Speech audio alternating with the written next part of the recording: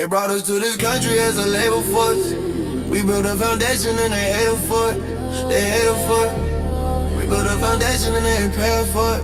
They ain't paying for it, but they gon' pay for it. I already prayed for it. Non-believers didn't pray for it.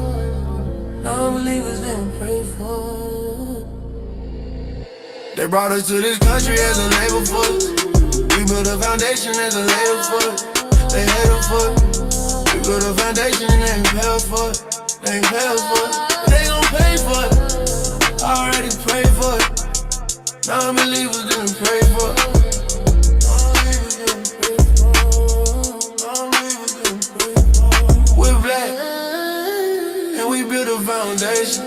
Stone by stone, generation to generation. Vultures said we had no culture. Them vultures got a Jay-Z poster. Them vultures got a lazy culture. Vultures eat what they didn't kill.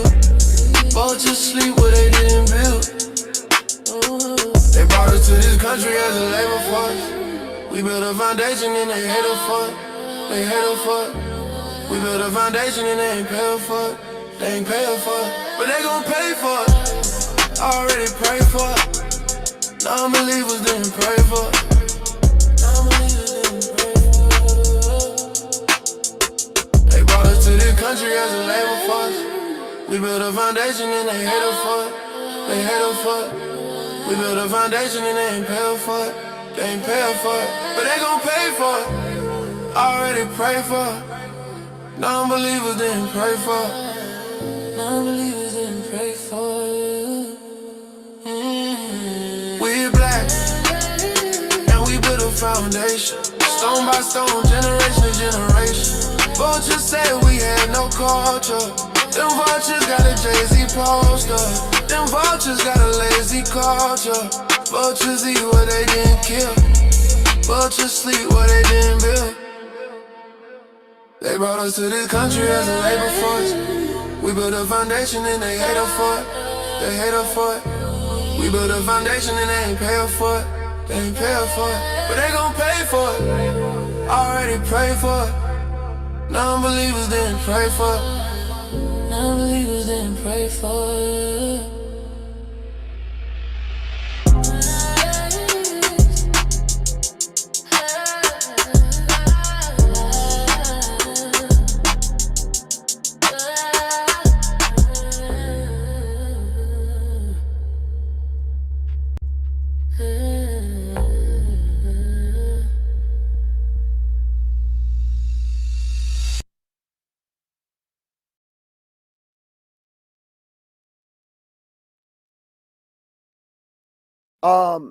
Pan-Mulattoism, I guess that's your name. I don't know. Good evening, good night for some.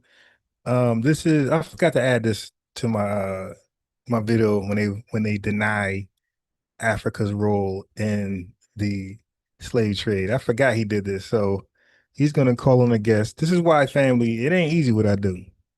Blindly just let anybody call in and challenge you with any question possible, right? The gotcha question. So now he tried it. Somebody called in. He thought that Africa didn't play a large role in slavery. So a guy from the chat clicked the link, got in there, and cooked them. And what'd he do? He kicked. First of all, he went into like he did a fake ninja outrage, and then he kicked the guy off because the guy proved that Africa had a large role in the slave trade. This is unbelievable, but this is the angle of most Pan-Africans. Peace, King. How you doing? Greetings. How are you? Doing well, King. Thanks for having me up. And I try to make it brief as possible. Two things. Number one, it's imperative that we as U.S. freedmen boycott African businesses so that we can keep that U.S. freedman dollar and the U.S. freedman community. And I'm also saying we must boycott all immigrant businesses, all Caucasian businesses, all non-U.S. freedmen businesses, but definitely we must boycott U.S. freedmen businesses. And secondly, and in closing, we must acknowledge that Africans were co-conspirators. Yo, do me a favor. Can you Can you come on the screen?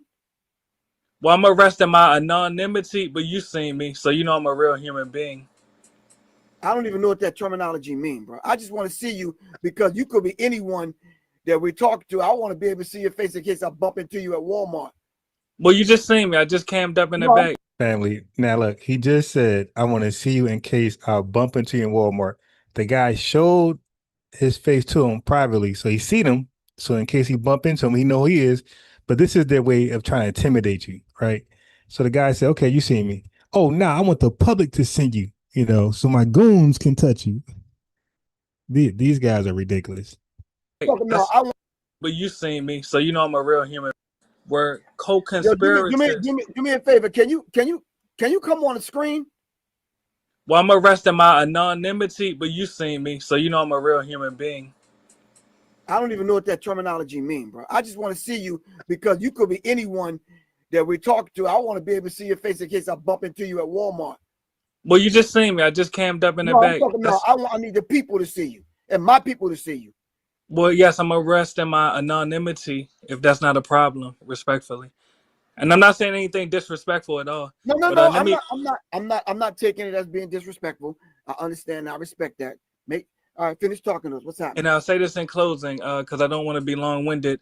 Additionally, we must acknowledge that Africans and Europeans were co-conspirators in the enslavement of our ancestors. So just as it would be foolish of us as Jewish freedmen to seek unity with Europeans, we must also realize that it's also foolish to seek unity with Africans. They literally sold us to the Europeans. Okay, can you prove these things? Can you give us some resources real quick? We don't want Yes. to be hold on, wait, let me finish. Let me finish. We don't want to be long-winded. I want to write down some references because when you say Africans, there's 54 countries, I believe, in Africa. So when you say the Africans, you just talk about all of Family, here we go with this. Now, they say the European, they say the white man, they make white people and Europeans a monolith all the time. They never specify. They just say the white man, the European, and you're supposed to believe that's all of Europe, right? But when it comes to Africa, you can't say the same language. You got to be very specific. Okay, no, you create Europe as a monolith. We're going to talk about Africa as a monolith. All right. When you break down which European nations and governments did it, then we'll be specific when it comes to Africa. them. Write down some references because when you say Africans, there's 54 countries, I believe, in Africa. So when you say the Africans, you just talk about all of them sold us, or how did that process work? Can you give me some references, please? Yes, just like when we say Europeans enslaved us, we don't mean all Europeans, correct? No, you're saying it. I'm not saying it. I'm just clarifying something to be clear. That's why exactly. That's why. Excuse me. I'm using the term African the same way that we would use the term No, Europeans when we speak about. I'm not using that term right now. You are. Give me some references. Well, let's not make this a contentious discussion. The reference I'm is. just asking you a question that you failed to answer. Can I answer? No, Yeah, I'm gonna answer it. No, please give me some references. Yes. Okay. Ghana apologized for selling us to Europeans. That's one reference. Excuse me? What was that? Ghana, the nation of Ghana, they Ghana. apologize. Yes, they apologize for selling our ancestors. No. I think you misunderstood you my might question. have forgot. No, you misunderstand my question. Yes. I need references. Where can I go read, study, research, cross-reference? Family, they all do this. They all do this. The guy was very clear. Ghana, the country, apologize. All right. That's it. Look, you know how it is in court. If somebody say, it was mine, they got a carload full of people, right? Hey, who's this? I'll take the blame. That's it. Y'all know how interrogations go. The person admit, hey, it's mine. You move on. Ghana said, it's us. We did it. We did that. We did that. And this fool, I need the research, bro. What research did Ghana provide to say we did it? I mean, the research is there, but this is to get away from the point being that Africa played a large role in the slave trade, which the guy is, this is common knowledge to everybody, it seems, but Pan-Africans. It seems like Pan-Africans and tethers are the only ones who didn't get the memo of Africa's large role in the slave trade trade. That means a buyer and seller. Exactly. Hello? Elmina Castle, the Elmina Castle in Ghana. Bro, hold on. Listen, bro. Right. Please learn how to listen. I did not finish the statement. Could you please not be disrespectful? Is that too much of a problem? Fam, you see that? So this is what they do next. When you cook them on their panel, they'll act like you're just the most disrespectful person on earth, and then they're gonna throw you off when you start cooking them. And that's gonna happen here. Well, you cannot mischaracterize me, but all right, let me go to the beginning. Let me go to the beginning. Yes, just fully. like. Wait, let me finish. Also realize that and acknowledge that Africans and Europeans were additionally.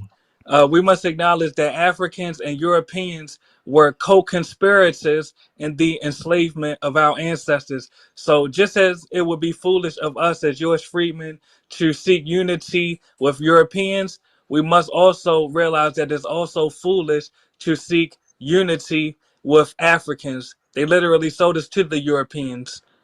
Okay, can you prove these things? Can you give us some resources real quick? We don't want Yes, to be hold on, wait, let me finish. Let me finish. We don't want to be long-winded.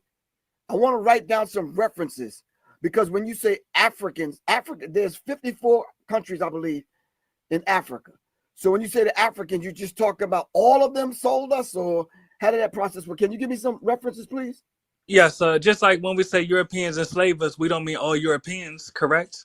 No, you're saying it. I'm not saying it. I'm just clarifying something to be clear. That's why exactly. That's why. Excuse me. I'm using the term African the same way that we would use the term Europeans. No, I'm not using that term right now. You are. Give me some references.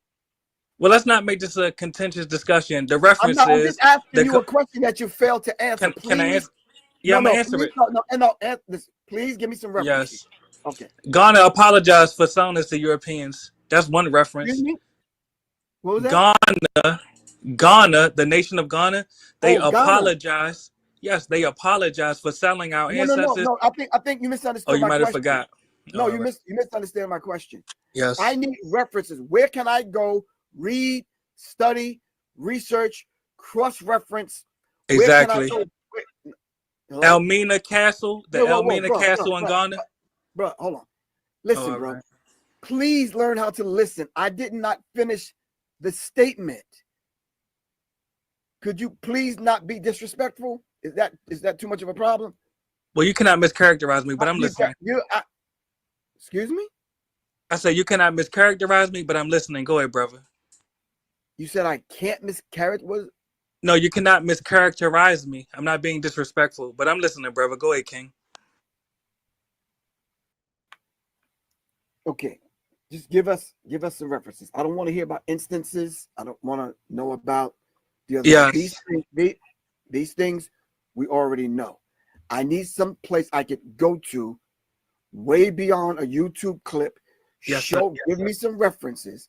The Elmina Castle. Well, that's one reference. The Elmina Castle. I want to be able to read, cross-reference. I want to be able to study these things.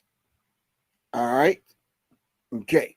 Way beyond a YouTube clip, way beyond some TikTok information. I want to be able to read these things for myself. Africans as a broad term did not sell black people into slavery. Show me where there's an African slave trade on the continent of Africa. Can anyone send me some references? An African slave trade. Show me where that was happening on the African continent. Please give me some references, family. I'm going to put the invitation back in the chat for anyone that want to come on. But when we come on, we're going to be very respectful. We're not going to out-talk and talk over the host. We're not going to do that. We're not going to do that. And if you fail to come on for some legal reasons, you got warrants or whatever, then don't come on. Go to somebody else's channel. the family, he kicked the guy off and then asked for information behind his back. And he made a statement. He said, Africa never done it. Look. On the continent, did not sell black people information. I want to be able to read these things for myself. Africans as a broad term, did not sell black people into slavery. Sure. There you go, family. Now that's called plain semantics. When we say Africa sold us, we don't believe east, north, south, west. Okay. When they say Europeans bought us, is that all of Europe? They say that. Is that east, west, north, south? That's untrue as well. So when they say Europe did this, did that, carved up Africa, that's false too, family, as a broad term. So that's literally semantics. And the brother was pointing that out. Like, dude, you're playing semantics. When we say Africa, we're talking about, we know who we're talking about when we say Africans. We're not talking about North Africans, East Africans, South Africans. We're talking about Central and Western. All right. Especially in these Pan-African booty scratcher spaces. But they go to semantics when you start cooking on them. So it ain't easy to take these phone calls as some of these people are finding out. Okay. So now let's get to Garvey. Let's get to let's hurry up and get to Garvey real fast. And then, we'll bounce around. So the dude act like he had a real, like, that can't be proven. That we can't prove. A quick Google search, which I've been doing. Come on, dude. Disingenuous, family. But I mean, you're seeing how we just can't unite with these guys. Like, Pan-Africanism is too corrupt. It gotta just fall, man. We can't unite with anybody because it's too much house cleaning. And it's too much wasting time. We're going forward. Okay, we got a lineage and we built something new. The newness is the idea. The idea is we're unifying on delineation and reparations, and we're going with that new approach. No longer that. Can't even admit simple historical truths. That's embarrassing. All right, let's focus our attention on Marcus Garvey, their leader. A lot of people like to ask, what problem, Yvette, could you have with Marcus Garvey? What Marcus Garvey represents, this sort of do-for-self, Black Star Line, what problem could you have possibly with Garvey? Well, I thought I'd make a quick video, short video, just to outline some of the issues that I had with Garvey and his sort of Pan-Africanist movement. Now, there are some things that we should understand very quickly. Is that Garvey, during this period that he was talking about getting everybody back to Africa, which I have a problem with, during that same period, this was during his lifetime, there was something called the Red Summer. For those of you who know, the Red Summer was 1919. That was the Red Summer. That was an era of bloodshed in America. That was an era where a lot of Adolf's blood was spilled. And instead of focusing on that, Garvey was focusing on this sort of pompousness that I view as egotistical, that put him as a Jamaican American in the center of what ADOS were doing. And so the thought became, well, we can escape. And that thought, if you ask me honestly, I believe that there's a lot that Garvey stood for that was problematic then and is still problematic now in terms of how we do our politics. Because we now are still very invested in escape hatching.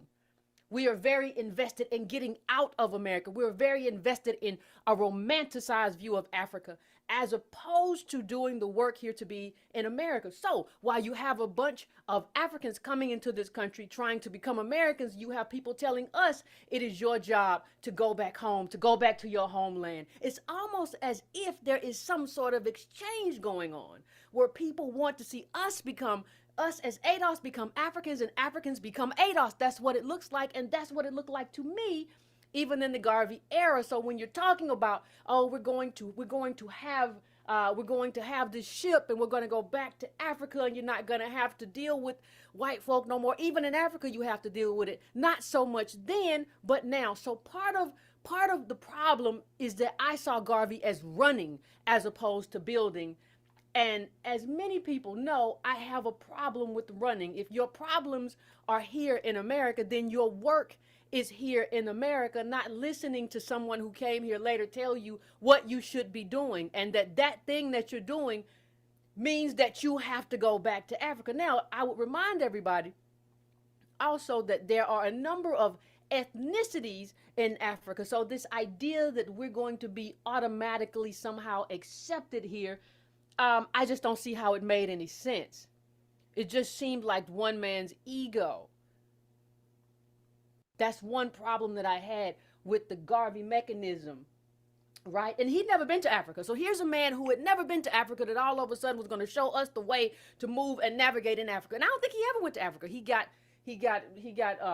got sent off, and then he ended up in London. So somehow in his whole frame of work and his movement, he never ended up in Africa.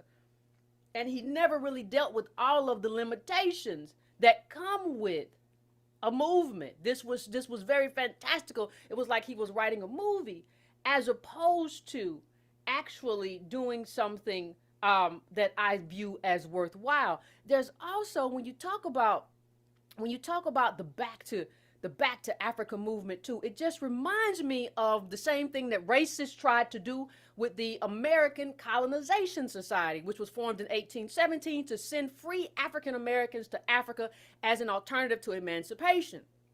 I view the Back to Garvey movement, or any movement that would have us go back to Africa as opposed to fight here, I view any movement like that as problematic to me, and it should be problematic to you, that we would build the richest country in the world, and then after we build it and after we're done and America's rich, then we get to go into a third world country or a poor country or underdeveloped country. That to me seems like a kind of robbery. That to me seems like the same racism that we saw from the American Colonization Society, which was going to free us in Africa. So when I feel the same way when somebody says go back to Africa as a racist slur as when I hear somebody say it today, and when I think about Garvey saying it back then, especially since he had no plan except for his ship. This is a problem for me. May not be a problem for you. It is a problem for me. And this is just part one, ladies and gentlemen. So like I said, this will be quick. But another problem that I had in terms of Garvey and what he did and what he was doing was how he the best way to say it is how he sucked up to racists, right? I'm sorry if this is new to you, but there was a letter from Garvey to Ernest Cox, and I think Ernest Cox was a white supremacist, KKK, or whatever the case may be. And here's what he said. He said, I sent you a telegram this morning, which I trust you have received as stated therein. I have just completed reading the book White America. It is wonderful. From the white man's point of view, it is a masterpiece in history, ethnology, and general race literature. It should be in the hand of every intelligent white person, not only in America, but Europe, South and Central America, as also the hand of every intelligent Negro. I do not and cannot agree with much of the historic data in reference to the black man. As a Negro, I have opinions of my own, but I fully appreciate the fact that you have written from the white man's viewpoint. And in that, I hereby agree and am in full sympathy. If I were your race, I would have written with the same force and probably with prejudice. You have been fair as anyone could expect under the circumstances. You have been much more liberal than the average writer or author. History, as you know, ancient, is largely doubtful and highly speculative. The points of vantage credited to the one race can be easily claimed by the other. Yet that is not a matter of dispute between us. The fact is that the modern Negro is a lazy, good-for-nothing slumberer. This is my conviction, arrived at by close and careful study and the experience, and if something is done for him, if something is not done for him, he will die as other unfit racists have died. So you see, Garvey viewed us as an unfit race. In his letter to Ernest Cox, I have an issue with that. So this is just some of the things in terms of cozying up with racists, in terms of back to Africa, in terms of escapism. This is just a quick selection of why I have a problem with Garvey. I don't view the movement as serious. I think it still bleeds into the problematic politics that we have today. So, ladies and gentlemen, that is part one of the problem that I have with Marcus. So we kind of warn people about our Sambos. Y'all don't warn people about the folks y'all Sambo. They just show up, and then all of a sudden, weird stuff started happening. So we have to find out on our. I think our contributions overshadow the few like or whatever. You know what I mean? Like I feel like we contribute. We contribute a lot, and like just because some tether online talking, like you're gonna have people talk. I mean, you feel what I'm saying? Like, okay, what are these contributions? I got to hear this. What's the contributions? I mean, like. We talk Hubert Harrison, Marcus Garvey. I mean, I can go down the list. I mean, the greatest leaders, well, not the greatest, I mean, but a lot of prominent leaders were Garveyites. Nation of Islam. That was Elijah Muhammad was a Garveyite. You know what I mean? The thing is, but Garvey didn't get anything popping. Garvey only got things popping because of the foundation of Black Americans. It wasn't the other way around. Garvey didn't get popping in Jamaica. Garvey got nothing popping in Jamaica. Garvey got things popping because of us. We helped Garvey. Garvey was allowed over here. They didn't want to let Jamaicans over here in 1915. They had a policy where they weren't letting Caribbeans and Africans over here. It was Black folks on the grassroots in Tuskegee fighting to get those policies removed. That's how Garvey was able to come here. The foundation of Black American community elevated him because we were on that global Black pride kick. We were on. He came and that was our foreign brother. We elevated him. It was not the other way around. Understand? You ever heard of a group called Blacks for AI? No, who is that?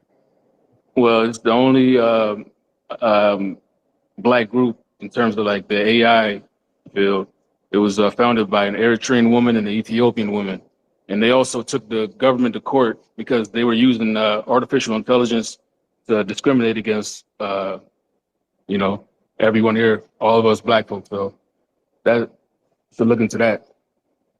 Well, yeah, that's some kind of anecdotal. That's not no big major movement. You understand? And AI is AI. There's all types of AI apps and prompts and things like that. So yeah, you're talking about some type of little anecdotal organization that filed a suit. That's not a major contribution to our society, sir. Taking the government to court because they were using AI to pretty much discriminate on Black people was not contributing? No, it's not, because we've already been with these folks. No, what, another lawsuit? They go to court. People go to court with these folks all the time. We've been filing lawsuits against these people since the 1800s, dude. That's not nothing new. It's actually groundbreaking. You kind of you got to look into it, actually, yeah. It ain't really groundbreaking, dude. We've always gone to court with these folks for discrimination. That ain't nothing new. We fought discrimination in this country from day damn one. We've been fighting discrimination since 1526 over here. Understand? That's nothing. But I can keep going on and on and on, especially back in the day, civil rights. So that's what I'm saying. You're comparing that to some tethers talking online. You know what I mean? Yeah. Tethers talk. That's and these tethers who talk crap online end up being vice presidents like Kamala Harris. You understand? Yeah, Kamala Harris is an Indian bedwench. That's what I'm saying. So, yeah, she's not a tether. Coleman Hughes is not Black. He's a tether. But he's not Black though. Kamala Harris is the queen of the tethers. That's the queen definition of a tether. She's running around here trying to cosplay as a black person. That is the very definition of a tether. That is the very definition of a damn tether. And that's not just somebody talking crap on the internet. See, it'll start on the internet, but if you let it fester, then they'll slip up in the White House, and then we got a tether dictating our policies. Like Obama, the tether. I even heard you call that Haitian lady who works for the Biden administration a tether. I mean, you just throwing that label around. She is a tether. Karine Jean-Pierre, she's a tether and a stud wench. Okay. And she's blocked me for years. She doesn't like me. I mean, me personally, I would rather have my daughter look up to her than Sexy Red, but everyone's cup of tea is a little different. But the irony is Sexy Red's manager is Haitian. You see? That's the irony. So yeah, this is why we got to clean up. And Karine Jean-Pierre is a do-nothing stud wench. She's a nothing burger. And she's not a representative of our culture. That's why we don't want tethers misrepresenting us at all. All right, cool. I can see there's no talking sense into you. It's just, you know what I mean? So, have a good one. You're just giving us random anecdotal tidbits about nothing burger. You haven't talked about any real contributions because there are none. I just said the Nation of Islam was a Garveyite. The Nation of Islam was a foundational Black American, an Honorable Elijah Muhammad. That was the Honorable Elijah Muhammad, foundational Black American, who built up the Nation of Islam, one of the longest, most respected organizations in this country. They got to do it. Garvey. If that were the case, why are Marcus Garvey's organization still around with respect as huh? Yeah, I disagree with you, Tariq, because I think you're saying everything I'm saying is underwhelming.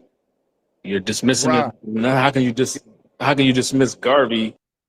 Yeah, I am. Garvey was not what y'all think he was.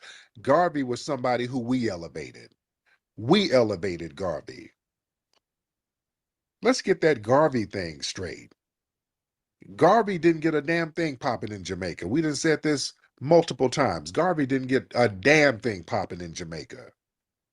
The Jamaicans did not even like Garvey. Garvey tried to get his movement started in Jamaica. He failed multiple times. He only got it popping when he came around foundational Black Americans because we were embracing everybody. If you were Black and you were talking about Black empowerment, come on, you are our brother. It is not the other way around. He didn't influence us. We influenced his movement. And we elevated him. We were already on that. We were already about elevating Black people globally. Yeah, Garvey never even went to damn Africa. Garvey failed. Garvey failed. Let's be real. And then when he went back to Jamaica, because of the whole mail fraud thing, because some of the Caribbean tethers he had around him were undermining him. That's what John Henry Clark said. Some of his men that were undermining him, feeding information to law enforcement, were Caribbeans. His fellow Caribbeans undermined him. And then when he went back to Jamaica, he ran for political office against a white man. The white man won. That's why he left Jamaica. He said he's ridiculous over here. He died in Britain. He was disgusted with Jamaica. Let's get that Garvey thing straight. That didn't do us no damn favor. He didn't do anything for the Honorable Elijah Muhammad. Elijah Muhammad stood on FBA business. Elijah Muhammad had the real blueprint. He did things the right way. That's why the organization is still strong to this day. The template is still strong. Nation building, men standing on business, respecting the women standing on business, respecting the men, Black empowerment, investing in land, investing in businesses.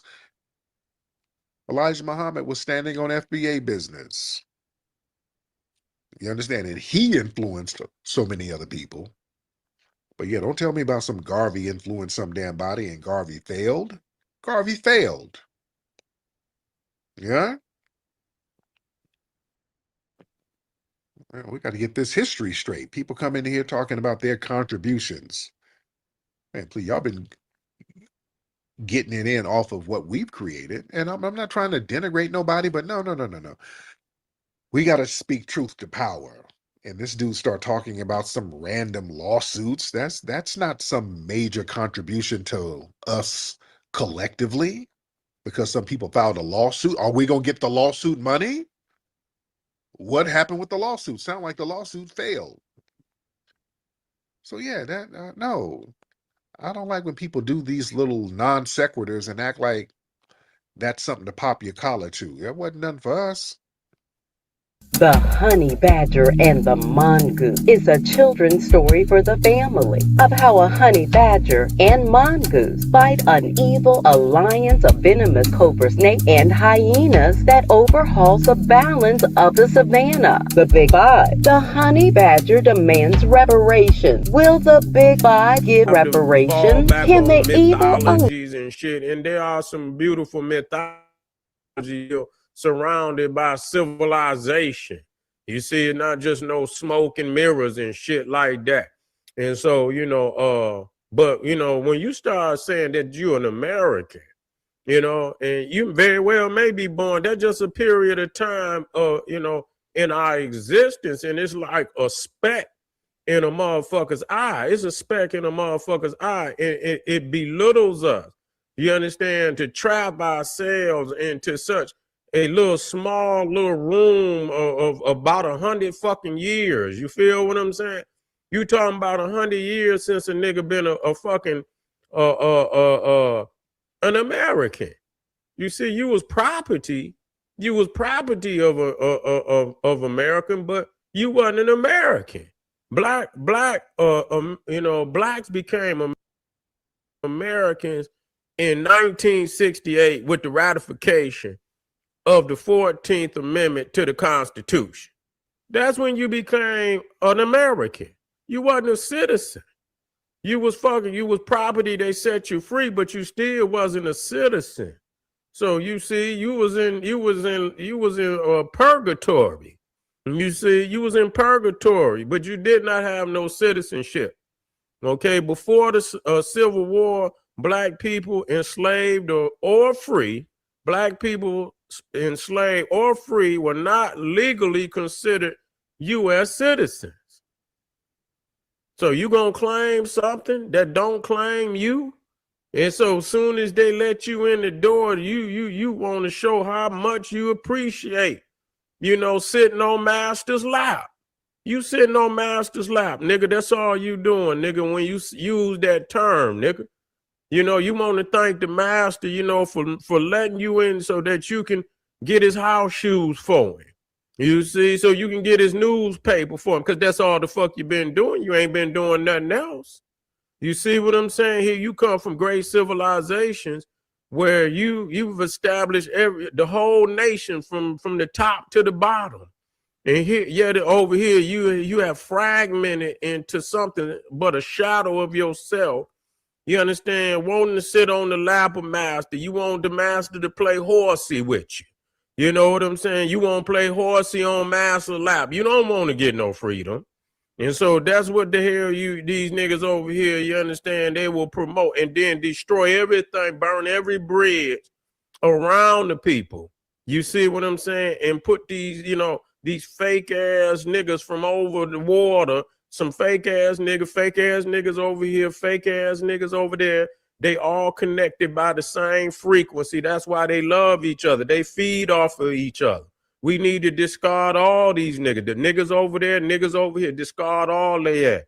You see what I'm saying? And we thank a lot of you niggas for bringing these niggas up over there. And we thank these niggas up over there for bringing you niggas up, because we see you niggas for the same way we see them niggas. All of y'all African and shit and this, that. But this is what I'm saying. Motherfuckers want to delineate, but they don't want to delineate from the Christianity. You can be these things, but you don't want to delineate from the Christianity. You don't want to delineate from the motherfucking white man language and shit. This, that, and the third. Yes, we using it, but we can acknowledge, hell, it's his. But you using it, nigga. You using it. You using it, nigga. That's what you're doing. Now, the thing is, I'm trying to figure out, at least the Kemetic niggas, and I know what it is. I know what it is, and I'm not going to knock on their head right now, but I could, and I do. So I share the ass kickings. I don't just say, oh, I'm going to get on. I get on all these motherfuckers. I don't give a fuck what group it is. So don't feel like, oh, I'm I'm singling you out. No, I'm getting in it's your turn to get your mouth gone in. That's just all it is to it, because you out of pocket, because you don't know what the fuck you talking about. You see what? And I'm gonna get on this next video, and I've been asking this one question, and motherfuckers been in a straitjacket ever since. I ain't heard no answer to it. You understand? Because it ain't no goddamn answer to it. You see what I'm saying? But if we talking about higher civilization, nigga, we talking about who put language on the goddamn planet. You see what I'm saying? Well, what fucking language was you using, man? Where's your language? One thing about the Kemetic motherfucker, and they know how I feel about it. Okay, they know how I feel about it. You understand what? But at least they tried to formulate something to say, oh, this is our ancient language. This is a great segue into talking about how this practice of genealogy can actually impact the conversation around reparations.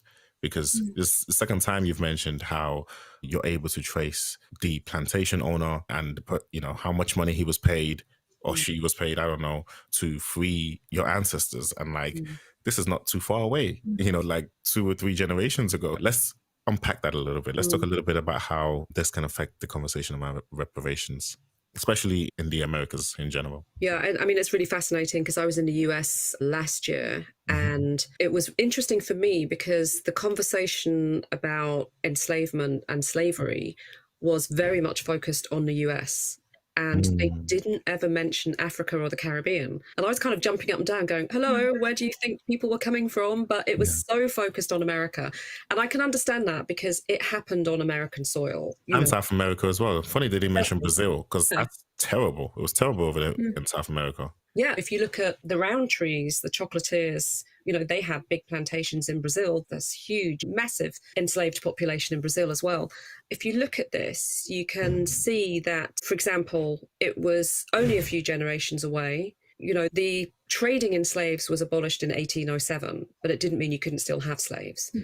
So in order to actually end the slave trade, the British government paid the plantation owners to free, in inverted commas, their slaves. And because of that, they had to have a register of the slaves. So they started their registers in 1813. They had to write down all of the slaves they had. And then 3 years later, they would have to look at the difference and say who died, who had they sold, how many slaves did they have. And that was so that they could ensure that they weren't actually buying new slaves or that it wasn't happening. Now, how much credence you give to that. But it means that we've got these records for a lot of islands and a lot of places of the people. And it's really quite traumatic when you read them. When I go through these registers, I always just read people's names in a way of honoring them and to say, we see you, we know what you went through, you're just having a moment of being alive again in a sense and honored. But also we've got the records, and these are online as well, of who owned the plantations, because they would go to the British government and say, well, we've got 6 slaves, 3 women, 1 child, 2 men of working age. And they'd calculate how much they were worth, and then they would be paid by the British government. And the awful thing about this, as it's all awful, but the British government had to take out so much money to pay this. They had to borrow so much money that British taxpayers, including me, were still paying that debt back. My taxes were contributing towards that debt up until 2015. What?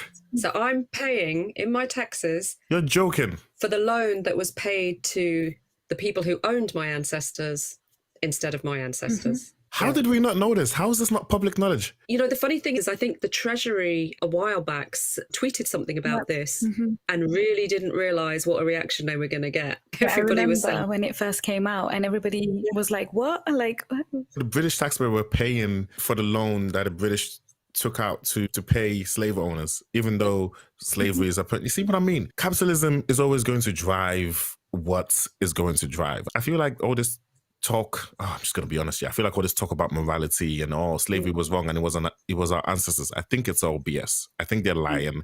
And I feel like they would do whatever money requires. And this just goes to show, because if they were doing that up until 2015, even though they knew slavery was wrong, it's like, why are you making us pay for, you should be going to the people that you paid the money to and getting money off them, right? Well, and that's what our fantastic Prime Minister of Barbados, Mia Mottley, I love that woman. I mean, she's saying that she's really up for reparations. And there's a plantation still on Barbados owned by Drax. And the MP, I think his name's Richard Drax, is one of the wealthiest people in the south of England. And she's saying, we want reparations, that direct connection. Yeah. And that's what I'm talking about when we talk about reparations, because if I can trace my family to the plantation, then we should know who the plantation owner was. Yeah. I can trace his family down. Exactly. I can see who owes me that money. Yeah. Like, we can get logical with this. We can this is maths. You know, we can be. It's maths and genealogy. Yeah.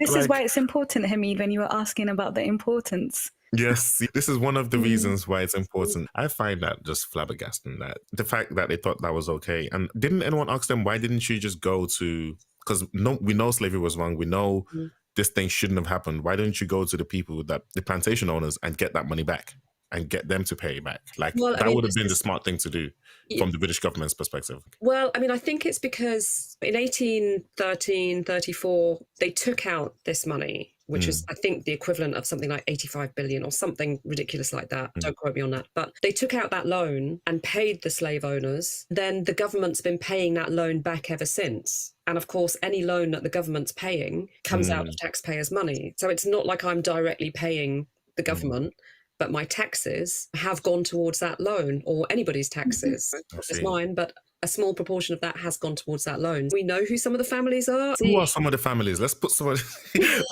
who are some of these families that are still benefiting from owning slaves? Well, you know, Drax, I mean, I think the thing is, you know, when you think about, and you just mentioned capitalism, what happened was we were enslaved. We went through emotional and physical torture. The strongest and fittest survived. And then we were left on an island that had been looted. All of it, very much like Africa, had been looted for everything. So we are left on these islands. Those rich white people have left and taken all of the money that they've earned off the back of our enslavement. And they've taken it light back a to the fire UK or to France or wherever they were. And then their descendants have lived bring some order back to, you know, bringing some chaos to bring order back to our society. So my dear brother Everett, President Everett Winchester, talk to the people and tell them why, tell them who you are, tell them all the wonderful things, tell them where you be, what you do, and why you are the one coming forth to have this conversation. Again, leaderless FBA versus... And you know, they got a bunch of books in the background. These guys are hilarious. Are the one coming forth to have this conversation. Again, leaderless FBA versus Garvey's UNIA. Peace and blessings. My name is Brother Everett. President Everett, but you can always call me brother. That's the highest form of flattery for someone to call me their brother. I am president of the Baltimore Division 106, Barker Clark, named after the great Black general from Africa, Hannibal Barker, and our great scholar, Dr. John Henry Clark. And I'm also Minister of Information for the parent body of the UNIA. And my job is just to be a powerful Garveyite, keep Marcus Garvey's legacy alive, and serve our Black people all over the world. So, dear brother, there's been a lot of talk about Garvey. And we're going to talk about that a little later. I don't want to start with Garvey right now. I want us to kind of get to set the ground first. But tell me, have you heard about FBA? What do you know about FBA? What's your, even your general thoughts?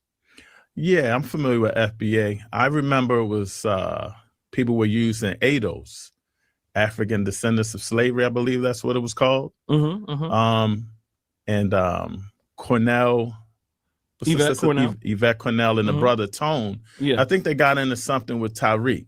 Okay, yeah. And I remember. So that's their low key way. Divided. Yeah, that's their low key way to try to start infighting. No, the focus is on you. Let's get and that's Dr. Ruxpin. He asked everybody that as a Pan-African. Ain't Austin FBA. The problem is when you're not prepared to have money, or when you don't know how to failed. And then the question is, when Tariq Nasheed says Garvey failed, what do you think about that? He says he failed.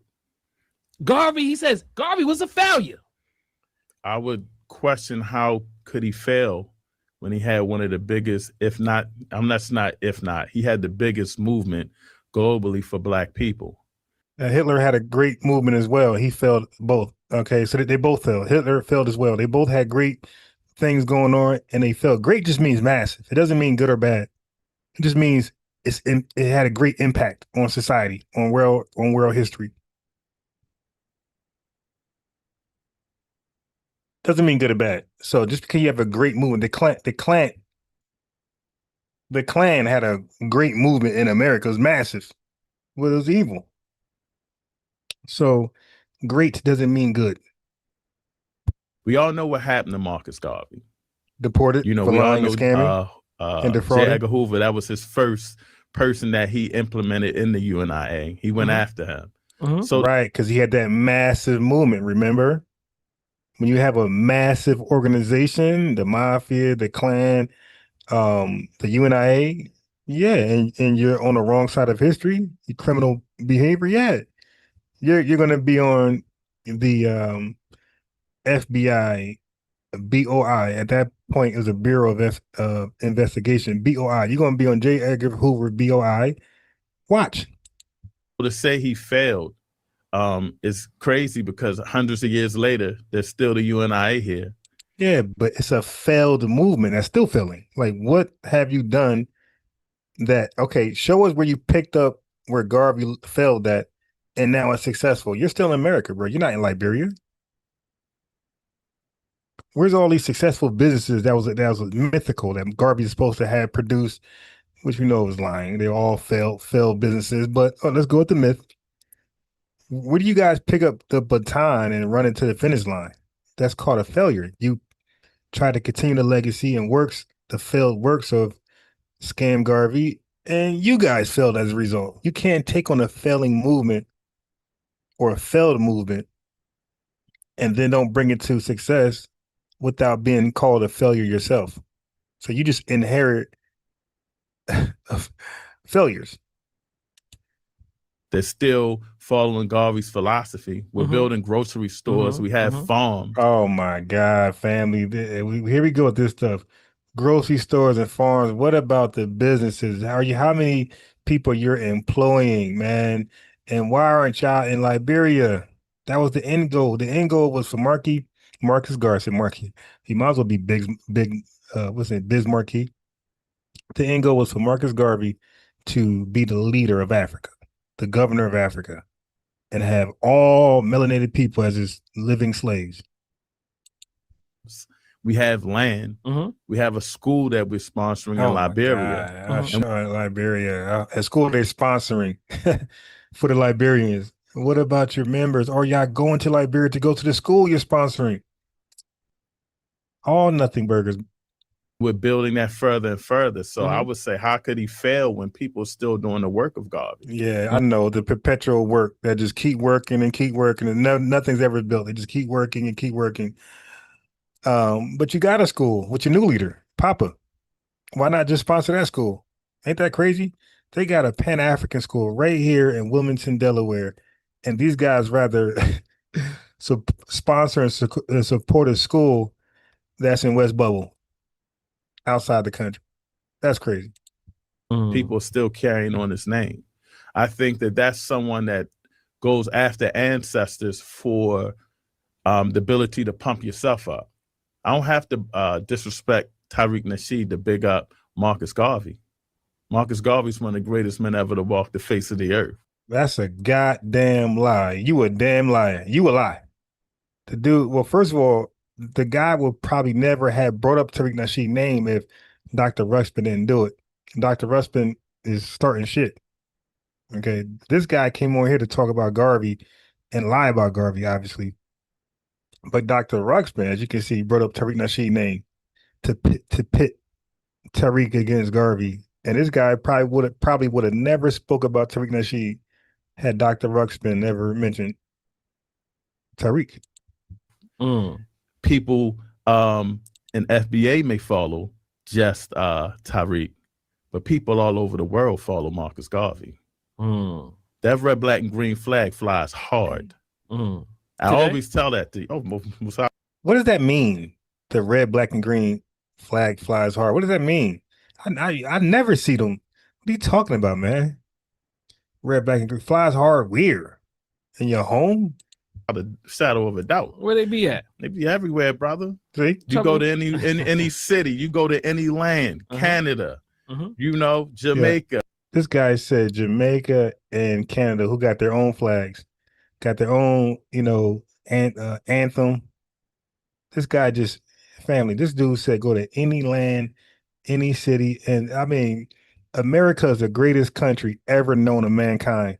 And the American flag not even doing what he's claiming the Marcus Garvey flag is doing. This dude is crazy.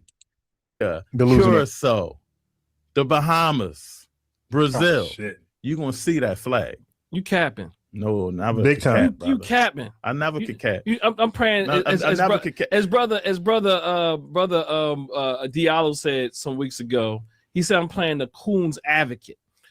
So I would say this much: it's nothing to cap about. You're not playing the coon's advocate. Y'all just coons, and that's it. And he is lying. He's definitely capping. Learn.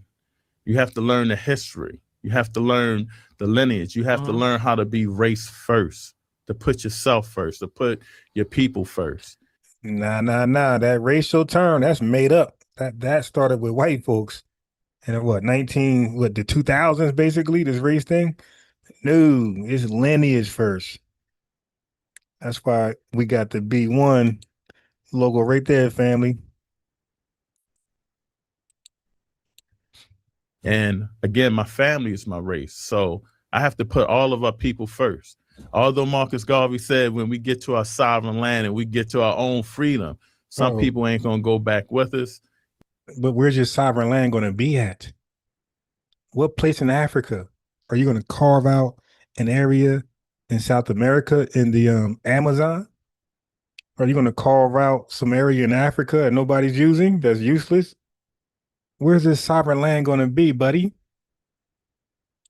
You know, we still have to love them as well. So I love all of our people. And the most important thing that Marcus Garvey teaches us is to serve. To get out there and do that community work to help build up our community.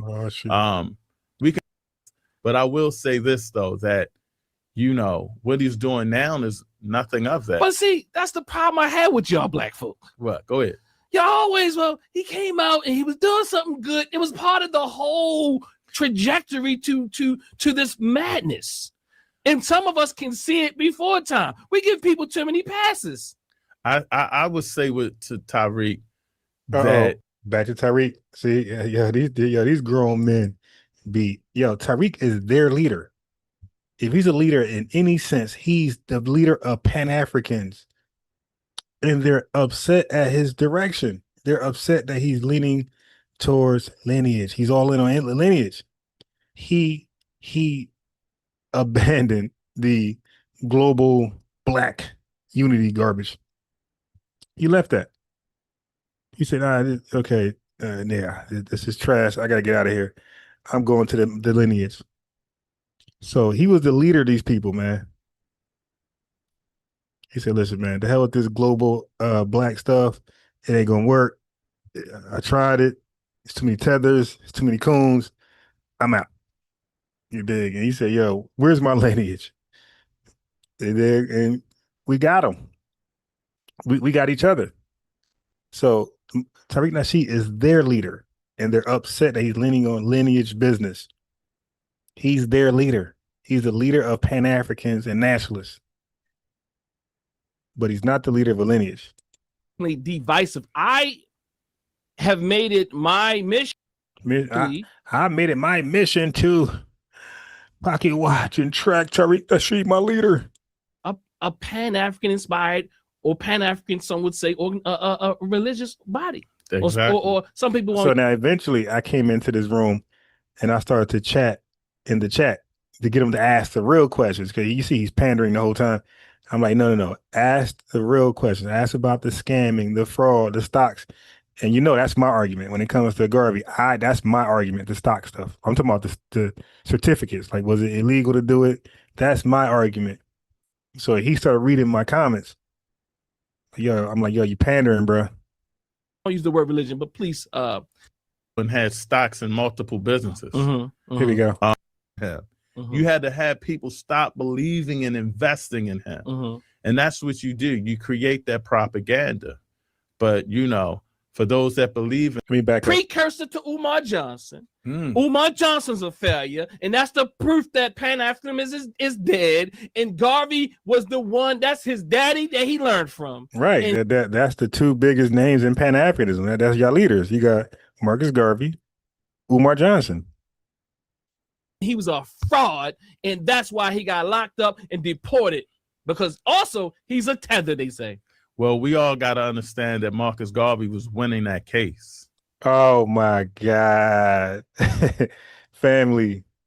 Oh, my God. Now we're going to revise history. All right. Let's stop right there. My man said Marcus Garvey, family, the dude was representing himself like a Morris Science plebiscite babbler. You know, he had a lawyer, right? He was out there talking. He was plebiscite. Yeah, you got no jurisdiction. Marcus Garvey, but we caught you driving with no driver's license. I was traveling. I wasn't driving. I was traveling. My ties to Morocco gives me the ability to move around this country with impunity. Okay, I'm a diplomat. He was winning the case. All right, so that's when we're going to do some reading now. Now, I was hoping he didn't do that. Okay. Damn, he said Marcus Garvey was winning the case. And I hate to skip. You know, I'm gonna let it finish because I don't want to skip where I want to read from. I want to start from the tippy top. Let's go. And Hoover said, you're gonna let the tiger go? You're gonna let this tiger go. That's why if you ever hear people talk about people in the UNIA, we call ourselves Garvey's Cubs. Garvey's Cubs. Yo, oh, ain't that cute? I should have made a logo, a thumbnail of Garvey, a Garvey Cub. So we don't say that basically about the Black Panthers. They were infiltrated by Hoover, but Marcus Garvey was his first case. It's documentation that shows that we. So this is the angle of a Pan-African, a scammer. Since the police officers are investigating us, indicting us, we must be doing something great. No, you must be doing something bad. Okay, you must be scamming your investors and then ultimately scam the government. See, he was okay just scamming us, right? The guy, J. Edgar Hoover, didn't give a goddamn him scamming us. Garvey had pushed the needle. He thought, okay, shit, I could scam these Black Americans. Shit, I could scam this government too. And once he tried that, J. Edgar Hoover caught him and deported him, put him in, he checked him. Okay. Now, but if the white man was so big and bad, right, and so evil, why would they even let him go to court? This is 24? Couldn't a big bad white man just ship him, just deport him? Like ICE right now, like just deport him. They let the guy go to court and fight his case. They knew he had nothing. And the fact that they got wind that he was going to represent himself, they was like, yeah, okay. He said winning the case. Oh my God. We were infiltrated. You know, it was never really proven. And to be honest with you, what they even trying to get him on was stupid, to lock somebody up for something like that. But I think what people have to understand is what he did. Lock him up on Melf? That was done? That's illegal. Did back in his day. I don't see a lot of people now that have grocery stores, restaurants, black dog companies, uniform companies, hiring Black people. They're out there, but I don't see it at the scale that he had. Trust family, it is very easy for a man who gets out there and take people dollars. Like you could look at pulpit pastors today. the Joe Osteen, all these guys, family. They could buy jets. It's not hard. Look at Bernie Madoff. That's it. That seems like an easy thing to do, is to scam people out of money, and you have all the money. Now, here's the thing. What businesses that Marcus Garvey have already that was generating money for him to move around? None. His finances came strictly from those, and primarily from those stock sales. He's giving people worthless pieces of paper. He had a printing background in Jamaica and London, right? So he knew how to print some stuff. So he made out some quote unquote stock certificates and just gave it to black people and said, this is representing a ship, a profitable ship that's going to blow up one day. This is the first Bitcoin scam. So yeah, that's what he did. And that's how he got primarily all of his money, giving people pieces of paper for their hard-earned money. And now he's able to start businesses from this solicitation of hard-earned money for fake or quote-unquote stock certificates. And all of his business none of them were profitable. Zero. I would love for somebody to click that link and show a profitable business of Garvey. Again, all the businesses were started from the solicitation of stock sales. Those investors thought the money was going to the stock, right? To what they bought a share of, staking, which was the ships and the BSL line. They didn't know that this money was going to businesses that's in Garvey's name, where he owns and controls them. Ain't that some crazy? They're bragging about people giving Garvey their hard-earned money for something different, but he's establishing businesses in his name to stay in America while he ship you off to Liberia. It's me. I'm a business owner. Like I said earlier, I had a lot of businesses that failed too. Had a lot of businesses that failed too. But we only look at the one particular thing. He was set up. In fact, we don't even consider our UNI stance on that pardon that he got. We want him exonerated, not the pardon. All right, that's the yeah. I'm glad you know the difference, because people thought pardon meant that he was innocent. He'll never be exonerated because dude was actually guilty. And I'm gonna touch on that. I got some inside research for y'all. But just going into that, I would say do the research. There was a Garvey Must Go movement. Yep. The judge that prosecuted Marcus Garvey was affiliated with the NAACP, who wanted Marcus Garvey to go as well. So you. Oh my God, the romanticism is endless. And Dr. Ruxpin, let this guy just say anything. But I think my questions are gonna start flooding in. High value now. They have it framed up for a lot of our elders that had those stocks but donated to them from their elders. They keep that in high prestige. You see, it wasn't about whether the business would fail, but I had stocks. And now we will see about my question. That law. Like offer stock, right? What he did. It's more about he wasn't in that he was. There's conversation around. There we go. This idea that he was offering up these stock certificates. And if I recall the argument, it's more about he wasn't supposed to, it wasn't legal. What he did was illegal, and he wasn't authorized to. All right, so family, that's my question. All right, so he either put that in the chat or he got it from my video, but that's me. That's my argument. Like offer stock certificates and all that type of thing. Whenever you have a law, you can twist that law. So Marcus Garvey had people and had stocks in multiple businesses. We're only talking about one business that he had stock in. Okay, so you didn't answer the question. Was he authorized to even issue out stock certificates? He's not going to answer that question, family. Easy to twist it and say you weren't supposed to do it, or you did it this way and you weren't supposed to do it that way. Now we would call that legal complications. Well, bro, you got to prove that though. You got to prove that the law was one way until Marcus Garvey started to sell fake stock certificates, worthless stock certificates, and then the law was changed just for Garvey. Like, you got to, come on, that make any sense? When we say stocks, we're talking about the stock exchange, family. The New York Stock Exchange, this stock is, so they're going to change the law to affect all that because it's one tether. who's scamming Black Americans. Stop it. Misunderstanding or something like that. I just say it's all bogus. Black people had stocks. It wasn't hidden. In fact, people still hold those certificates in high value now. They have it framed up for a lot of our elders that had those stocks. Okay, that's symbolism, family. He did not answer the question. But yeah, it was about that and the better vision. And you have to understand that it's going to always twist. Not got paid. Do you know anything about the argument in the chat here? Okay, so he said the argument in the chat.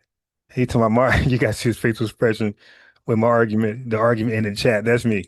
This idea that, and I saw the other side of the argument in the chat here, is that no one ever got paid. Do you know anything about that part? Family, nobody liquidated their stocks and got paid. Those stock certificates was worthless to every holder. Let's see if he lied. Well, first of all, Marcus Garvey's officers got paid. Well, we're talking about like those who I would imagine talking about those people who bought the stock certificates never got. You see that he tried to switch it, man. Yo, this dude is a scammer. He tried to switch it to his officers. I'm sure they got paid. That's a pyramid scheme. The tippy top get paid, and then the closest to the top get paid, and it comes all the way down to the bottom, and the bottom are the stockholders, the base, and they don't get paid. So the dude, he tried to get slick, family. No one ever got paid. Do you know anything about that part? Well, first of all, Marcus Garvey's officers got paid. Well, we're talking about like those who I would imagine talking about those people who bought the stock certificates never got. Well, you have to look at what businesses. You see a lot of people focusing on the Black Star Line. You know, we had other businesses. So that's number one. And number two, I would say that business wasn't even up and running that long. Right. You know, so we have to educate ourselves when you invest in a business. Real talk. Yes, he kind of got fooled on and maybe bought some ships he thought were better. They weren't. I mean, you trying to buy and do something magnificent, whatever. I'm sorry. But what I would say to those, I got it out. I would say to those, how many people do you know that are Black men have shipping companies now with boats like that? In today's age. How many people do you know? Forget that. What about a cruise ship? How many people do you know have a boat, better yet, 3 or 4 of them? Yeah. And so sometimes when we invest in businesses, they don't work out the way they should be. Yeah. But the bottom line is, you know. How does this feel though?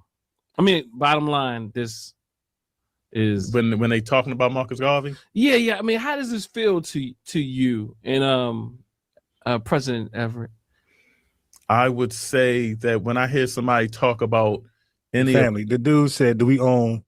Dude, they were worth garbage, and he lied and said he owned stuff he didn't own. Remember Hush Puppy, that Nigerian tether scammer? You see, when you're scamming, how can you compare regular tax-paying American citizens to scammers? How are you trying to equate our worthy works, moral works, legal works to a scammer? That's not a fair comparison. The scammer got it the illegal way. That's like comparing our daily lives and what we accomplished materialistically to a drug dealer. It's like, what are you talking about? They're getting it the illegitimate way, the illegal way, the fast way. Our way is the slow way, man. Like, that's like comparing an average American citizen to Bernie Madoff. Are you serious? Like, you can't even compare like successful people that got it the right way to Bernie Madoff. The dude had $1 gazillion. It's ridiculous. Of our elders, from Malcolm to Martin, but especially Garvey. Yeah. It's a pain point. Yeah. I have to tell them that, you know, that he left us history, he left us a lot of love, and he left us an organization that fights for him. Tread lightly. Tread lightly when you speak on Marcus Garvey's name. We still here and we growing.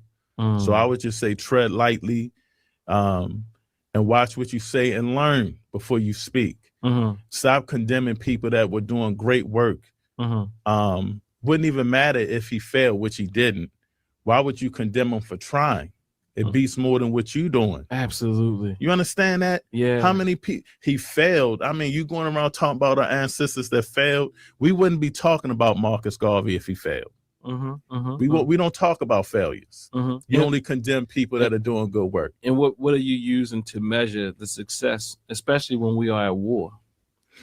I'm not talking about you. Oh, okay. I mean, but you can. I'm saying that oftentimes, I even talked to the dear brother in the hallway. I won't tell nobody his name. And I say, nah, we have to remember that we are at war. It's not like when we build things or when we're fighting, like there's no opponent. Bingo. And it's not like we don't have victories. Bingo. Every war you have victories, and then you also have what they will call loss or what have you. But we damn sure have victories. That's right. And we act like, well, we ain't doing nothing. We ain't, like the question that we'll say we ain't doing nothing. No, what do you mean we ain't doing nothing? All right, family, here we go. But that was a great question he asked and took back. He said, how are you measuring this success? Like, you compared to what? You're successful compared to who and what? What measuring stick? A bum could say successful.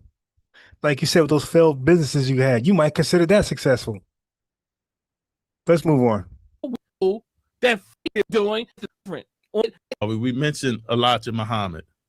Where we have message to the people. Yeah. He has a message to the black man. Right. All of these things that we talk about came off and have come from his philosophies and opinions. So whenever somebody talks bad about someone that's out there in the fight, whether people that have been doing work that sacrifice their life. If you're religious, I can say, if not you, but if a religious person can say that inspiration is coming from Satan. I can't speak on that. Still sock certificates, and I didn't get their approval. So back to them again. Now you go to the community, you raise money from the community for the project, make money off of the donations, and sell it back to them again. Now you talk about a fraud. You on it? All right, so here you go. Trying to throw shots at Tariq Nasheed, who is a successful businessman. That's not Garvey. Somebody who's transparent, tells you exactly what he's doing. His business practice, business model. There's nothing illegal what he did, but there's things illegal what Garvey did, and he got deported and locked up as a reason. And he got kicked out of his black card, got taken. He had an honorary black card. It got taken and he got deported. Like, he lost everything. All the scamming and all the fake, he tried to fake it till he made it. You gonna fire? You talk about some sell sock certificates and I didn't get their approval. I don't give a goddamn about nobody's white man's law. If somebody in our community came out and said, I'm gonna sell sock certificates and I didn't get their approval. Yes, you need their approval. Because then what stops a scammer from scamming? So right now, I'm gonna sell you the Brooklyn Bridge. I'm gonna sell you this plane over here. I'm gonna sell you this car right here. Okay, like, what are you talking about? You gotta be qualified. You gotta be licensed. You gotta have the proper experience. I'm gonna start offering health advice now. Like, what are you talking about, man? But family, this is how low they try to drop the bar to make their tether heroes successful. Oh man, keep the bar high. Our leaders ain't have to worry about that. A. Philip Randolph, Frederick Douglass, Booker T. Washington did that right there. They didn't worry about that. There was never a low bar. That bar was high for them. We don't gotta make it excuses for them. They did it the right way.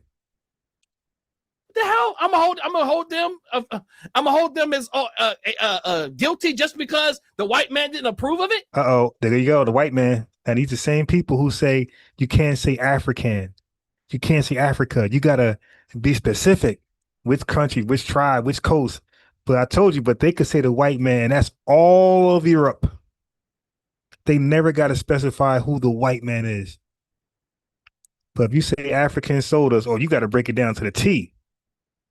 They want to take notes. They want all the research and paperwork. But they could blanketly just say the white man. We're supposed to believe that's every European on the earth with this one agenda, one world order. All right, let's go further. Link in the chat. Hey, brother Tyran, if it goes off, I'm gonna try to do it too. But if they don't have a flip it, into what they have to do. But I would say that there's a difference between Dr. Umar and Marcus Garvey, is because how can you say Marcus Garvey's a sham? I already mentioned. Okay, yeah, the difference, there's a big difference between Dr. Umar and Marcus Garvey. Marcus Garvey, we know for a fact, is a scammer and has scammed and been locked up for scamming and got deported for scamming. Umar, we believe he's scamming, but the verdict is still out for Umar. Like, so he didn't necessarily fail yet, because if he produced a school, let's say 3 years from now, it could be family, he could produce a school 8 years from now. And if that school is running and operational and functional, he won. You know, he's not a scammer. So he got until he dies, you dig, until he's locked up forever, you know, to bring his thought into fruition, right? Again, like there's no 24-second. Now he gave himself a timeline, so he messed up. But all he gotta do is produce a school before he dies. And it gotta be operational, it gotta be functional, gotta be successful. If that's the case, history gonna write it down as he was successful. He's not a scammer. So that's the difference. The verdict is still out on Umar to do right. But Garvey chapter, his book is closed. It's sealed. So now a sister gonna call in. So all this brotherly talk my man was talking about, a sister gonna call in and fillet him. Listen. Lessons that can be learned in that. I'm gonna bring the dear sister up now.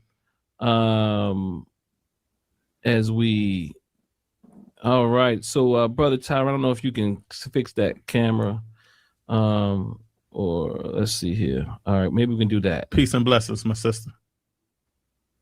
Hold up, we can't hear her. Peace and blessings. I'm a little hoarse. I'm in California, but as far as Umar Johnson. Actually, he was trained under Roz Marvin in Atlanta, Georgia. And see, I used to be third lady vice president of the UNIA. Okay? And then on top of that, you know, he got a little cocky going on. Hey, let me ask you a question. How do you, I'm always seeing your name. I appreciate you coming in and always giving us the shout outs, the super chats, and all those type of things. But I wonder, how do you pronounce your name, dear sister? Akwet Kaba S. Unk. That came through ritual from a queen mother. And she gave me that. It means character.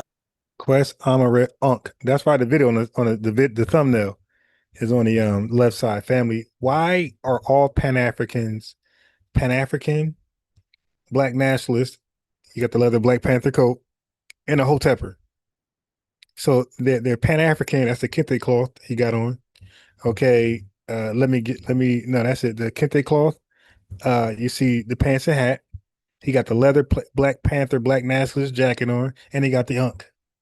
Why are Pan-Africans why are they burdened to be all of them? Look at Teddy, look at Teddy Ruxpin, Dr. Ruxpin necklace. It's an unk. But he's a Pan-African. And I guarantee he supports Black nationalism.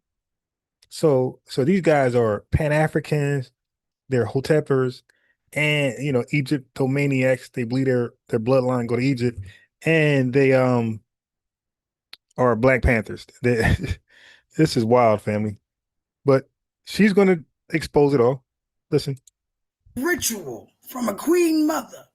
And she gave me that. It means character, integrity, and also means life, because we're constantly growing. Okay? Shout out to the sister. She mentioned Roz Marvin. I came up through Brother Roz, and that's a powerful brother, right? You heard him say Ashe. I told you, Ashe. That's that hotel, that's that Pastor Reagan Higgins stuff. The Egypt stuff. Yeah, they deal with, he want to talk about healing. Pan-Africans deal with a identity crisis. They just can't be West Africans. They got to be North Africans, the Egyptians. They got to be American Black Panthers. They are all over the place. It's total confusion. Right there. Very I remember you in the Atlanta call. Shout out to you. All right, sounds good. Brother Everett, I admire you. I do. because you are that revolutionary. But the thing is that even with the UNIA, things has to change. And you know it has to change. You got to get rid of Duncan. Come on now. And you know that Duncan is turning around. He's poverty pimping. And he's trying to contribute other brothers and sisters to poverty pimp. He turns around and he gives more money abroad than at home. And he does. And look what they're doing in that chapter in New York. If I had my way, President John in Atlanta, Georgia, should be the leader of the UNIA. Now, I'm going to stop you there because you know what President John would say, right? Wait a minute. He would say that's blasphemy. That's number one. You know that. And I would hold on. You said a lot. So I gotta defend the President General. Because so all that UNIA stuff successful after Garvey. Listen, they had infighting during the Garvey movement because it was a sham organization. And look, they got infighting in 2026. Yes. This is a nothing burger. Because the last time I checked, he was giving more money through his businesses to the UNIA. And I'm not talking about a couple of thousands. I'm talking about hundreds of thousands. Let's go back to the Constitution. I'm going to mute you quickly. I'm going to bring you back in there, sister. But I know this is a bit off of the topic. No doubt. No doubt. Go ahead. You okay with this? I would say the sister may have a little pain for the President General, but I don't know where she's coming Brother from. Brother Tyra, can you I don't know where she's coming from. If you say go off like that, I want to make sure it's full screen. I don't want her to have the camera off like that. But is her camera still up? All right, sister Quet, can you turn your camera back on? Okay, I'll bring you back. Okay. All right, so yeah, but I would say a lot of people have a lot of things to say about the President General, but I don't think that they're keen to what work he's doing. And though you mentioned Brother John, who is my brother, my right hand, President John, who's my brother, my right hand, I'm sure that he would say that him and the President General sat down and a building, and the President General was. Well, one of the things about President John is that he's very modest. But there's an election coming up. Okay? There's an election coming up. Okay? So he's preparing for that election. And if you look at the Constitution of the UNIA, you cannot utilize the UNIA to promote your own business. Yo, family. Look what they're doing, family. This is where we should be going. All right. This is better than delineation. This is better than reparation. This is better than coming together and self-identify and getting our stuff straight at home. This clown show right here. This is hilarious, yo. Entertainment. Thank you for this. Let me get my popcorn. And you cannot. And let me ask you a question, sister. Are you still a member of the UNIA? No, I will not. I was. I've been a member of the UNIA for a long time. But I remember. Hold on. Are you with the Black Panthers now? No, hold up. Let me answer the question. I'm not. Are you with the Black Panthers now? I told you, yo, they be having, that's why he dressed like that. He got the unk. All right. When one don't work, they jump to the other one. They become a whole tepper. When I don't work, they throw in that black leather jacket and they become the new Black Panthers, like that other dude, that Puerto Rican dude. Now he's with the Black Lions of your family. These guys. You want to talk about grifting? So she was part of UNIA for 1,000 years, and now she's a Black Panther. And then when that don't work, she'll be in kente cloth. Hey, yo, you can't make this up, yo. That's why the thumbnails like that, family. That's why the thumbnails like that. They have identity crisis. They can't. All the organizations are scams. They can't stay in none of them, and they're nothing burgers. They don't produce shit, so they got to keep running and in denial. Remember nobody. I will be out Panther to the day I die because I'm a Black nationalist. My religion is Black nationalism, and that will always remain. I am not a member of no one right now, and I'm not. I resigned from all those organizations because they all have contributed to poverty pimping the community. Uh-oh. Now, here was important. She doesn't. She does not identify as FBA. She identifies as a Pan-African, a Hotepper, and that you heard her Black Panther. And she says she come to realize it's garbage. All of them pimp the community. This is an insider. This is inside information, and she's exposing it. One more time, sis. Thank you for this honesty. I'm not. I resigned from all those organizations because they all have contributed to poverty pimping the community. They have to take accountability for their actions. Every time you turn around, you want to blame the white man. But what about what we have done in our own community? That's right. You want to go back to Africa, right? And you don't even spell the name right. And then you turn around and you want to do all this stuff. I would say this to you, my queen. Yeah, they can't spell Africa right. like that daycare. Oh my God. Like that daycare. Hold on. Wait, with that Minnesota daycare.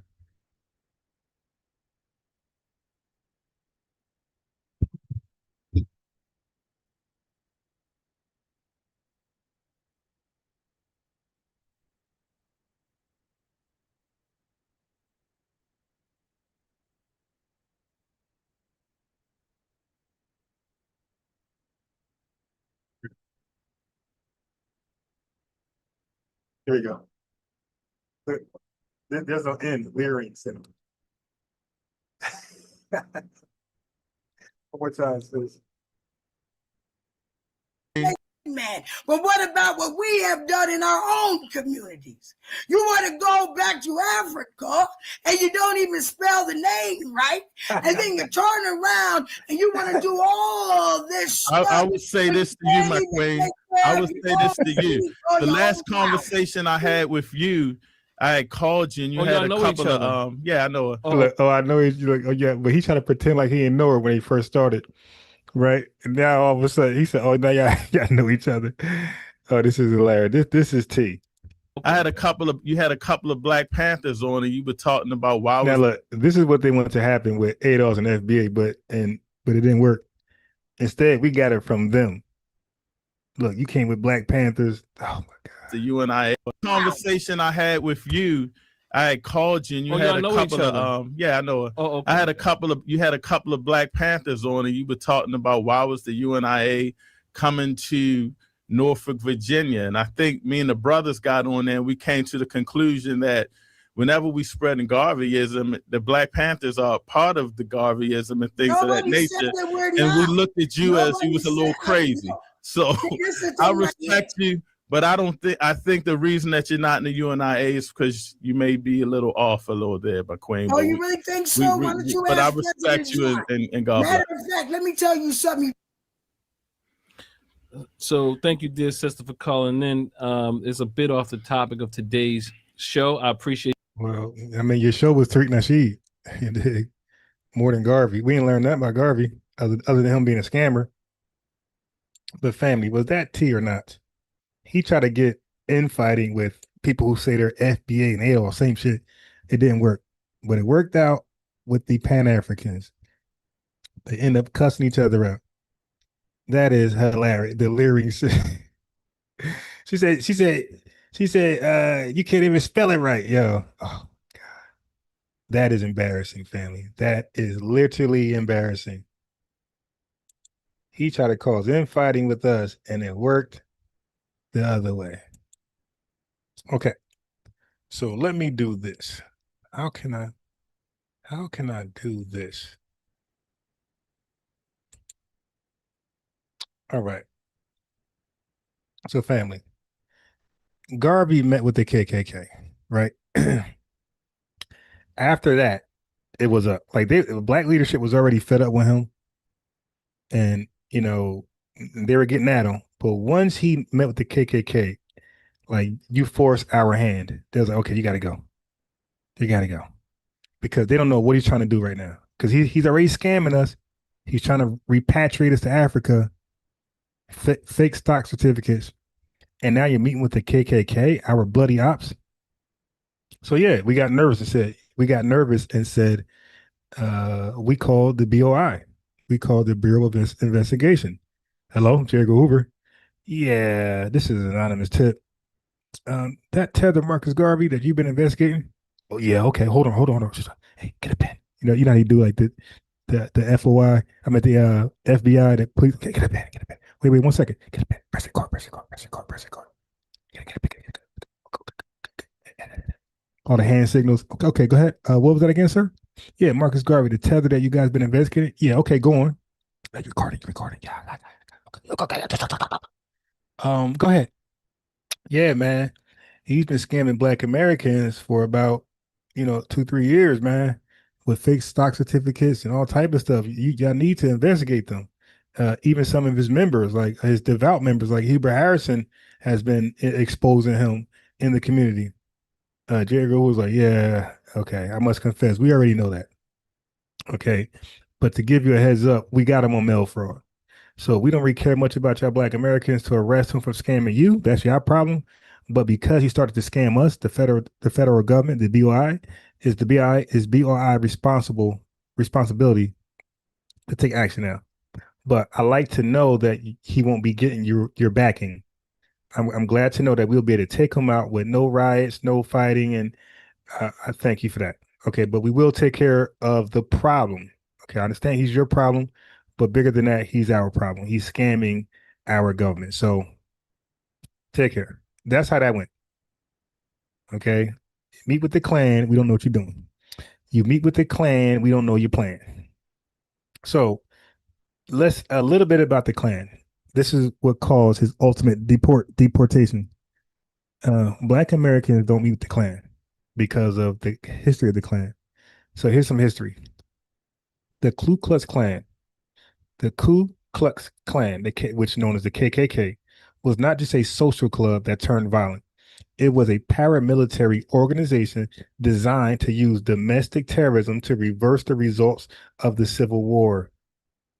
Foundation of Black Americans fought in the Civil War for some results. The KKK ultimate duty was to reverse the results. Why would we ever link with them? So in other words, their entire plan is to see us as failures. Okay, no progress, unproductive. Its primary goal, the KKK primary goal, was to destroy the political power of its primary goal was to destroy the political power of newly freed Black Americans and our white allies, and reestablish a system of white supremacy, family. That was the core goal of the Klan, to reestablish white supremacy. And Garvey linked up with them with praises, as you heard from Yvette Carnot when she read the letter.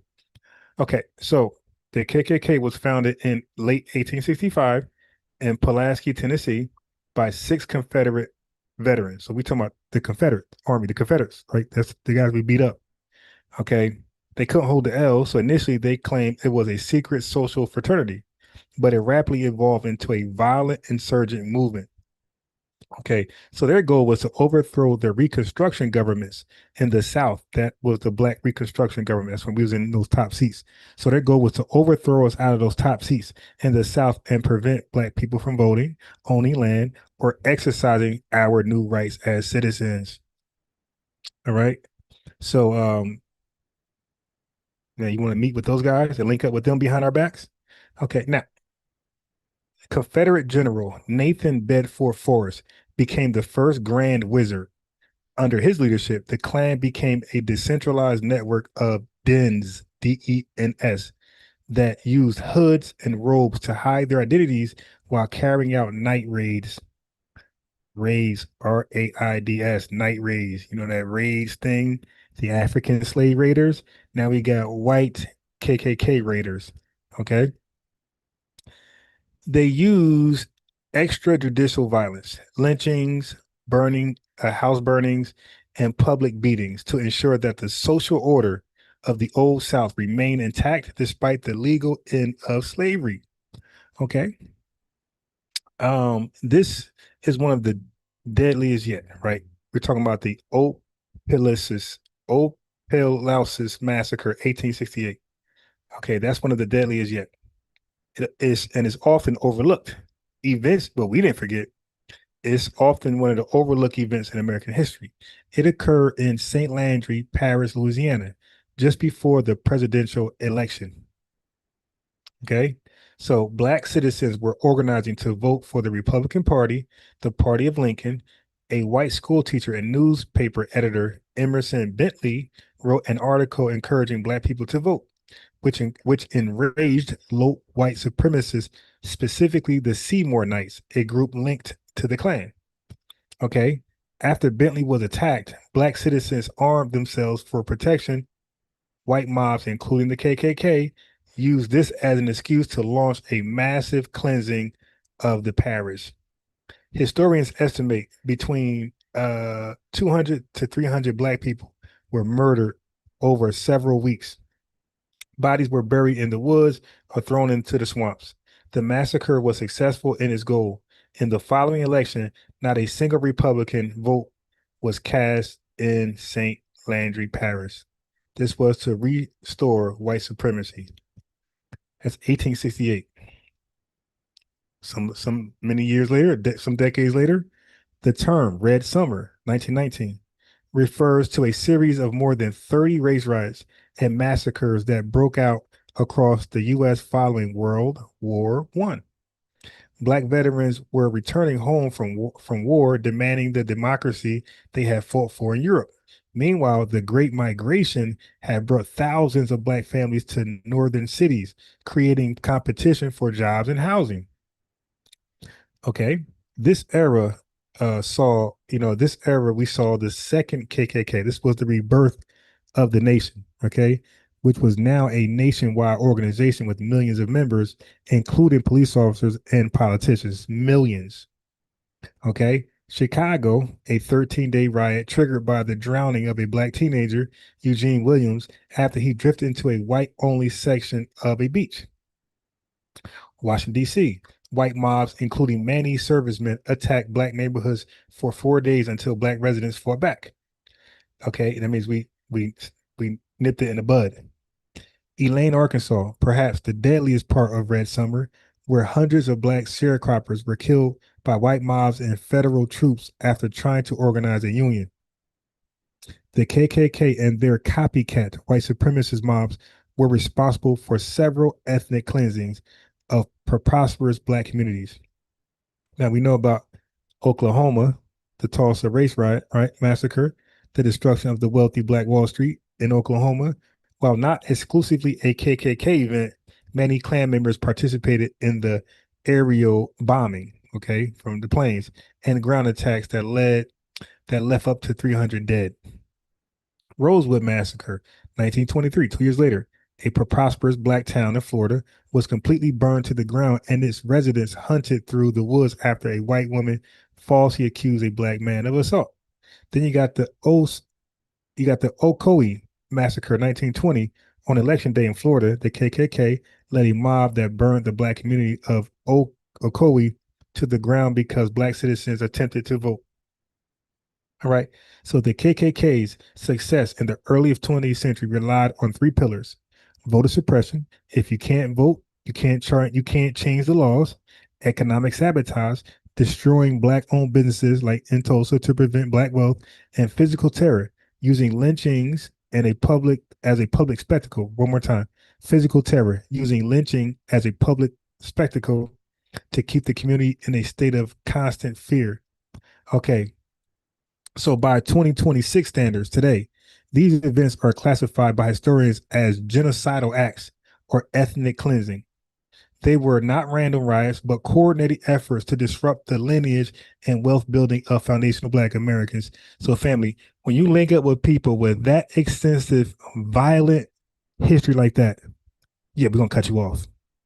Okay. Because they were very successful in what they aimed to do. Now, Let's talk about Marcus Garvey and his affiliation with them.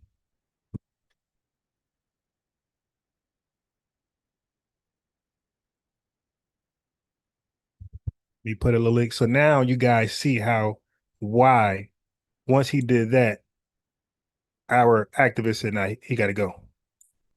We'll contact J. Edgar because we're gonna end up deleting him, and then we go to prison and we get seen as cannibals. All type of savages, all type of wordplay. They would have called us, "Hey man, you deleted him and ate him." Who knows what they would have said about us. So we like, "Hey, no, we ain't gonna hurt him. Just call the people who they fear the most, the white man, and he'll take care of that," which he did. Okay, so for any questions, let me put this in the chat. So now you guys see the severity of what Garvey did. He met with those people, with that legacy. 1868, all the way to Garvey's time, just murder, bloodshed, sabotage, undermine, destruction, and terrorism. And you're going to meet with them behind our back? Or not? We don't know what you got going on. You might be planning another Red Summer. You might be setting us up. Yo, Hoover, man. Yeah, we got one for you, bro. He's a big tether. Yeah. You feel me? So like he forced our hand. Okay. We were tolerating him as much as we could. Gotta go. Okay. Marcus Garvey met with the leaders of the KKK, the Ku Klux Klan, in 1922 behind the backs of major Black civil rights activists and activists in general at the time. So while the exact details of their discussions remain somewhat unclear, it's generally understood that the meeting stemmed from their shared, albeit vastly different, beliefs in racial segregation. Now, we're trying to integrate the KKK and Marcus Garvey trying to segregate.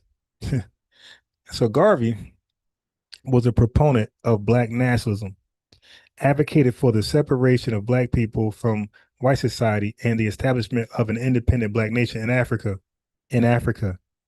Independent Black nation in Africa. So you got a lot of coons and tethers today that want to revise Marcus Garvey's goals. He wanted us all in Africa. But these clowns, these cats, coons, and tethers would act like, no, he only wanted a few, the elites to go to Liberia. He didn't want all. He wanted all of us in Africa. Okay. So the KKK, a white supremacist hate group, also supported racial segregation and white racial purity, and they wanted us out the country. Wherever, Africa, Brazil, they didn't give a damn where we gonna go. But they're like, hey man, you chose Africa, beautiful. So though their ideologies were rooted in hate and oppression, both Garvey and the KKK saw segregation as a way to achieve their respective goals. Garvey likely believed by meeting with the KKK, he could gain support for his Back to Africa movement and therefore his cause of Black self-determination. So he wanted us back to Africa. Don't listen to these modern revisionists. Okay. There's information available that suggests Marcus Garvey was under surveillance by the Bureau of Investigation, the Bureau of Investigation, the forerunner of the FBI. These are sources that mention an African FBI agent, James Wormley Jones, who infiltrated Garvey's Universal Negro Improvement Association, UNIA. Jones' role was to gather intelligence on Garvey and his organization, particularly looking for evidence, not planting evidence, not Mark Furman of OJ trial case. No, he's not looking to plant evidence. He's looking to gather intelligence on Garvey and his organization, particularly looking for evidence of subversive activities or any violations of the law. Family, they're looking for when Garvey break the law. They were not there to plant evidence. They were there to find evidence. They knew he was crooked. This information was used in the case against Garvey, which eventually led to his conviction and department. So let's make that very clear. They found the evidence. They didn't plant evidence. Big difference. Okay, so Garvey was indicted and he was indicted and convicted of mail fraud in 1923. Okay, what was happening, family? Garvey Shipping Company, the Black Star Line, BSL, was in deep financial trouble. To raise money, Garvey began advertising a new ship, the SS Phyllis Wheatley, to take people to Africa. He even published brochures with a photo of a ship that had Phyllis Wheatley painted on the side. Okay, this is his background in printing. All right, so the Black Star Line did not own that ship. Rasun, are you listening? Matter of fact, hold on 1 second, family. Let me make sure Rasun is listening. Let me get Rasun this link.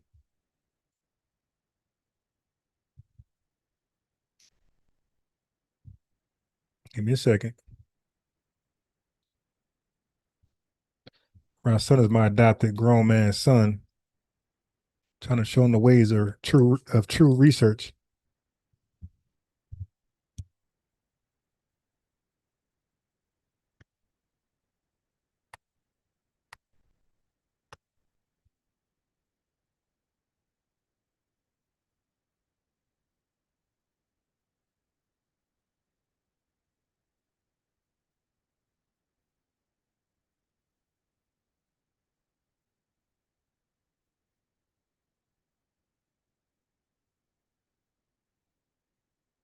Okay, make sure my son get the link. Okay, there you go.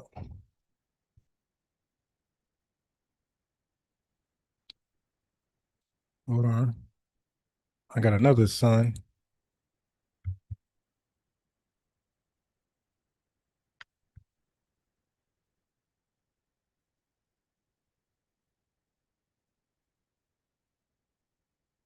Okay. Got my other son. Hold on. Wait 1 second.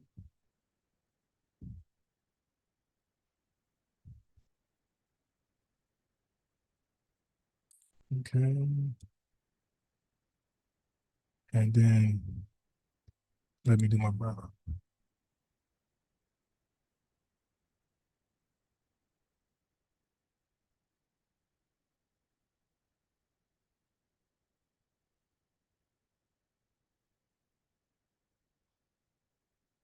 Boom.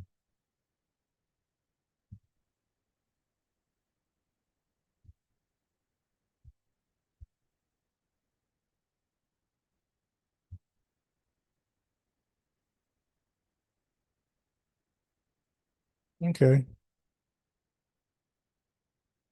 I don't want them to miss this.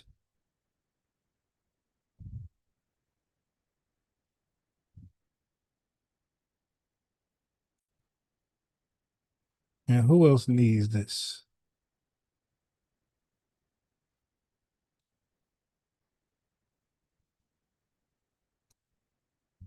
And one more.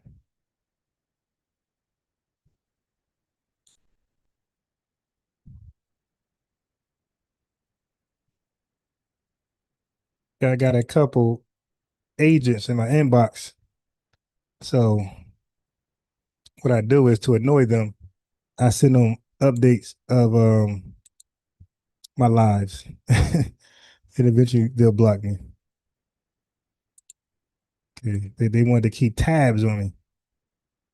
All right, we'll hold these links.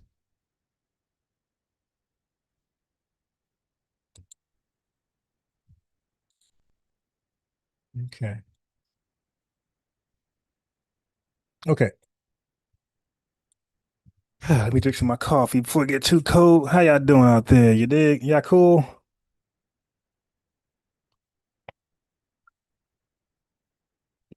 All right. Still hot. It's still hot. Okay. So, let me read that back. The Black Star Line did not own that ship. There were the Black Star Line did not own that ship. They were in negotiations to buy a ship called the SS Orion, but they hadn't finished the deal or paid for it. The photo in the brochure was actually a fake. the name Phyllis Wheatley had been airbrushed or edited onto the image of a different vessel. I'll read that one more time. The photo in the brochure was actually a fake. The name Phyllis Wheatley had been airbrushed or edited onto the image of a different vessel. Pan-Africans, you want to call in? This ain't scamming? That ain't being deceptive? That ain't deceptive practices? That's not being deceptive? And then they'll lie and say no, family.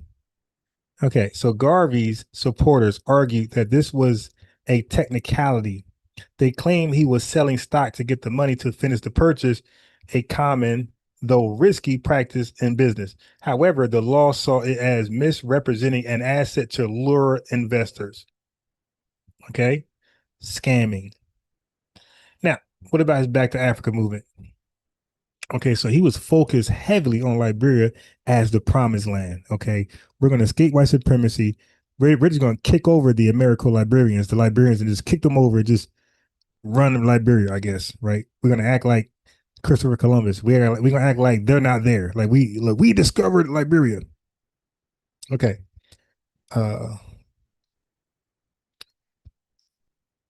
Amawali, that big panda bear, should be tuning in. Dr. Mayat, Dr. Ancient Mama Mayat.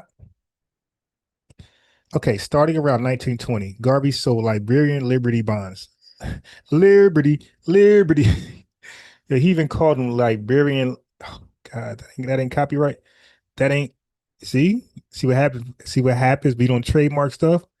People like Garvey steals your name and misrepresent it. So now Liberian or Liberia is tied to scamming. Garvey sold Liberian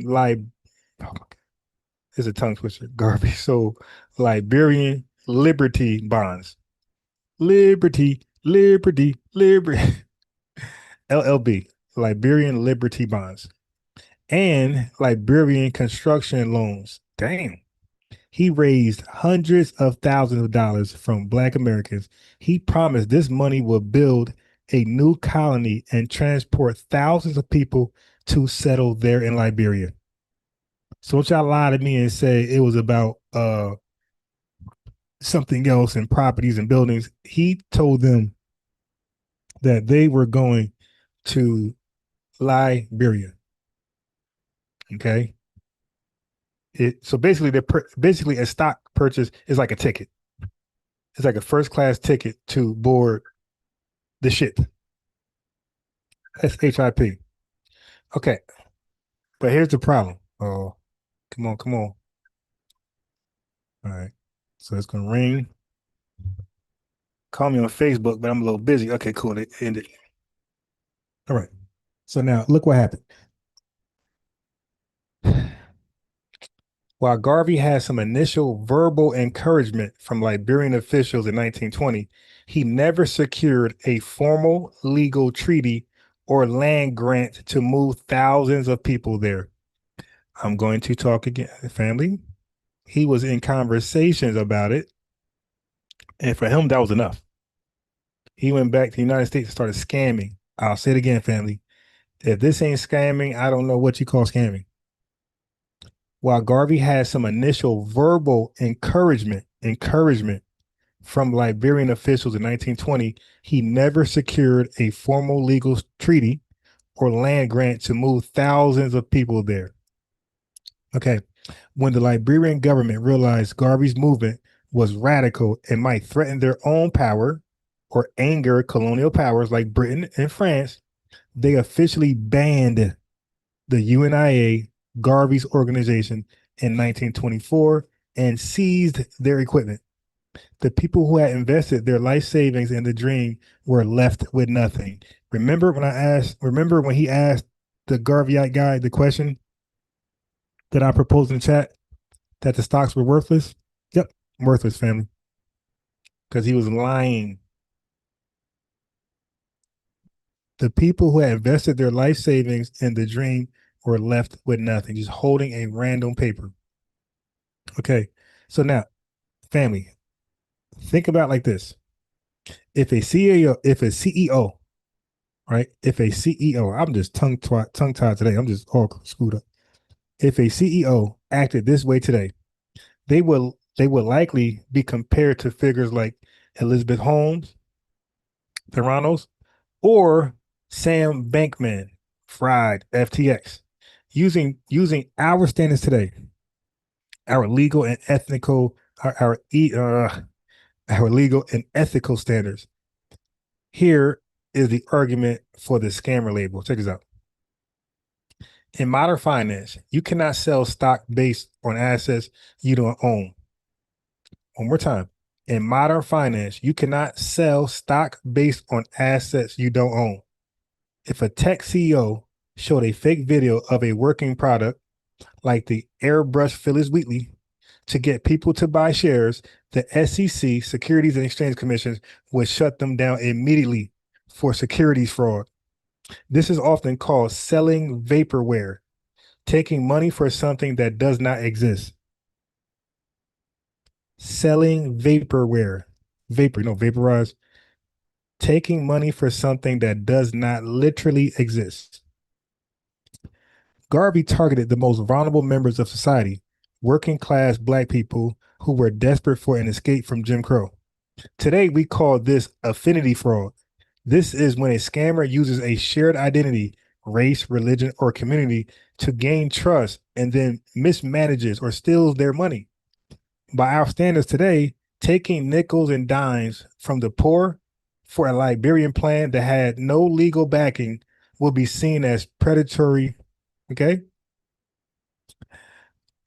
How about this? Modern corporate laws require fiduciary duty.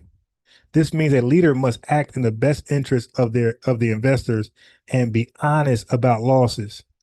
Garvey famously hid the fact that his first 3 ships were leaky buckets that were losing thousands of dollars. Instead, he kept asking for more money to expand.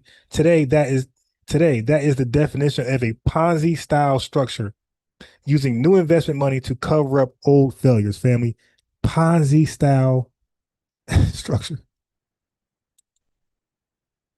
There's no saving this guy. There's no saving him.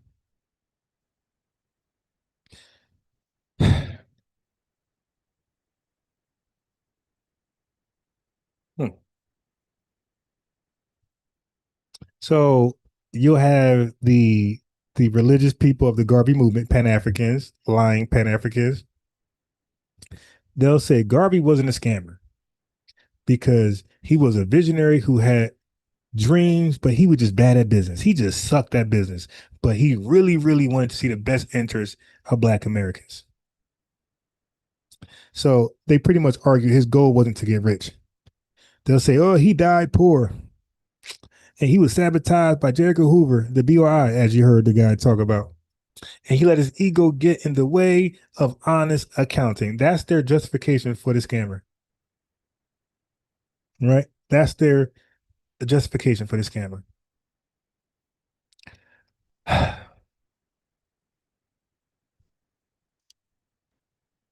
So Garvey was charged with using the U.S. mail to defraud the public in connection with the sale of stock for his shipping company, the Black Star Line, BSL.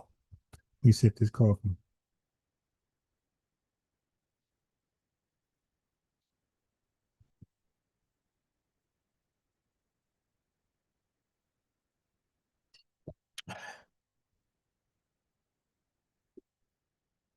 Okay.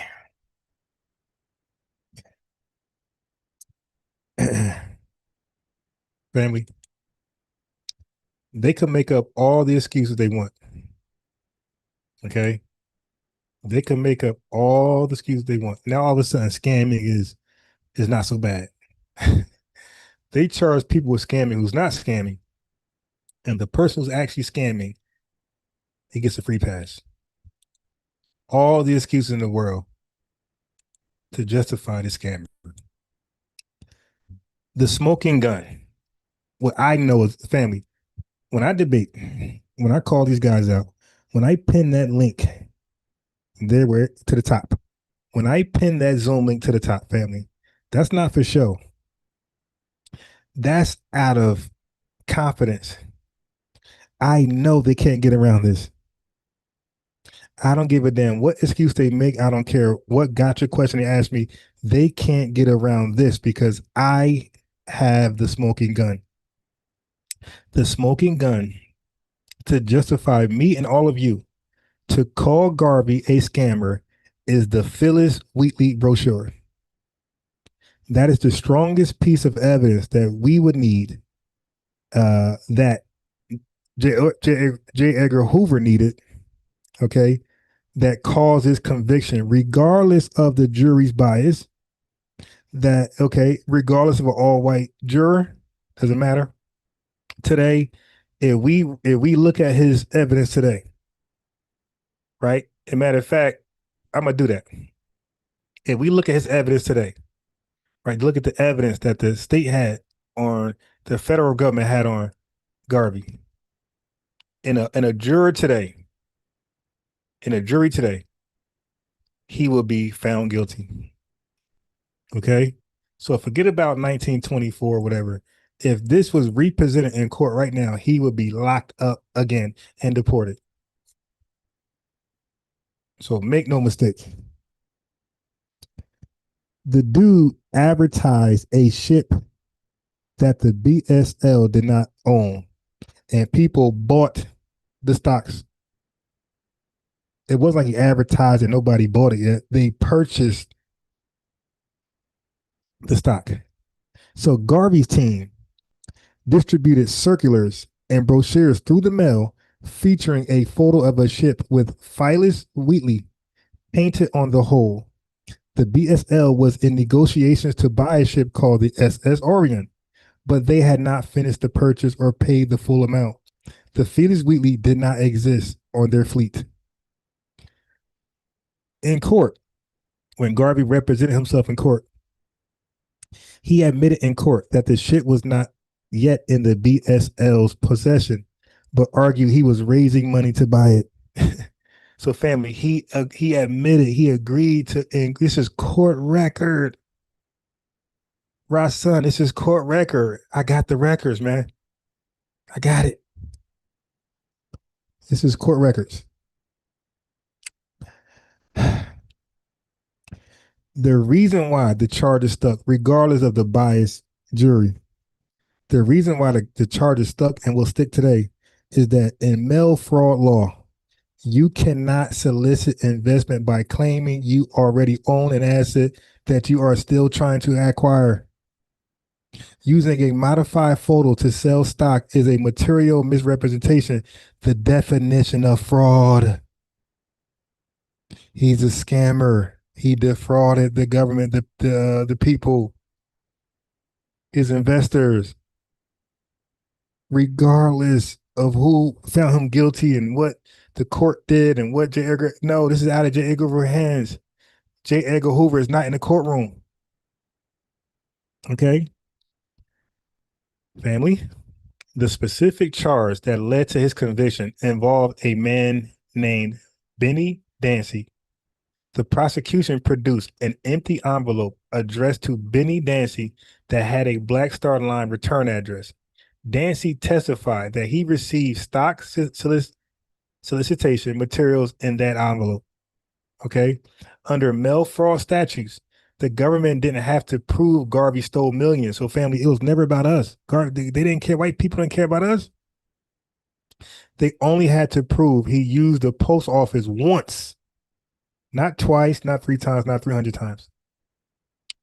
Under mail fraud statutes, the government didn't have to prove Garvey stole millions from Black Americans.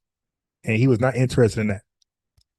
Okay. They only had to prove he used the post office once to send a document containing a false claim to one person. So the this is where the Pan-Africans get it twisted. Oh, Garvey was winning. Garvey was winning. The jury that they claim was so racist and had everything against Garvey, family, the jury actually acquitted Garvey on 4 out of the 5 accounts. So these Pan-African booty scratchers acting like the jury was so against Garvey, it was a setup. J. Edgar Hoover, like he's a lawyer too. Like J. Edgar Hoover is the judge and lawyer and prosecutor. Like, stop it. He was acquitted, family, 4 out of 5 counts, but they convicted him on the count involving the mail sent to Dancy because the paper trail, the envelope, and the stock certificate was undeniable. Okay.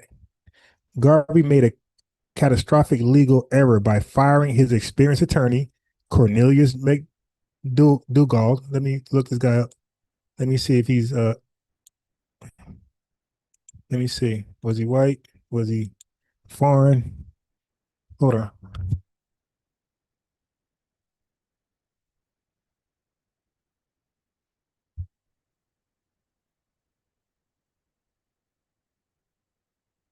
So Cornelius W. McDougall, 1879 to 1978, was a prominent early 20th century New York City attorney and Tammany Hall politician who advised Marcus Garvey.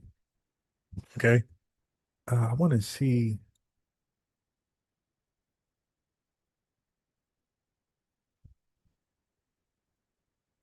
I want to see if he's Cornelius McDougall Jr. is part of a U.S. Black Heritage. Okay, yeah. So the dude, I don't know if he's Caribbean or foundational, but it looks like he's not white. Hold on. Let me see.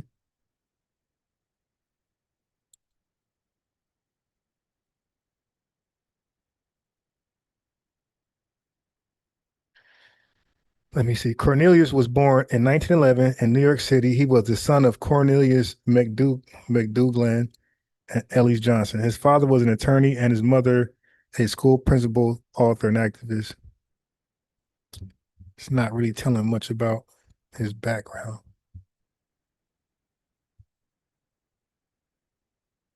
Okay, but we know for a fact that his attorney was not white. Okay.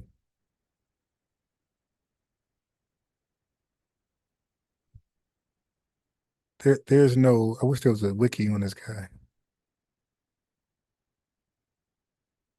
Oh, there is. Okay, hold on. Well, the mom. Okay. All right. So, oh, okay. So it looks like he's FBA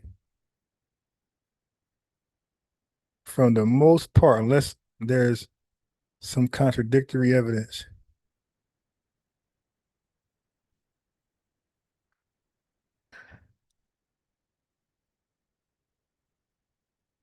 Yeah, unless there's some contradictory evidence, she's foundational Black American, but they're not white. So they're either from the islands or from U.S. chattel slavery lineage. All right. So he fired a foundational Black American lawyer, Cornelius McDougall, who was he was very experienced. He fired him and chose to represent himself. Okay, so that went wrong in 3 specific ways. So we're reading the details of how he failed in court, he failed in society, he failed in Jamaica twice, and how he failed in London. Okay, so they call it the ego trap. He fired his lawyer, his experienced FBA lawyer, who was going to fight like hell on his behalf, maybe save him from being deported. He fired him. They call it the ego trap. Garvey treated the courtroom like family. Look at the y'all ain't gonna believe this. They say Garvey treated the courtroom like a UNIA convention. He made long, soaring speeches about African redemption, which was a great political move, but a terrible legal move, right? It gave the prosecution more opportunities to cross-examine.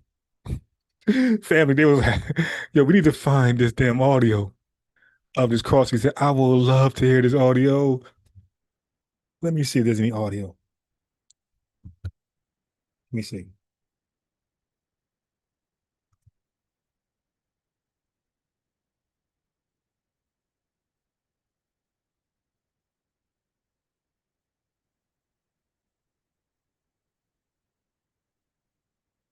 Okay, there's no known. Ah, damn it. Wow. Archival audio of his speeches. Damn. Court records. The cross-examination of Marcus Garvey, where he notably represented himself during his Melfort trial, exists only in written transcripts. Oh, okay. Oh, family, I'm gonna find the written. Oh my God, family, I'm going to find the written cross-examination of Marcus Garvey.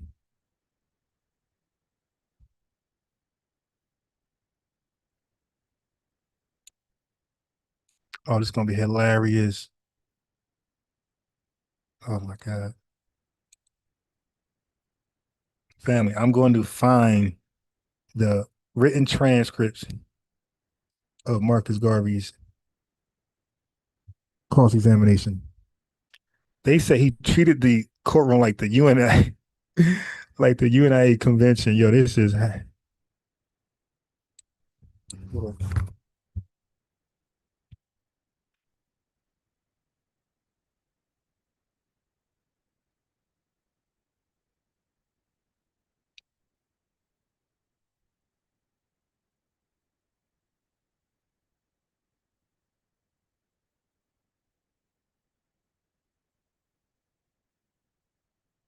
If I find this, because I always call myself a YouTube journalist. If I find this, family, it's gonna be groundbreaking.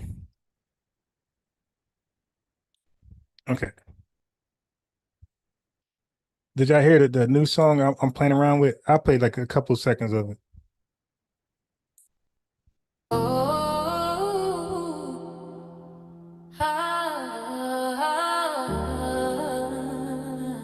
That's the B1 logo. It's trademarked. I guess I'm the leader of FBA.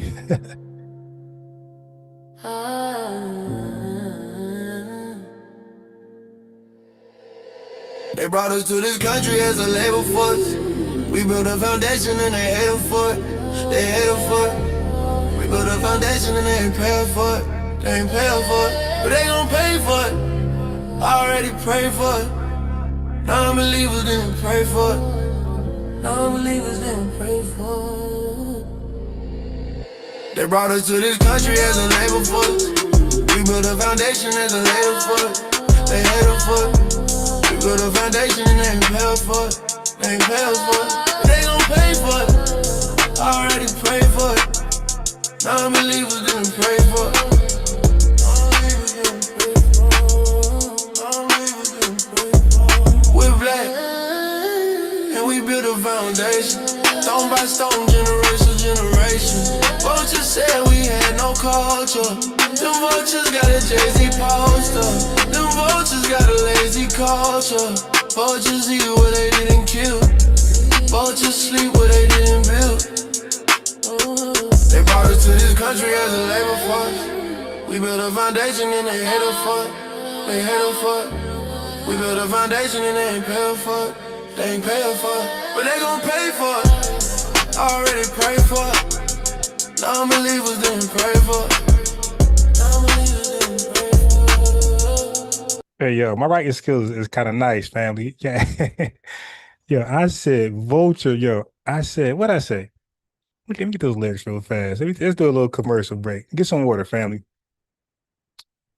Yo, I don't know, man. I might be a writer on a low. So I write all the lyrics to all my songs. Okay. Hold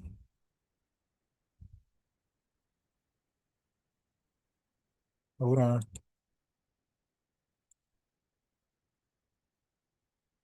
I think one time I gotta do an acapella song where y'all could hear the lyrics. I think the lyrics, you can hear them clear. I said, they brought us to this country as a labor force. We built the foundation and they hate us for it. They hate us for it. We built the foundation and they ain't pay us for it. They ain't pay us for it, but they gonna pay for it. I said I already prayed for it. Non-believers didn't pray for us. And then it loops again. I said, we're black and we built the foundation, stone by stone, generation to generation. I said, vultures said we had no culture. Them same vultures got a Jay-Z poster. Them vultures got a lazy culture. Vultures eat what they don't. I said, vultures eat what they don't kill. Vultures sleep where they don't build. Yeah, I killed that. I killed that. Vultures eat what they didn't kill. Vultures sleep where they didn't build. Yeah, I might got a little his. I might have a nice little future in hold on.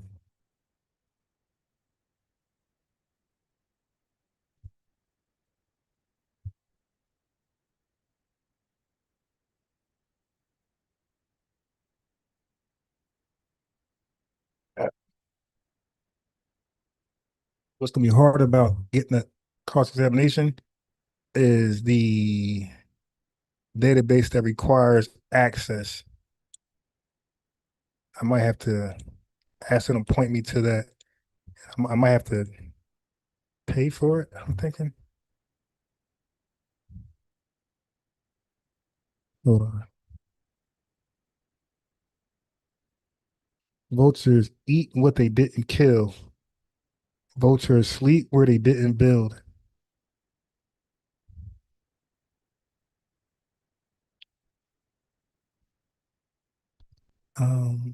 Looking for the.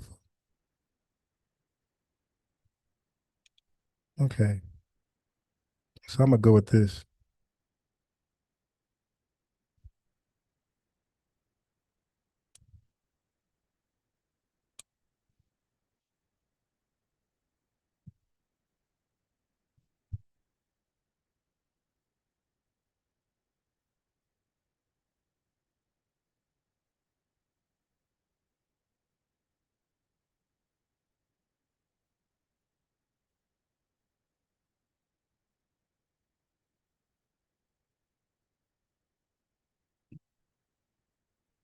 All right. So let's get back. Let's get back to the courtroom. Oh, we got super chat. Thank you. Super chat. Let me read the super chat. So the super chat is from Live from Orlando Films. He says, where can we stream your music? Oh, yeah, so that's the thing. Okay, so a lot of people be asking. So I am doing that right now. So I'm listening to a young brother explaining how to publish stuff and get it straight.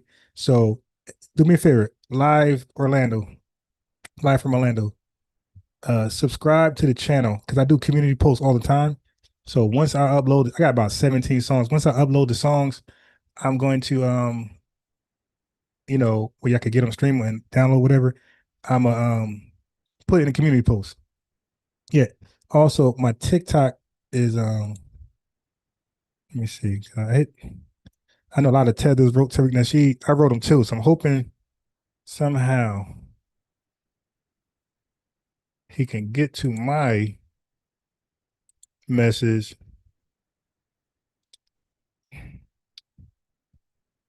Regardless of the swamp of thousands of messages from tethers, I can only imagine.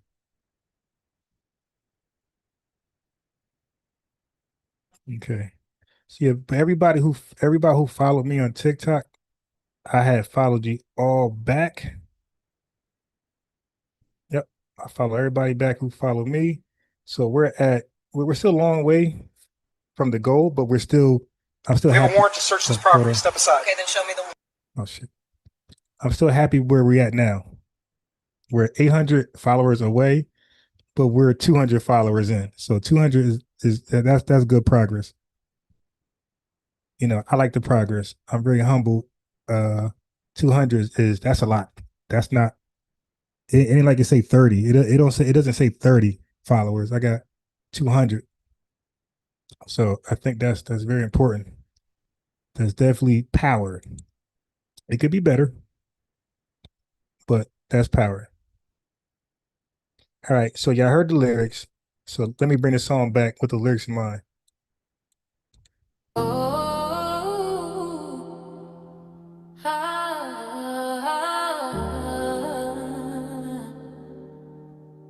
Vultures say we got a lazy culture, but what I say, Vultures got a Jay-Z poster. While they saying we got a lazy culture, they got a Jay-Z poster.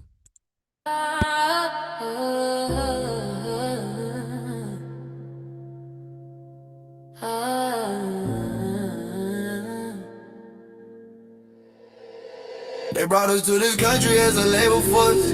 We built a foundation and they hate us for it. They hate us for it. We built a foundation and they ain't paying for it. They ain't paying for it, but they gon' pay for it. I already prayed for it. Non-believers didn't pray for it. Non-believers didn't pray for it. They brought us to this country as a labor force. We built a foundation as a labor force. They hate us for it. We built a foundation and they ain't pay for it. They ain't pay for it, but they gon' pay for it. I already prayed for it. Non-believers didn't pray for it. Non-believers didn't pray for it. Non-believers didn't pray for it. We're black, and we built a foundation. Stone by stone, generation to generation. Vultures said we had no culture. Them vultures got a Jay-Z poster. Them vultures got a lazy culture. Vultures eat what they didn't kill. Vultures sleep what they didn't build. They brought us to this country as a labor force. We built a foundation and they hate us for it. They hate us for it. We built a foundation and they ain't pay us for it. They ain't pay us for it, but they gon' pay for it. I already prayed for it. Non-believers didn't pray for it. Non-believers didn't pray for it. They brought us to this country as a labor force. We built a foundation and they hate us for it. They hate us for it. We built a foundation and they ain't pay us for it. They ain't pay us for it, but they gon' pay for it. I already prayed for it. Non-believers didn't pray for it. Non-believers didn't pray for it. We're black, and we built a foundation. Stone by stone, generation to generation. Vultures said we had no culture. Them vultures got a Jay-Z poster. Them vultures got a lazy culture. Vultures eat what they didn't kill. Vultures sleep what they didn't build. They brought us to this country as a labor force. We built a foundation and they hate us for it. They hate us for it. We built a foundation and they ain't pay us for it. They ain't pay us for it, but they gon' pay for it. I already prayed for it. Non-believers didn't pray for it. Non-believers didn't pray for it.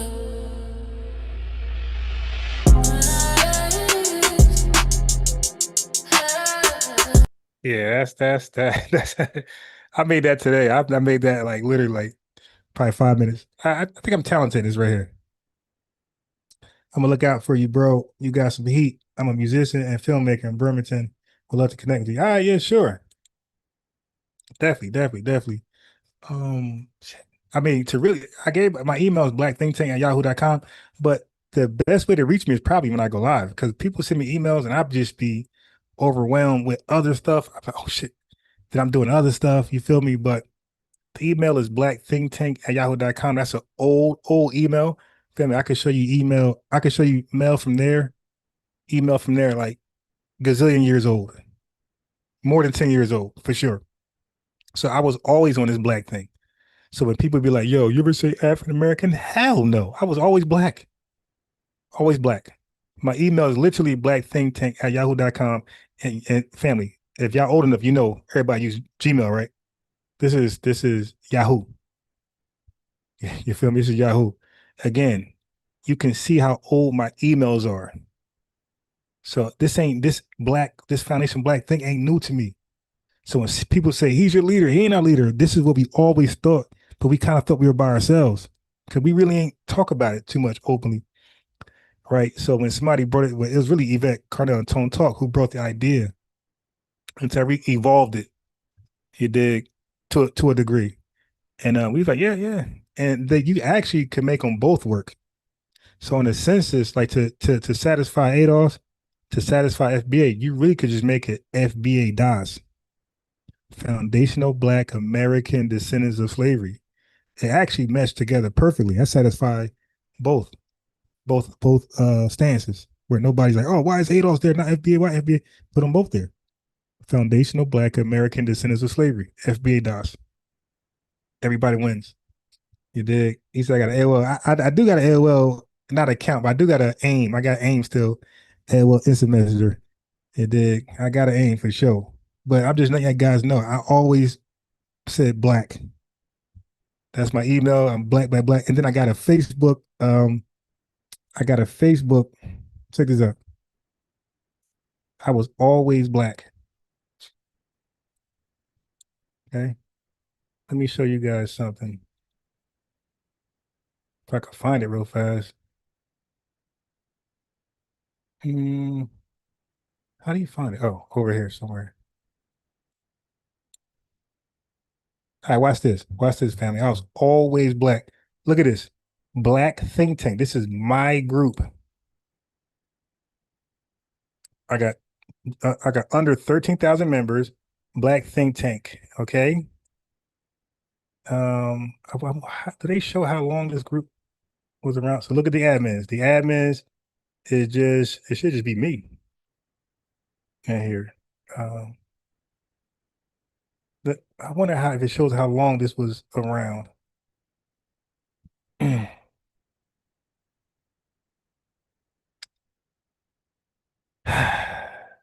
How do you see how long this was around?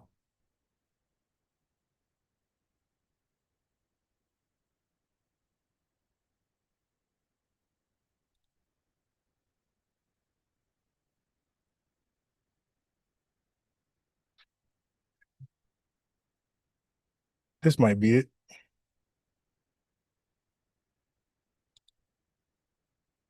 Okay, last 28 days. Okay.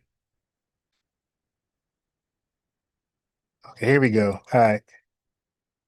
Hold on. How do I get it? Bro, I want to show you.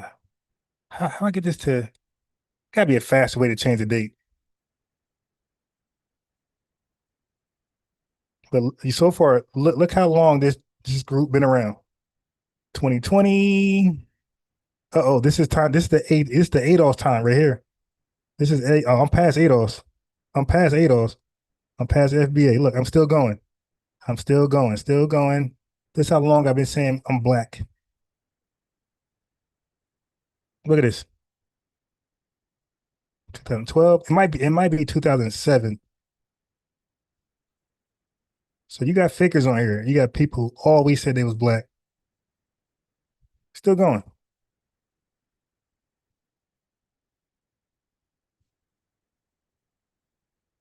Damn, when did it start? So I created this group 1,000 years ago, as you can see. This doesn't say African think tank. And by the way, to do African think tank, he was a part of my group. I used to do online conference calls. And look who I got as my thumbnail. Inverted picture of Malcolm X. I don't have no Patrice Lumumba, Marcus Garvey, you dig? I got Malcolm X. So always been saying I'm black. My email's black. My email's so you know I made the email the same time I made this Facebook group. So you got people online who come out of nowhere and they grift. I always been proclaiming black. It's my email, it's my Facebook group. You dig? I'm sure I'm like at its highest, it's like 15,000. I'm not active there no more. Yep. So people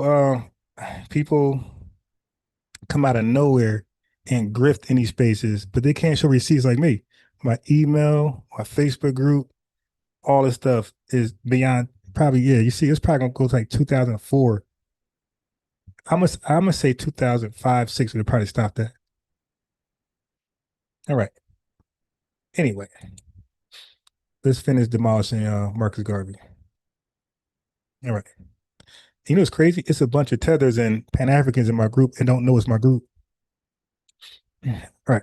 So Marcus Garvey made a catastrophic mistake. He made a legal error by firing his experienced attorney, Cornelius McDougald, a foundation Black American, and choosing to represent himself. This went wrong in 3 specific ways. All right, let me just do it again.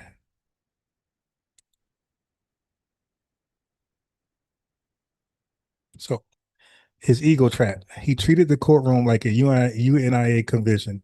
He made long, soaring speeches about African redemption, which was a great political move, but a terrible legal move.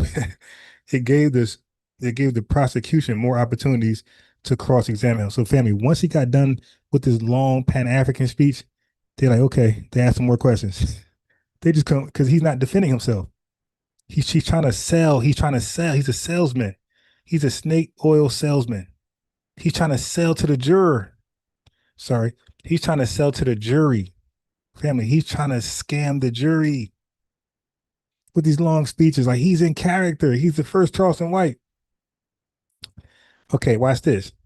Garvey frequently argued with Judge Julian Mack, like a plebiscite babbler. He accused the judge of being biased because of the judge's membership in the NAACP, which Garvey viewed as a rival. Weirdo. This caused the judge to rule strictly against Garvey on procedural matters, stupid.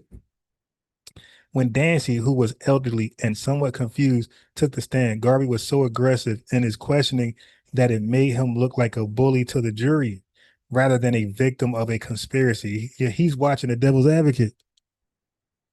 He's watching You Can't Handle the Truth. He's watching, what's that, A Few Good Men? He really thought you're supposed to go in the courtroom and yell at people. Dude, watch The Devil's Advocate too many times. Okay. So family, even if the jury was 100% fair, these facts were documented in the BSL's own ledgers. Garvey continued to sell stock while the BSL was effectively bankrupt. Hello? Marcus Garvey continued to sell stock while the BSL was effectively bankrupt. He admitted that the company had lost nearly $700,000, a massive sum in 1922. Yet his newspapers continued to claim the company was Yet the newspapers continued to claim that the company was successful. And let me get my glasses. Hold on.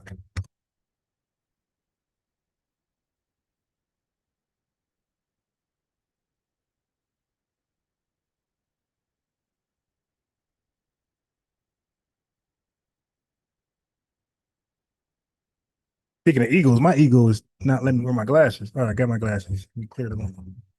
Clear the lane. My ego is like, you don't need the glasses. You don't need. I'm in denial. I'm in glasses denial. Okay, I'm in that phase right now. I don't know where these things. Nothing. You put them on. Shit.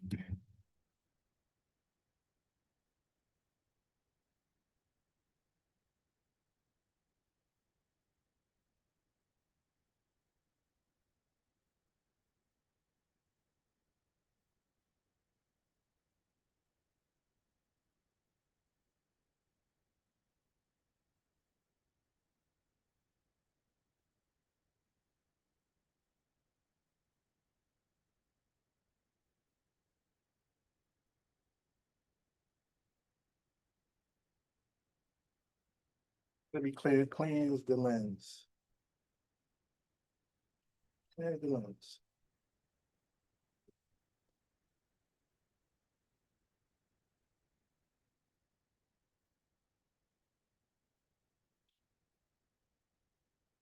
Allow me to cleanse the lens.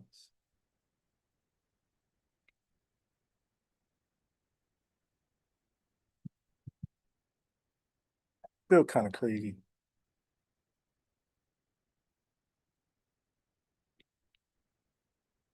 It's a little better. I try to do it with alcohol. Okay.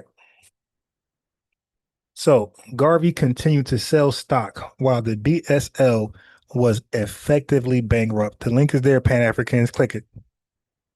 He admitted that the company had lost nearly $700,000, a massive sum in 1922.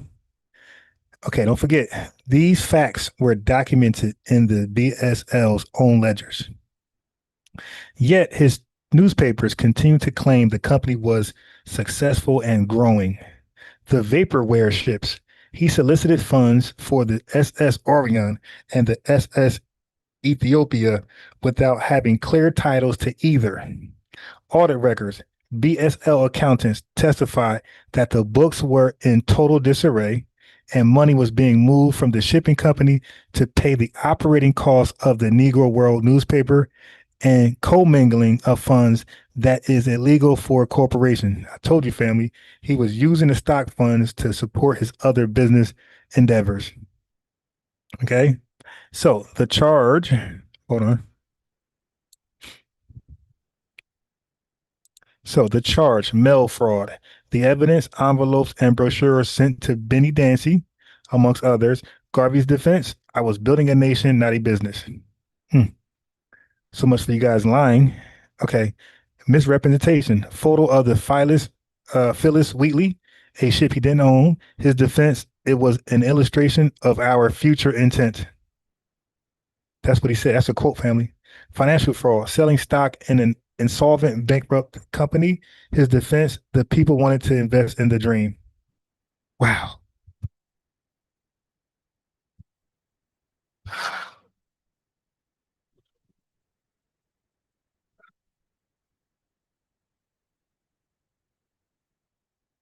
Family, I bet you revenue won't call tonight. This is one night revenue is going to skip. Yeah, a few good men. Okay. I know it's something like that. This is one live revenue is going to skip. Okay.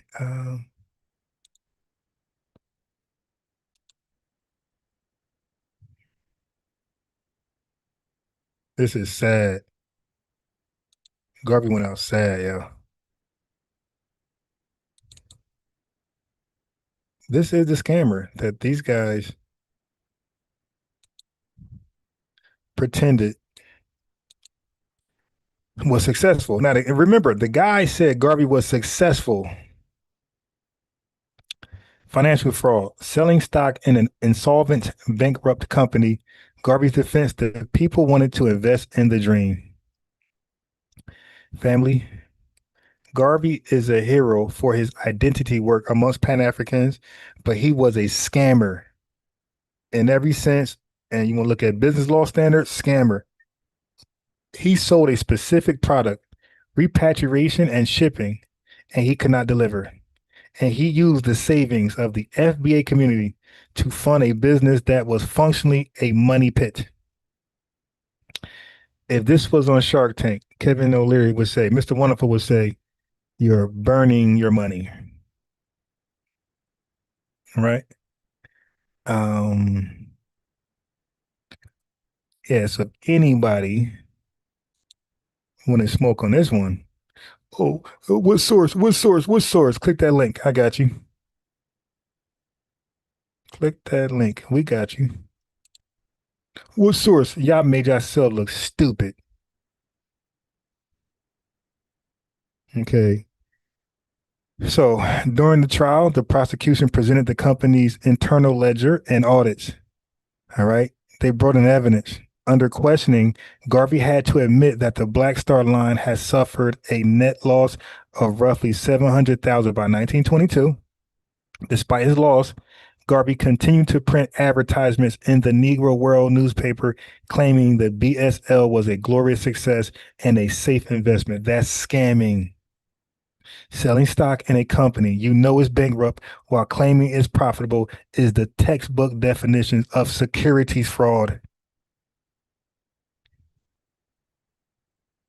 The government entered into evidence a BSL circular that featured a photo of a large ship with the name Phyllis Wheatley, clearly visible on its side. Garvey admitted in court that the ship was actually the SS Orion and that it did not belong to the Black Star Line at the time the photo was sent out to investors. The name had been physically painted or touched up on the photo to deceive potential stock buyers into thinking the fleet was larger than it was. Auditors showed that money raised specifically for the Black Star Line, the shipping company, was being diverted to pay the rent and printing costs of the UNIA newspaper and to pay salaries for the UNIA organizers. Corporations are legal entities separate from political organizations. Using stockholder money to pay political expenses without disclosure is a crime that would stick in any fair court. Dr. Ruxpin, I know you're listening. Yeah, y'all know y'all don't want to touch Garvey with me. You know that. So he made some key mistakes in court. antagonizing the judge. He accused the judge, Julian Mack, of being anti-Negro and a member of the NAACP, leading to a hostile relationship with the bench. He was cross-examining Benny Dancy. Garvey was so aggressive with the elderly witness that it alienated the jury, making Garvey look like a predator rather than a victim, and lack of legal knowledge. The plebiscite babble. He failed to object to damaging hearsay evidence and frequently opened the door for the prosecution to bring up his past business failures. Okay, so Garvey legal receipts show a man who was so desperate to fund his vision of a black nation that he took unethical shortcuts with the life savings of the FBA community. While his intent was so-called liberation, his methods were fraudulent, making his conviction legally sound even if the investigation was politically motivated. Even with that.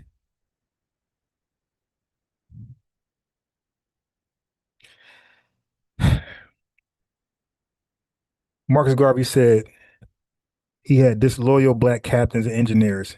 He allegedly bribed, that they were allegedly bribed by the white man, or he used a white man argument, or rival organizations like the NAACP intentionally damaged the ship engines to drain the UNIA's treasury. That's what he said. But his admission in his writings, he admitted that the ships were leaky tubs and scrap iron, but blamed his agents for buying poor quality vessels while he focused on the political big picture. Okay, Garvey attempted to redefine the BSL not as a failed commercial venture, but as a successful spiritual one. One of his quotes, he told shareholders, this is a quote, family, "If I have to die in this prison for the cause of a free Africa," one more time, "If I have to die in this prison for the cause of a free Africa, my life will not have been in vain." He admitted that the money was gone, but argued that the investment had bought the black race something more valuable than a shipping line: pride and global awareness. Family, for FBA's, Foundation Black Americans, our working class who had invested their life savings, this spiritual profit did not pay back the mortgages or grocery bills they had risked to buy into the BSL stock. Dude was a piece of trash, garbage can. In a rare moment of reflection, Garvey admitted in his prison writings that he was too trusting of men put in charge of the BSL's technical operations. He conceded that his lack of maritime and corporate experience allowed his subordinates to fleece the organization while he was traveling and giving speeches. Just like Umar. Umar can't work on his school. Is being sabotaged. His school's being vandalized because he's traveling the world. All right. Dude was a piece of trash, thoroughly exposed. What's going on, family? Can you hear me? Yes, sir. How are you? I'm all right, man. I'd just like to say, man, going back to the street dude comment, like, my whole time growing up, the street dudes always looked out for everybody that had potential. Like you said, I'm one of those kids that the street dudes made sure that we stayed out the way and everything like that. So when people try to make it seem like it's always a bad thing, it's not always a bad thing. Everything is circumstantial. Excuse me, my bad. But another thing I wanted to say that it's been a minute, and I hate to. Oh, my fault. Another super chat in the building. Same brother. Live from Orlando. He says a $10 super chat, lineage donation. He said, I'm gonna look out for it, bro. You got some heat. Okay, I read that. Okay, I read that part. My fault. I was gonna make sure I don't miss no super chats. Okay, my fault. I read it twice, but that's good though. So he said a total of $20 I know of. Thank you, brother. Very, very appreciative. Yeah, so let me get on the streaming stuff out the way. But we want to talk about this welfare thing though, because she did a video called which group gets the most welfare. So I want to talk about welfare and fundings for immigrants. We're gonna unveil what really happens to the money and why Black folks are in our condition, and why immigrants can come over here, even African and Caribbean, come over here and do better. Okay? Allegedly do better. Because that do better ain't even doing better. You'll see. Recircle back to it, but it's like how they always talking about black people in this welfare thing. I'm like, if black people were the main people that were always on food stamps and stuff like that, you would not see these EBT signs accepted everywhere. I mean, like everywhere you go, I'm like, if that was the case, they wouldn't even want us to be in there. So I'm like, why do they always keep bringing it up, talking about, oh, we always on welfare or something like that? But that's all I wanted to say. Thank you for the call. That's a project. Premise is always trying to do that. And listen, other groups, they get way more handouts than we. We don't get no handouts. You want to talk about some people getting some damn handouts. The Black family, don't ever let nobody shame you. Don't let nobody shame you. Don't let the white supremacists shame you. Don't let the damn tethers shame you.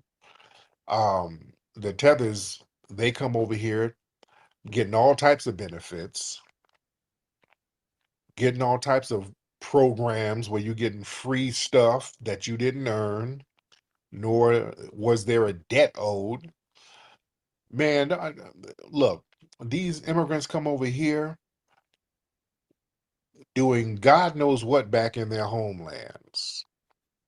They got child support. They ain't taking care of their kids. They got criminal records, bad credit. Let me tell you something. You come across this border, you get a brand new ID, you get a brand new Social Security card, and understand when you get a new Social Security number, that means you got a fresh new line of credit. That goes over everybody's damn heads. So you come over here and you get your whole background swiped clean. So now you 35, 40 years old with a whole new line of credit, you can just start over.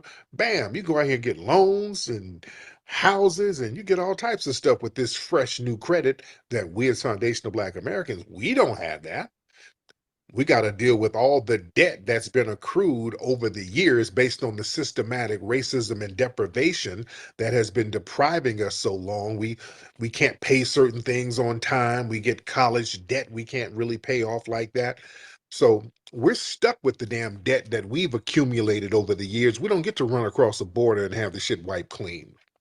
You understand? So people, they get all types of benefits and goodies, and white people too.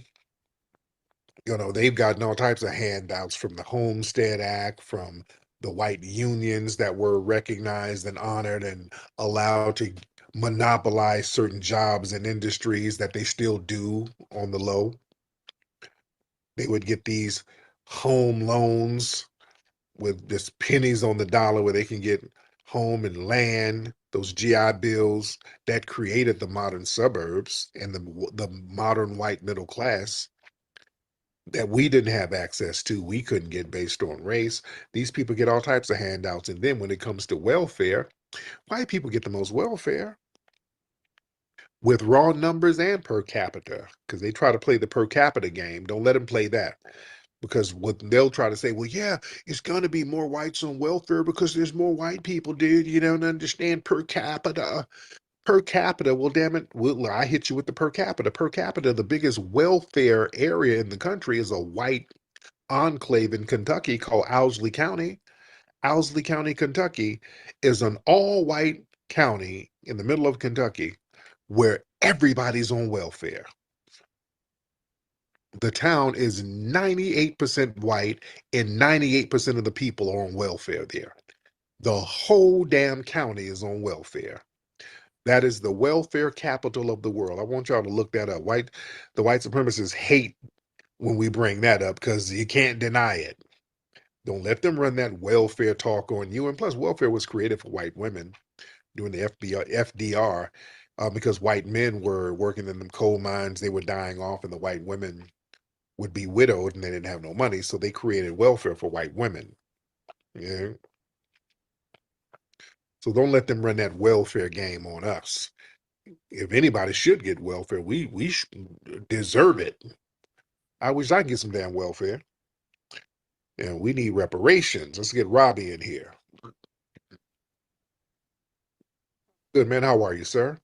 I'm pretty good. I can't complain. I just wanted to further build on what you were saying about, folks getting over. Just from my time here on this earth and what I've seen in terms of double dipping, you got Hispanics that'll come over here that will be drug mules, that'll be quote unquote the migrants that they'll go to some of these farms and some of these places, and the white supremacists will be the middleman. So when they come talking about they're going to close down the border and they're going to do this and that, the third, I really don't see them really being as serious as they claim, because you got all these white supremacists that are double dipping, and then they allow these people to set up businesses, use food stamps to basically subsidize the businesses so they can go to meat markets and all of that. So we're out here really getting it out the soil, getting it with our bootstraps, but people are able to double dip, and then they can really subsidize, their standard of living with, with the black market. But we get penalized, we get RICO charges, and we get the face, I'm saying, of everything that they try to debase about our community. I'll land my plane there. Oh, man, thank you so much. Let's try Brother McCall one more time. Brother McCall. Great Minister of Code. Can you hear me? We can hear you now, but go ahead, brother. Brother, please accept my apologies for the bad reception. What I want to applaud you with is a masterclass on nobility and beingness.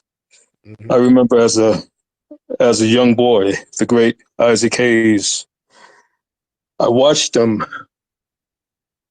give at least 500 autographs, pictures. In one afternoon, and I asked him, I said, Ike, do you ever get tired? How do you do it relentlessly? And you say no, you don't say no to anyone. He said, Mikhail, always remember this, no matter the person's walk of life, their circumstances, their class, their race, their religion, always grant them or give them a sense of beingness. Make them feel as though they're the most important person in the world. In politics, they make the black man who have experienced unfortunate situations feel worthless. He goes to jail, and they say, okay, you go to jail, you get out, you can't do this, you can't do that, you can't have this, you can't have that. I worked with the Crips and Bloods and Freeway Ricky Ross and those types. Those are beautiful brothers, but I encouraged them to get involved in independent expenditures. I put them in places or make sure they had access to situations that they wouldn't ordinarily have access to, because the people who were in those places were judging them, were looking down at them, were considering them useless, you understand? And when you do that in politics, essentially what you're saying is these people who are dealing with these situations, your family members, your brothers, your sisters, are pointless in society. You don't need them. So what you're doing is beautiful. Uplift the brothers and sisters who are dealing with those situations. We don't reinforce it, but we encourage them to be stronger, to focus on being purposeful and bringing things that are good to this planet. So I appreciate your nobility and I appreciate your wisdom there, brother, and love you and take good care of yourself. Man, I appreciate you, brother. Thank you so much. But yeah, man, the game, a lot of people, they try to, and I get where people are coming from. You'll wag the finger. People try to wag the finger at the street dudes or whatever, and then they wonder why certain people seem like they're being glorified. Just like when when LeBron James said, "Welcome home, Big Meech." Oh, how dare you? You're glorifying Big Meech. Oh, no, you're glorifying Big Meech. No, it's not really the drug dealing. It's what people glorify about Meech is that how they were basically outlaws of the system. And I think what people look at is in the Big Meech situation, even though they were in the street doing street business, you got to understand these were kids. Big Meech and those guys were like 15, 16 years old when they got started. These were kids. These were very young dudes. They were still teenagers, and these guys end up sitting on like $300 million. You understand? So that's something that makes that raises antennas. That makes people perk up. They're like, damn. So they're kind of looking at it at their perspective, at that perspective. You see these young dudes getting it in like that. So there's an intelligence with that. No matter, hey, you can say good, bad, right, or wrong, looking at it from a moral standpoint. But if you got teenagers bringing in $300 million, okay, that's not no dumb dude. And if you look at old interviews of Meech when he's a teenager, if you put a business suit on him, this dude could run a Fortune 500 company. He's just in a t-shirt with braids and a chain, dropping some good game. You dig? He's dropping some good game. That's what it is. It's street business, but he's dropping good game. He's like, he did a video and it looked like a motivation video. He was like, yeah, me and my crew, we out here get money. We ain't trying to fuck on each other's hoes. We out here getting this bread. You know, that's my homie. My homie got bread. We all got paper out here, man. And if you watching that motivates you. Just the fact that he has confidence in what he's doing. So it's a lot of the aesthetics of how he was getting down. That's something that's appealing. Anytime somebody is confident in something, that's going to, no matter what they do, that's going to be appealing. And if they're successful at something, no matter what it is, if you do something and you're very successful at it, even if it's illegal, people are going to look at that and be somewhat inspired by the level of confidence you have. You understand? That's kind of a human nature thing. That's why people, they like the mafia movies. They don't ever wag their finger at the mafia. They say, oh yeah, it's bad, but whatever. But they kind of, they look at the family structure of it. It's like you're looking and seeing how they interact with their family. Like The Godfather, for example, that's a family movie. Yeah, they were doing illegal things, but it's a family movie. Going back to Big Meech and BMF, the show is a family show. It's about a family. Okay? Drug dealing is just incidental, but the BMF show is about family. You're learning, and it's interesting to see how the family operates, the dynamic with the mother, the dynamic of the father, how the street decisions is affecting the mother and the father, how that's putting a strain on the relationship, how that affects the siblings, how that affects your parents at church, doing the white man shit. What's this all about? I see a lot of blacks. What are you guys planning? What are you doing? Yeah, they see all these black people in here. They see all these black faces. Oh, they just want to know. I don't know what's happening. I just want to know. What are you doing? Is this a Black Lives Matter meeting? What is this? Are you sharing some chitlin recipes? What is this? It's too many blacks and it's in the middle of the night. It's not normal. What's I need to know some names. What's this guy's name? Big Rich. Does Big Rich sell drugs? I heard some drugs. People were talking about drugs. What's that? What are you doing? Just want to be white in the know. Just want to know stuff. When they see black, that's what it is. When they see black folks around, they just want answers. Where are you guys going? You're walking in my neighborhood. Are you selling cookies? What are you doing? You selling candies for the school? What are you doing here? Can I help you? Okay, dude. All right, I ain't about to sit here explaining. What the fuck I look like? The hell do I look like? They go on alert. Well, I'm telling you, well, when we gather around and just start talking with sense, because this space ain't a bunch of mushmouth dudes. That's the thing. Like if we were in here mushmouth, hey, shout it, what the hell you talking about? We just mushmouth babbling. It wouldn't be a problem. The fact that we're calmly and intelligently having, decent conversations in here. And like, what is this? Wait a minute. These Negroes sound like they read books. What's going on over here? It's about 1,200 of them over there. Oh, God. They sound educated and like they bathe regularly. What is this? Oh, Lord, don't go on alert. Shabaka, what's happening, Shabaka? Shabaka, unmute your microphone. Shabaka. All right. Shabaka don't have it together. So while Shabaka's getting together, let's get House of Zen. Let's get House of Zen. Okay, House of Zen, where you at? Wait, before we do House of Zen, I think we should look at Haiti's prisons, their prison system.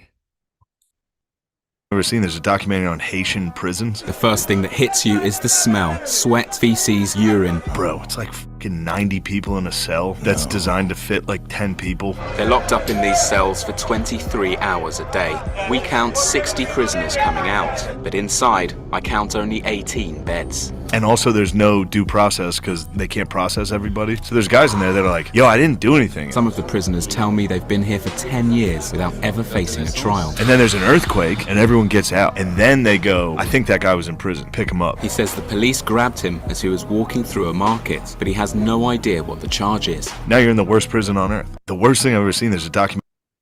The earthquake happens, they get out, and cops just say, you look familiar. I think we locked you up before. And just throw them in there. No due process. They said 80 people in a cell with 10 beds. Okay. Now I watched that some years ago. The documentary, the whole thing. That's crazy, family. I watched that I think that documentary is pretty old. Damn. And they come over here and point the finger at us. 80 of them in a cell. They locked up for 20. Did he say 23 hours? And now is that? Did he say 80 people is in a cell for, and they got a nerve to commit a crime? With that outcome, man, I'll be goddamn. I'll be a pope in Haiti if that is the outcome of a criminal offense. Did he say 23 hours of the day with all those people? I'm about to throw up just by the story. Documentary on Haitian prisons. The first thing that hits you is the smell. Sweat, feces, urine. Bro, it's like fucking 90 people in a cell that's designed to fit like 10 people. They're locked up in these cells for 23 hours a day. Wow. And family, that ain't the white man. See, family, the problem is we, Foundation Black Americans, we look at things from a Black American world perspective. So when we hear these things, we think it's the white man locking them up because that's our reality. We're projecting. We project our reality on other people across the world because we don't know their reality. We don't know how they see things. We think everybody melanin is occupied by white people like us. We got to wrap it around our head that we're the only people that's surrounded by or occupied by white people. We're the only minority. Everybody else of melanin, they are the majority. So when we find that out, we get confused. We like, wait a minute. Why the hell are Haitians treating Haitians like that? There's no white man in the clouds saying, you better do that. You better lock them up. Because they'll talk about neo-colonialism. Stop. That's called explaining. That's called making up excuses, neo-colonialism. There's always some boogeyman excuse. Bro, nobody's brainwashed. Nobody's puppeteering that Haitian man to point at you and say, I think you were locked up before the earthquake, so get back in there. 23 hours a day, 90 people to a cell that's only supposed to house 10. Y'all can imagine all the heterosexual, sexual, yeah, I don't know how to, homosexual, 90 people to a cell, family. Oh, so many women in there. So many men that go in as men and come out as women.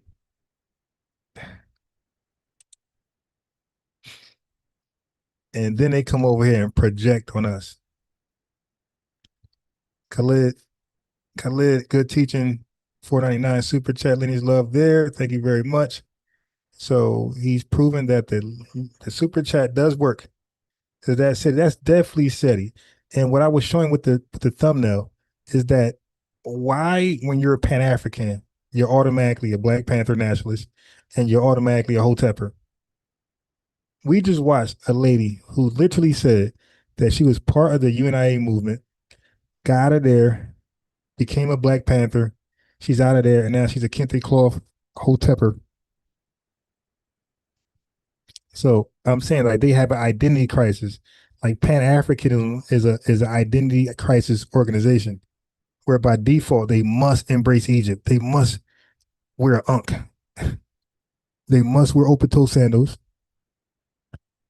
They got a leather jacket somewhere with a black lion patch. Black Americans are not African. Let me make you a moderator, add you to the family, the lineage.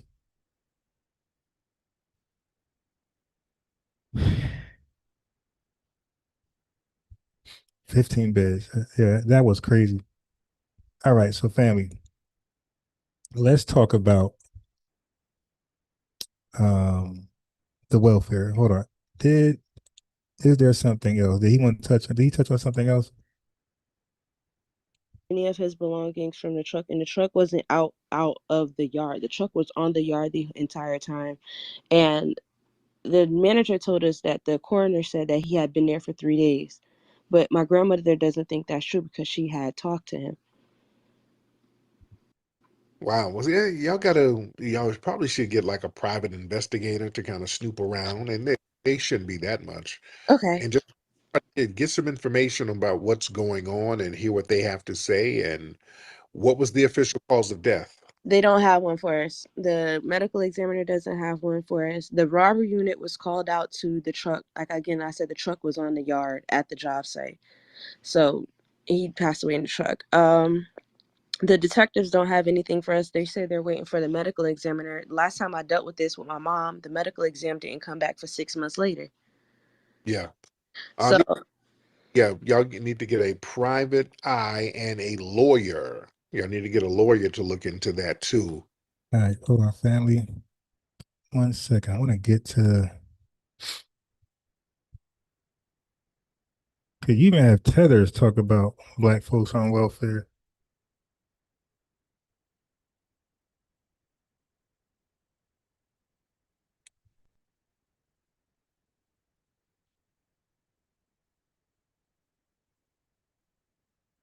Okay. All right, so he's gonna. I want to get the welfare ones out the way.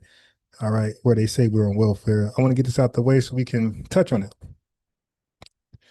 Y'all don't mind, do ya? Hold on.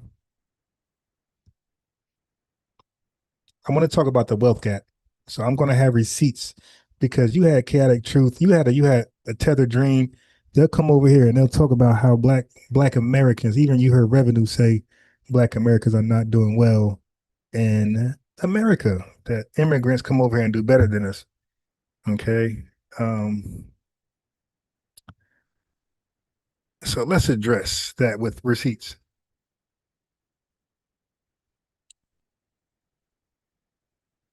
To you suspected white I don't know.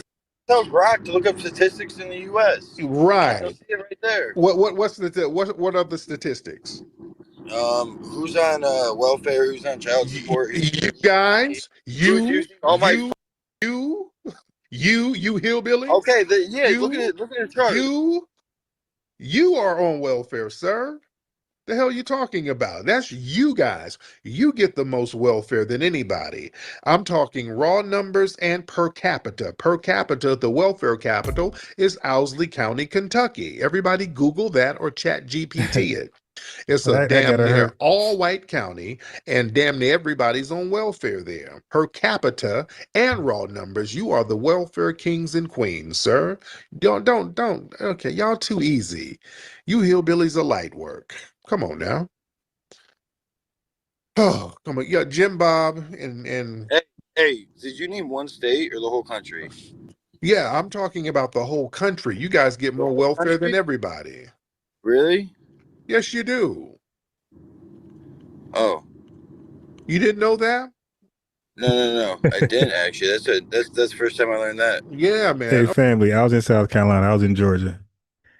Listen, family, white people condition in Georgia is so bad that I wouldn't even joke about it. You dig? Because I wouldn't put that on nobody. I wouldn't put that on the worst tether. When I see how they live, you got to see it for yourself. Ain't no documentary. I ain't seen nothing like that. Okay, these hillbillies. I mean, when they say trailer parks, you got to see it. Yeah, it's worse than what you ever can imagine. When they said, "Yo, people living there," I'm like, "Get your response is gonna be get the f out of here. Nobody living there." And if you keep riding past it, you're gonna see people come out those trailers. Like I said, that y'all do what y'all want to do. I'm not your leader, but for me, I wouldn't joke about that. That's just me because I seen it, and I'm like, and I just can imagine like how you end up in there, how you ended up in there. Now, of course, they shouldn't be in there because they got white privilege. I get that, but damn, you get in there, fam. There's no way out outside of lottery, and they probably only got $1 to buy a lottery ticket, and that's no cap. They probably can't even afford $1, or they probably the dollars they have is so valuable to them that they can't even use it to buy a lottery ticket. I'm telling you, the conditions. Man, oh my God. So no wonder why they behave the way they behave when they see Foundation Black Americans doing better. Because they believe the roles should be reversed. Okay, listen. But like, listen. what's the population of white people versus black people?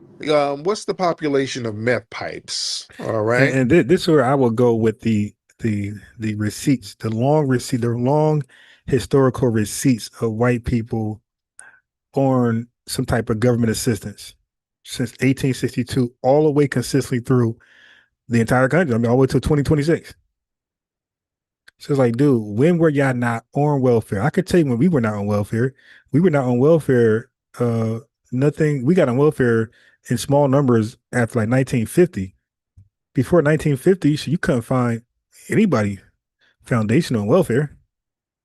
But you got a whole white society, all 50 states, adding to that welfare stat. You dig it? We're gonna talk about some of that. It just you guys are too easy. I'm not gonna sit here. Okay, it's too easy to debunk these damn hillbillies. It's just too easy. All right, I got a chat. Buckhorse with the lineage love super chat $5. Thank you very much.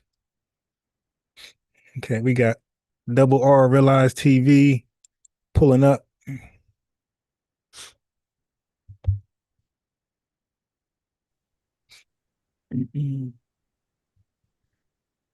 Hey, what's up, Realize TV? What's going on with you, brother? How you doing? Can you hear me? Yeah, I hear you loud and clear. Well, not gonna say loud, but I hear you. You ain't super loud, but I hear you. I'm trying to be quiet, you know what I'm saying? Okay, I can hear you Quiet though. household. But I got you. hey, bro, real talk, bro. I just want to just say something real quick. I think about these things, and I look at these things and I say, you know what? Like, why does the whole world want to hang on to our cultures and act as if we are not great? You know what I'm saying? Like, they tell us we're great in all of these different, ways, but at the same time, they want to denigrate us and act as if we're not. And Right. I've been watching you guys. I watch everybody. You know what I'm saying? I try to tune in and stuff like that. And I don't always comment, bro. I don't always say anything, but I always listen. And what I want to say to you, brother, is that I hear you, bro. Like I'm watching. You know what I'm saying? I'm listening. And one thing that I would like to say is that no one can dim our light. You feel what I mean? Like for real, bro. Like everything that we are, everything that we do, you know, we're great. We're great, bro. And I just wanted to say that I appreciate, hearing your voice, you know what I'm saying, and shining the light on who we are. And nobody can they can't dim our light, bro. and they want to keep trying. They want to act as if we're not who we are, and it's just not what it is anymore. And I appreciate you for doing what you're doing, bro. And I appreciate it. I really do, bro. So thank you for Yeah, I doing what you appreciate it. do, Yeah. bro. And just keep on rocking, bro. Keep on rocking. Oh yeah, yeah. We're definitely here. I appreciate you, brother, for that kind words. Absolutely, man. We have to, bro. Look, for us, okay, so for us to have been through all the things that we've been through and to just keep on standing so strong, bro, and and just be who we are, bro. Man, can't nobody mess with us, bro. We are those ones. We are. We really are. And I know that it's hard for a lot of people to hear that or to even just, see it, but man, ain't nobody messing with us, bro. We are the ones. That's just what it is. And a lot of people don't like it, but if you don't like it, just come on. You know what I'm saying? Like, you don't gotta, you don't gotta talk like us. You don't gotta walk like us. You don't gotta act like us. But, but everybody does. You feel what I'm saying, G? Yeah. And yeah, man, like, real, bro. And that means something to me as a man, and quote unquote black man, whatever you want to call us, you want to call us whatever. But real for real, yeah, we the one, bro. And I take so much pride in that. And it just feel good knowing that our ancestors, bro, this is what they fought for. And guess what? We picking up the baton and we running with it, and ain't nobody can stop us. Nobody. This is a downhill train, and just get out the way. And if you don't want to be ran over, leave us alone. That's all I gotta say, bro. 100%. I'm done, bro. I appreciate you. Thank you. I agree, man. Absolutely. So when he said they can't dim our light, he's talking about our spirit. Some people say majority spirit. I say FBA glow. Same thing. Glow is a light. So it's what's in us to like make us feel defeated. So yeah, you could physically block us, you could physically restrain us, you could physically do those things to stop progress, right? But what's in us to keep us from fighting or knowing we're going to overcome these things, that right there you can't dim is what he's speaking about. That's what I got out of it. I call it the FBA glow. Like we're going to glow regardless of our conditions. So you could set us up with crack, mass incarcerate us, physically enslave us, change laws, policies, burn up our communities, uh, urban renewal. You could overcrowd us. You could pass all these racialized laws and mess with labor, discriminate for employment, home loans, set us up, make immigrants look at us like we're just lazy, uh, unappreciative, entitled, Foundation Black America. You could do all that, and that still don't dim our light. Even when people look at us like we're just the laziest Oh, people in the world, all that ain't they trying still to do don't that for bother us. sure? Ain't they trying to Yep. do Oh that yeah. for Oh, sure that's right a now? perfect. Look. That's the Oh, perfect gee, example. gee. And look, it ain't bother. And they mad and bother him. They mad he didn't quit. They mad. Even look at Bronny Man, James. they so mad. Bro, they so listen, right? Look at Look, Bronny James. Bronny, I'll say Bronny James. I wouldn't even, bro. I'll say Shador, bro. Listen, Now I'm and saying this is both because look to come out there, go ahead. both of them for both of them to come out there. Like now I get what you're saying. Like Shador got way more promise than Bronny. I agree, but I'm saying but they Yes, sir. both got to Yes, come sir. out in front of gazillion And they gotta people, do it. And they gotta do it. right?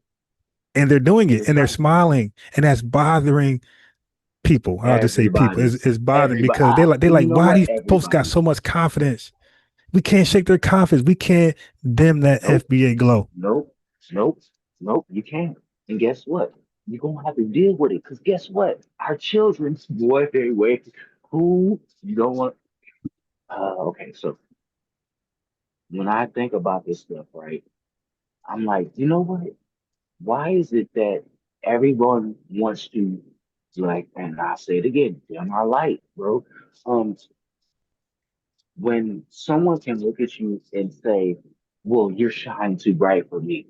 Um, you're doing too much. Why are you doing so much? Why do you want to act as if you're better than everybody else?" No, it's not that, man. It's just that it's a light in us that's different from everyone else.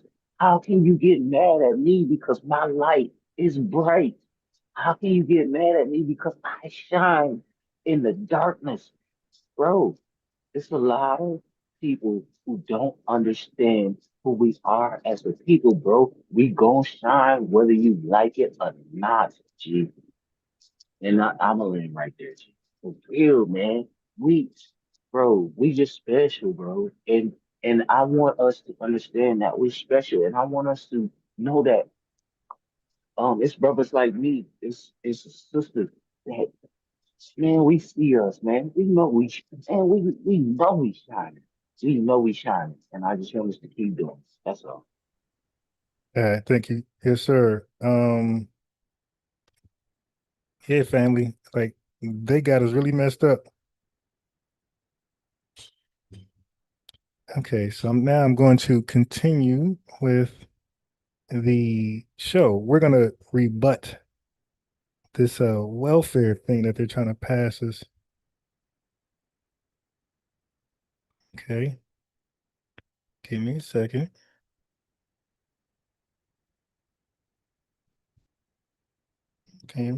Oh, thank you.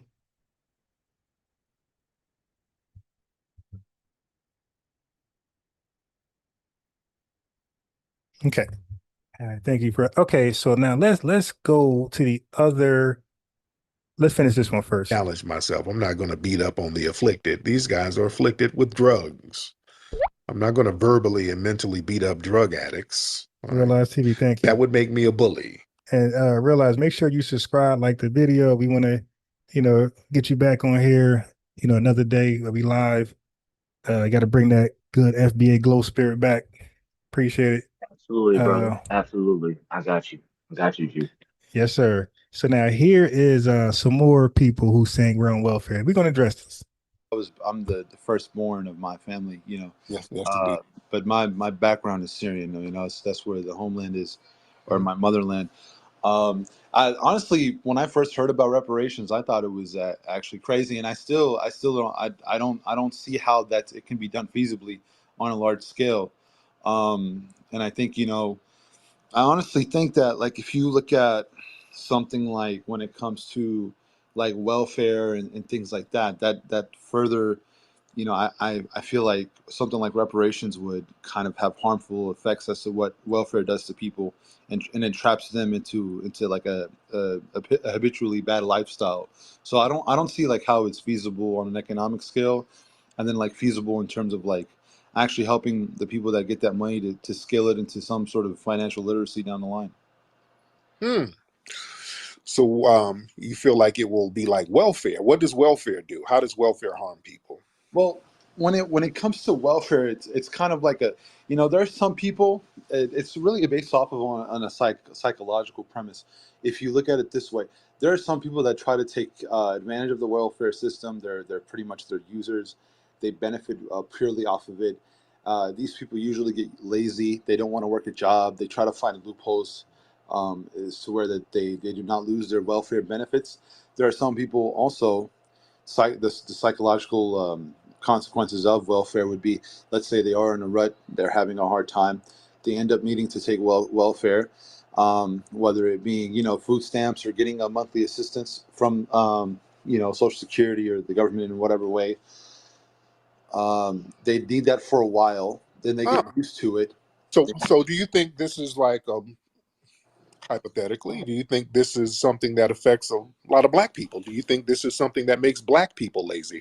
Honestly, I think that the welfare system was started and developed and targeted towards the African American community after the civil rights movement, and it was used as a tool to control the group as a whole, further to keep them enslaved to the government. Oh, okay.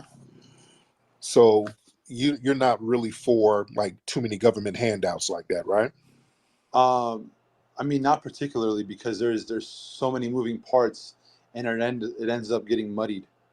So we should take away all those refugee benefits that them Syrian refugees got, because they got a whole bunch of welfare benefits when they came over here as refugees. So we should take some of that money back, right?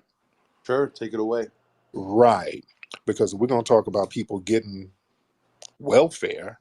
Your family was doing that, sir. They were coming over here getting all types of money and Well, I getting mean, jobs. Exactly. Like with the I'm really not taking jabs at anyone. I'm talking about I'm not taking jabs either.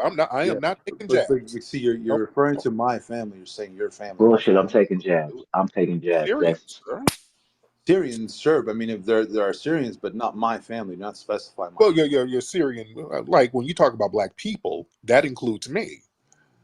Okay. All right? Because we're talking about foundational Black Americans, and you tied in Black Lives Matter. You did this. You tied in Black Lives Matter. I tied it in because DJ, I don't know what her name is, Blackie Chan. She mentioned BLM not being what the community had expected it to be. Right. That's what I was referencing. I wasn't tying it to your FBA thing. I really don't know what it is. But you Can I speak on this real quick? no, Oh no, my sir, God, no. this You is so you stupid. said, well, does the lineage? How is that going to fix black on black crime? And you brought all that in. You tied No, all that. I said when I referenced that, I said is one of your goals in the FBA movement is calling back onto your guys' lineage, when it comes to being those that Bro, sprung can up I in ask you American something? Why they militant. keep calling it a Is that movement, an bro? effort to, raise the general consciousness of the entire community? Because what I'm really trying to understand is like what's your guys' mission statement, your guys' values, your goals. That's why I'm asking these kind of open-ended questions. Great question. That's a great question. What's your goal to fix Syria? My goal? Well, Syria has a really big problem with one of its neighbors, and also a lot of its other neighbors have an issue with that neighbor. And that neighbor of theirs is they're a group of they're a group of people that aren't really from that land. Usually it's hard. It Sounds like a harbors lot a of lot of explaining. pedophiles. There's a large rate of skin cancer in Bro, that this region is by the people occupying that country hogwash. because This is their skin is not bull acclimated crap, bro. to the sun over there. I don't want to go into detail on this to who the issue is, but they've been causing trouble for a large amount of Levantine and other Middle Eastern countries for the Hey, past, bro, it's okay I'd if I say speak on this, but 75 this years. is You might want to say ridiculous. 47, 48. They've been causing issues, Stupid. and Like, they've man, been doing it this because dude they have sounds Big stupid. Daddy America, who isn't their daddy anymore. They're more America's daddy, based off of how much they get from America. So you're bringing up some very good points. So Syria is down bad right now. It's hell over there. People are fleeing, wars, rapes, all types of weird stuff It's going been going on for over 10 years. Yeah. Yes, indeed. So why in the world are you worrying about what foundational Black Americans are doing as far as black on black crime and all of that? You got bigger fish to fry, right? Oh yeah, of course. Well, I saw the space. I joined it because I've seen you. I've listened to you in one or two other spaces, but it was really heated in the other spaces. Like you guys were arguing about something, and there was one person yelling at another person. It was like Right. it was like And a shouting match, and I never got to really understand what you were about. I heard one or two people say FBA. So I didn't stick around to listen to more of the shouting match because it didn't seem beneficial.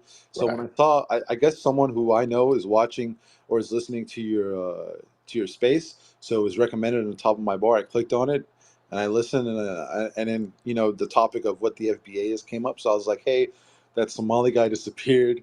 Uh, and the joke he made about his head is funny because I make that joke as well sometimes. yes, indeed. And you, So I sir, wanted to come up. and you, sir, are a fan of Myron. You're a fan of Myron, huh? Oh yeah, I've watched his podcast. It's gotten repetitive now, so I don't watch it anymore. If you've watched maybe like 2 or 3 episodes, especially of the nighttime stuff, like when he's just got a panel full of women, you've watched every single one. You don't need to watch them. His more beneficial stuff is the stuff he does on on money and things like that, like actual productive things. Yes, indeed. Yes, indeed. All right, brother. Well, thank you so much, man. I really appreciate you, and thank you for the call, sir. All Yeah, for right. sure. I know we. Yeah, cats talking about black on black crime. You got to get it together in your own homeland. You from my sister Yeah, Wani up in here. get straight, man, because you're moving Yeah, janky. but You're moving go ahead. janky, man. No, because you're trying to be witty and you're not. You Sister know Thank you, I Wani, what? appreciate that. You're enslaved go ahead. now, and your light Hey, bulb Sister headed Wani, ass Sister can't Wani, do nothing do but you get on a believe this ship. victim mentality is good for the black man, the young You're black man on who's welfare striving to be a great? now in this country. Say it again. Refugee programs are welfare. You are a permanent welfare recipient forever. everywhere you go. You're Who? on Because I'm an welfare. African American? What? You What? are on welfare.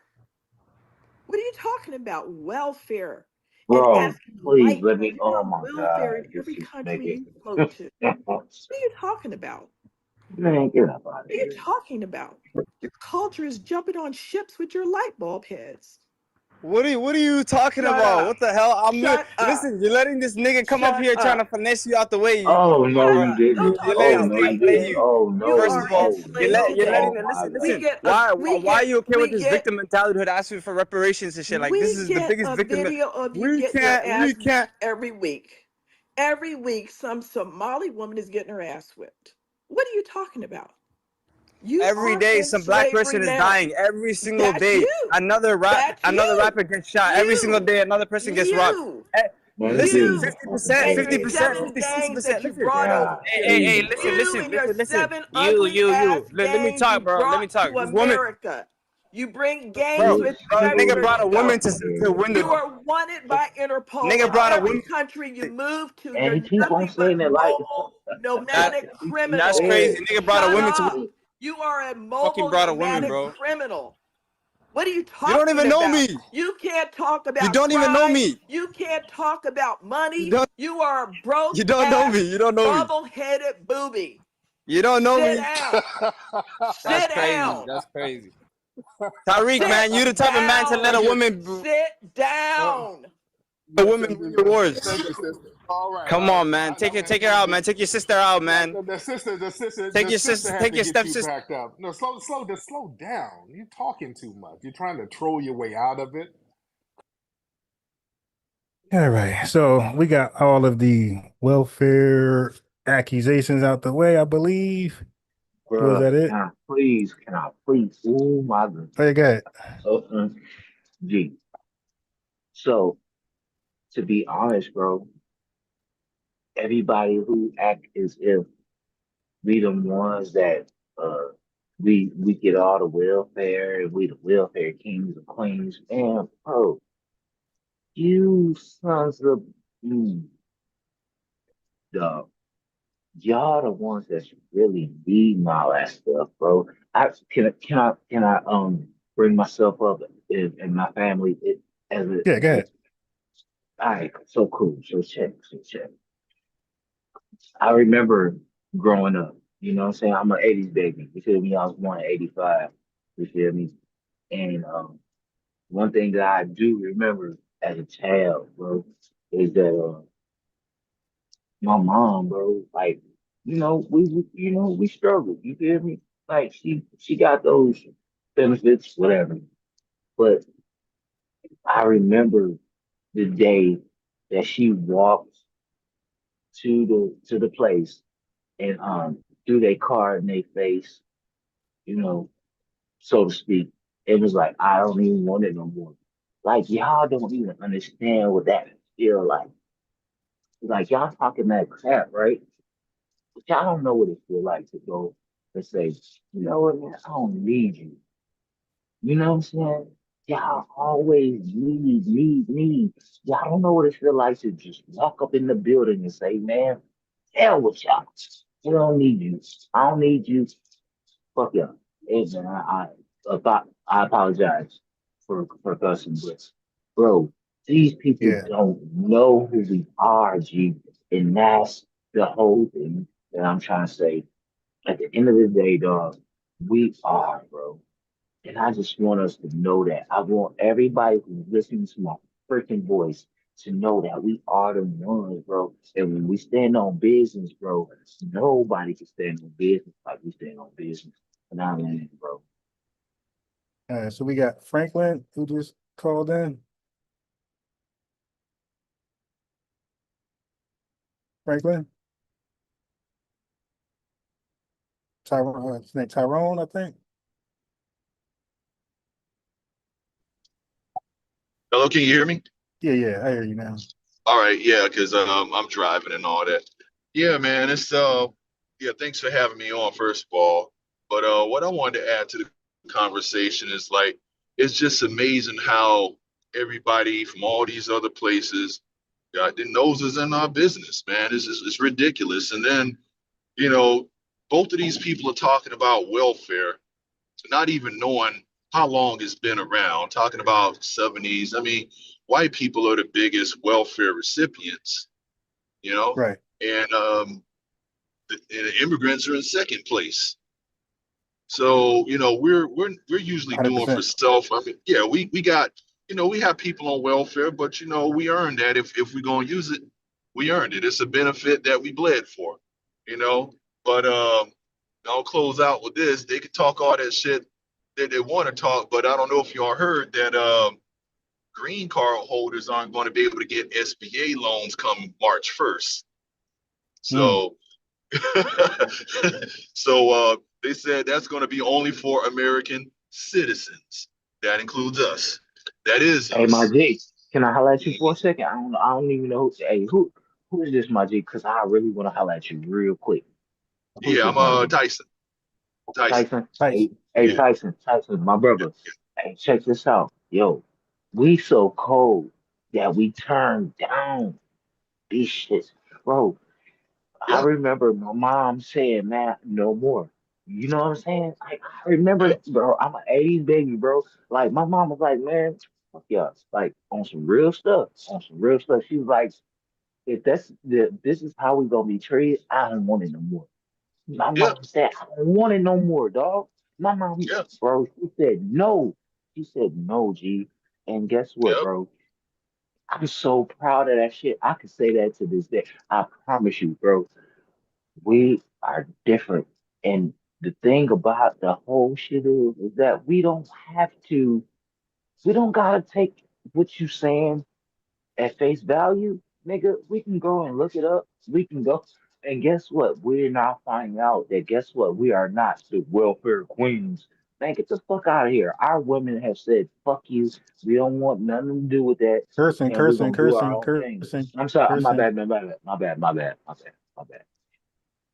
We have said that we don't want nothing to do with what this got going on over here. And Yeah. yo, I watched my mom do it, bro. I swear, I never forget it, bro. My mom was working for Michigan State University, and I remember when we were struggling, and she got that job, right? I remember when they cut our food stamps down to like $26, and my mom was like, "Oh, that's how it is," you know. And she, in her own right, as a woman, was like, "I don't want nothing to do with this no more."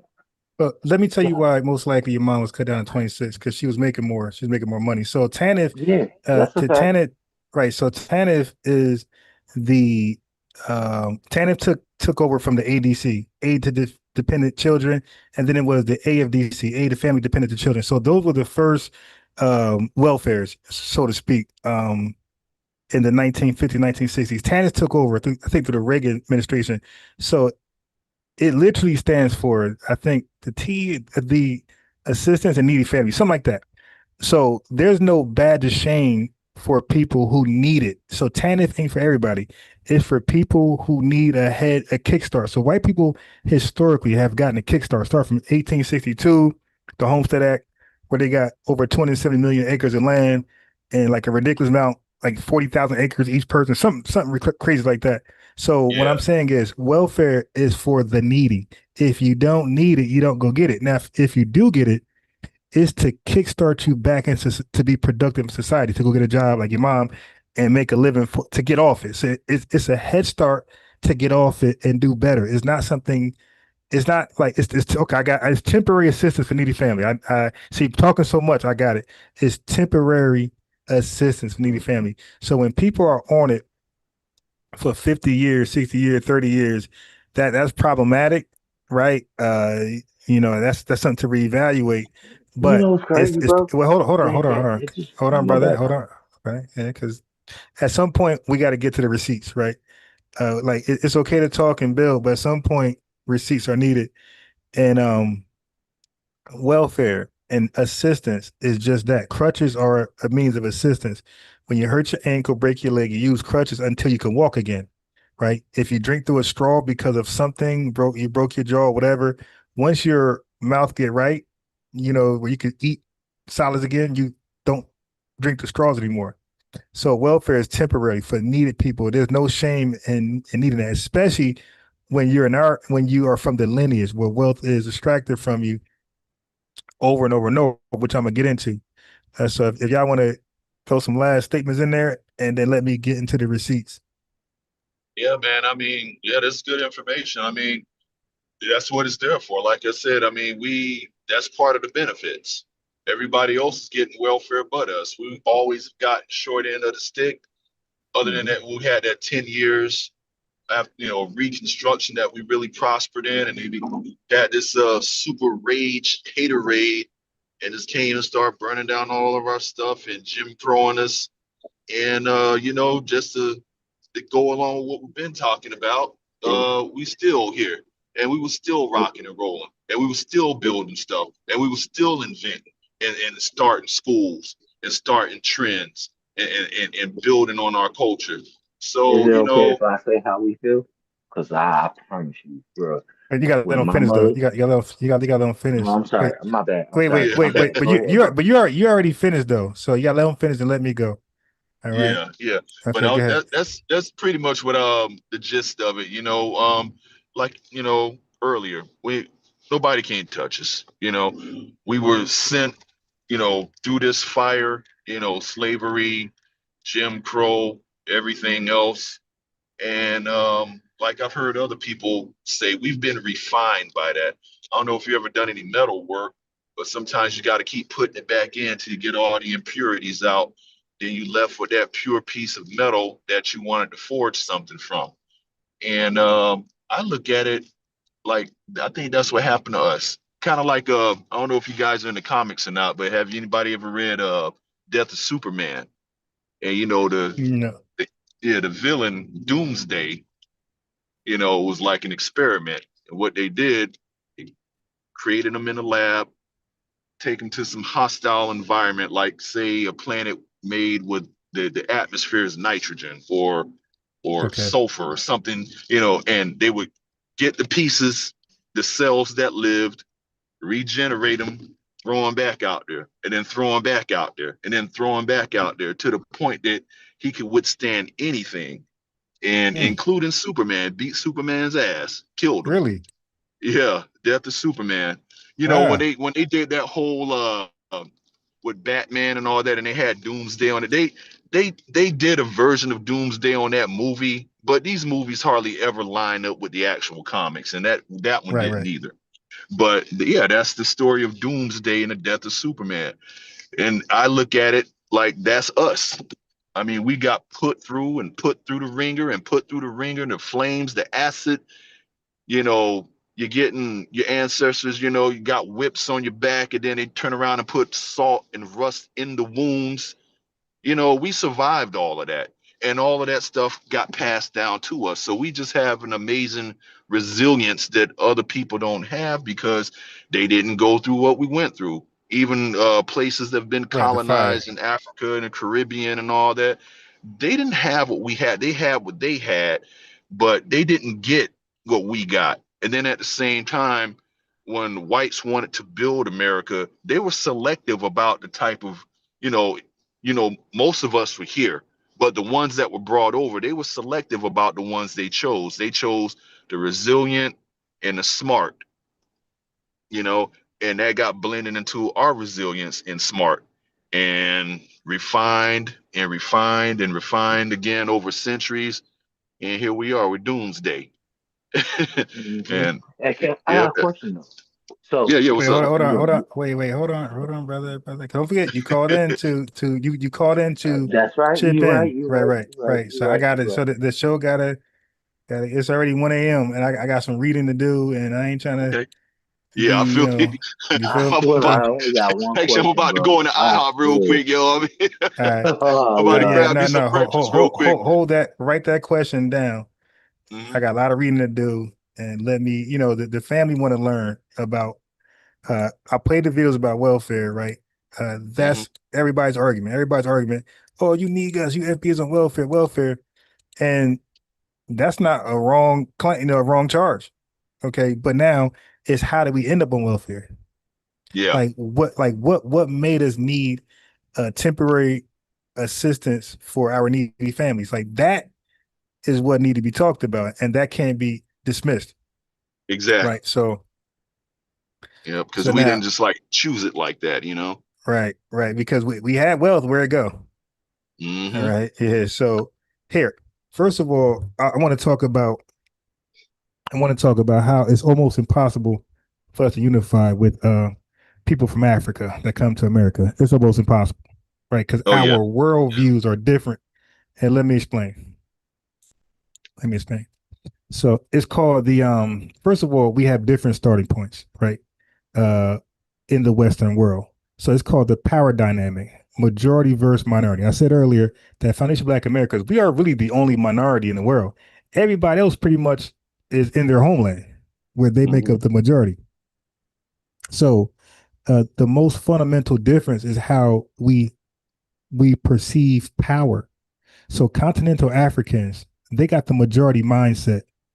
So now, since Dr. Ruxpin want to talk about therapy and psychology, well, here you go, Dr. Ruxpin. Continental Africans, they got the majority mindset. So most Africans grow up in nations where the president, the police, the judges, and the CEOs look like them. They are the standard. Okay, so when they see one white person, they often see a guest, a tourist, or a donor. They don't view whiteness as an existential threat to their daily survival because in their homeland, African people hold the social and political keys. So they don't see a white man, oh, he's going to burn down our. That's not how they view white people. The Mm-hmm. white person never done that in Africa. Like, I know they got myths, and that's why I cooked the guy the other day who was acting like white people went into Africa and did something. Like, they ain't do nothing. All they did was sign um, peace treaties. They ain't take nothing with force and power.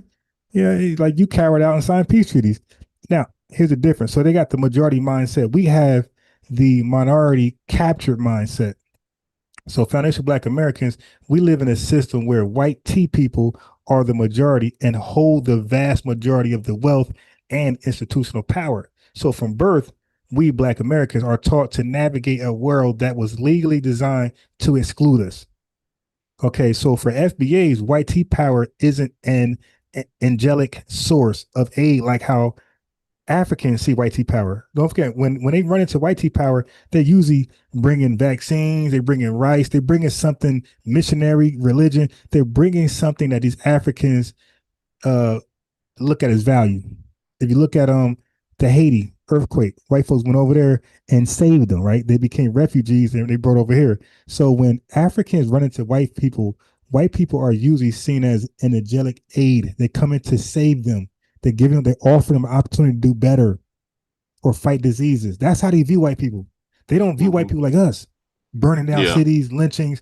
So y'all guys, you got to understand that when you get around them, you talk this Pan-African shit. They like, what you talking about? Who? Them? Mm-hmm. Nah, they fine with me. Nah, these guys are good people. You the bad people. You're the thugs. You're the criminals. And that's why they have the mentality when they come over here. Mm-hmm. But so it's the entity that controls the neighborhood, the bank, as far as us, the bank loan and the justice system. All right. So watch this. The immigrant experience. Okay, many people coming from the continent or are coming from war-torn regions, they encounter white people through NGOs, the UN, or immigration lawyers. So if you are fleeing a crisis and a European agency provides food, transport, or a visa, your first adult interaction with the West feels like a rescue. Now, the foundational American experience, our interaction with the same system began with chattel slavery, followed by state-sanctioned terrorism, KKK, and government-led dispossession. So while the immigrant sees a lifeguard, right, we see Whitey as the pirate who took the ship in the first place. You feel me? So let's talk about this. When immigrants say, I came here with $2 and I have a house, why can't you do that? Right? You've been here the whole time. So what they're doing is they're usually ignoring the filter, which I talk about all the time. Hyperselectivity, brain drain, brain gain. Tariq Nasheed talks about it. Yvette Carnell, Tone Talk. I'm telling you, don't limit yourself to one channel to watch because you like that person. There's other people out there talking, and they're not lying. They're making a lot of sense. So there's some things Tariq gonna talk about that Yvette don't talk about and Tone don't talk about. You can only get it from Tariq or Dennis Sperling or whoever. But there's some things that Tone talks about that Yvette doesn't, Tariq doesn't, and you can only get it from over there. There's some things Yvette talk about that they don't, and there's other people like you and I. We talk about things that none of them talk about. So it's best to navigate the FBA channels and get something from everybody and combine it and make that your reality. Right. So brain drain is something I normally talk about more than anybody. Now, I got the term hyperselectivity from Tone Talks, but I talk about it more than him, actually. So African immigrants to the U.S. are often the most educated people from their home countries. So they're dumb, ignorant, jacket people that got the paternity fraud. They're not coming over here. The wretched, the scoundrels, their best is coming over here. All right. So according to Pew Research, 69% of sub-Saharan African immigrants aged 25 and older have some college education compared to the 30% of the total U.S. population. Family, when they come over here, that small group that's selected to come over, that's filtered to come over here, they're smart. They're twice as smarter than the average American, white and black, and Hispanic. All right. So the clean slate that Tariq Nasheed often talk about. Immigrants arrive with a cultural immunity to American trauma. They don't have the ghost of Jim Crow or redlining in their family tree. They are often treated as the good blacks by white tea employers who prefer someone they perceive as less focused on American racial history, less likely to sue them, less likely to make a big deal of some, let's say, BLM thing that just happened in the streets. Thing I read about these tethers talking about at the work, at the job, they ain't gonna do that. That's something we're gonna do. We're gonna bring it to the job. Now, African Americans often don't understand whether, or they just ignore Black American poverty. Okay, it's not about, our poverty isn't about hard work. It's about intergenerational asset stripping. I said earlier, this is how we end up on welfare. So this is what the immigrant sees. All right, they see. Well, let me say this, which I'm gonna read later. The FHA and the HOLC. I talk about that all the time. That's a real thing. But the immigrant sees it as a bad neighborhood. They don't understand the FHA and the HOLC obstacle.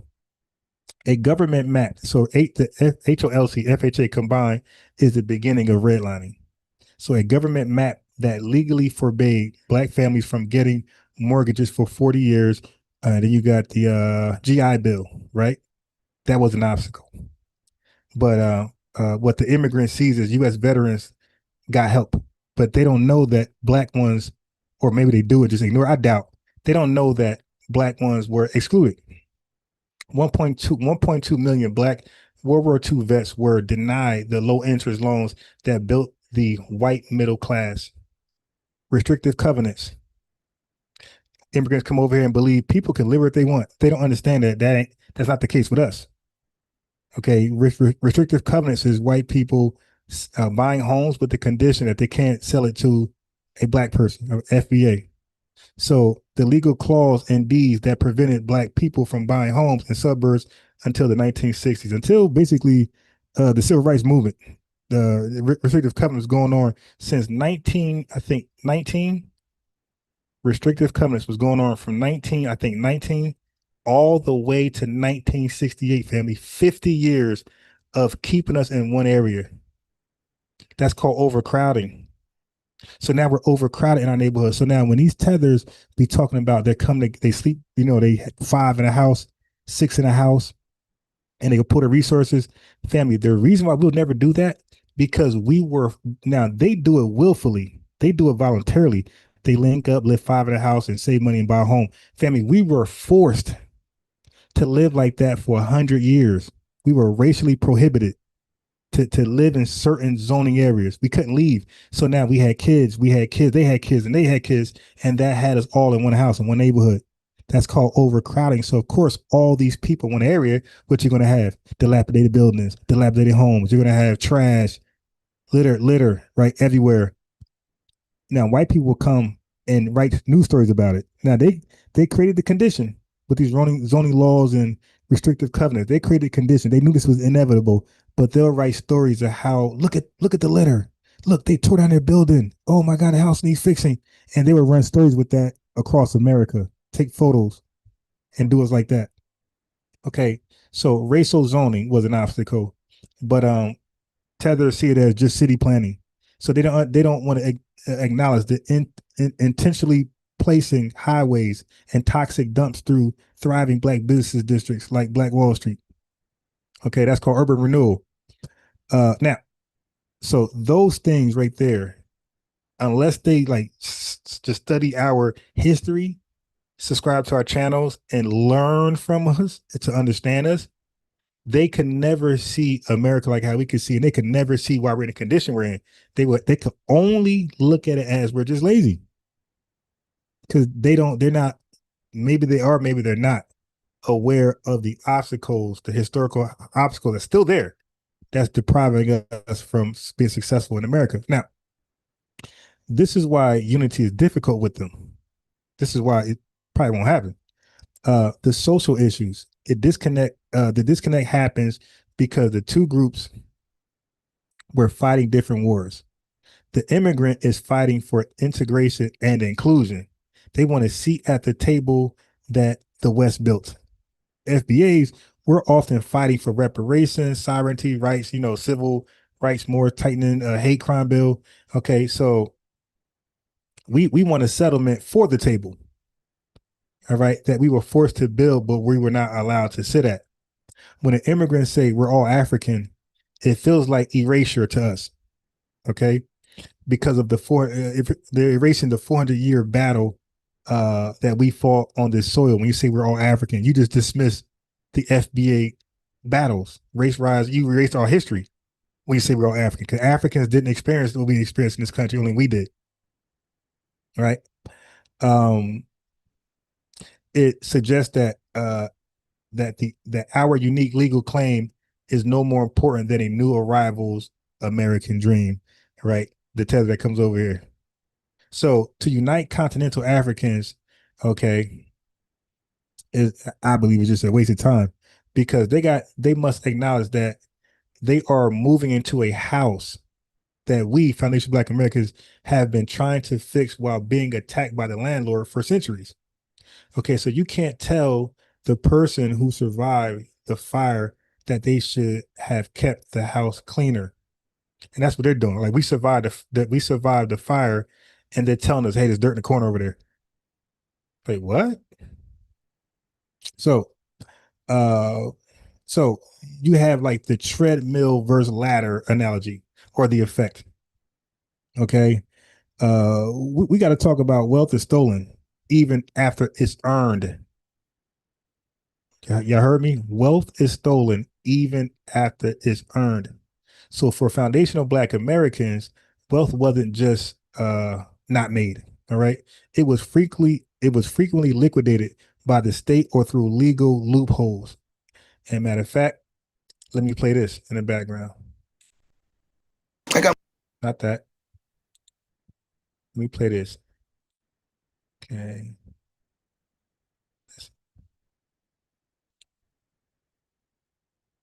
So let me tell you what keeps happening to us. And if I missed any super chats, my fault. Basically, the other Black immigrants didn't take this ass whooping, so they can't. Right, exactly. Let me give Boss Dixon a lineage wrench. Make you a mod. Sad, stupid city. That's a good one. All right.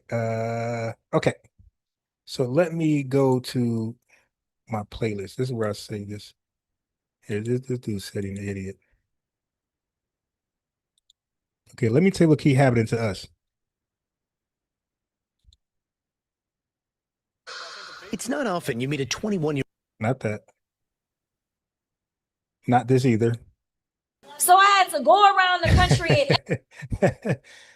That woman is nuts. I keep that just to laugh. All right. Okay, check this out, family. Deed theft, where homeowners are essentially tricked out of their properties, has been a pervasive problem for a few years now. And now this group is rallying outside the governor's office, demanding that she do something about it. My father and I worked really hard. We scraped and we saved and we purchased our home legally and legitimately.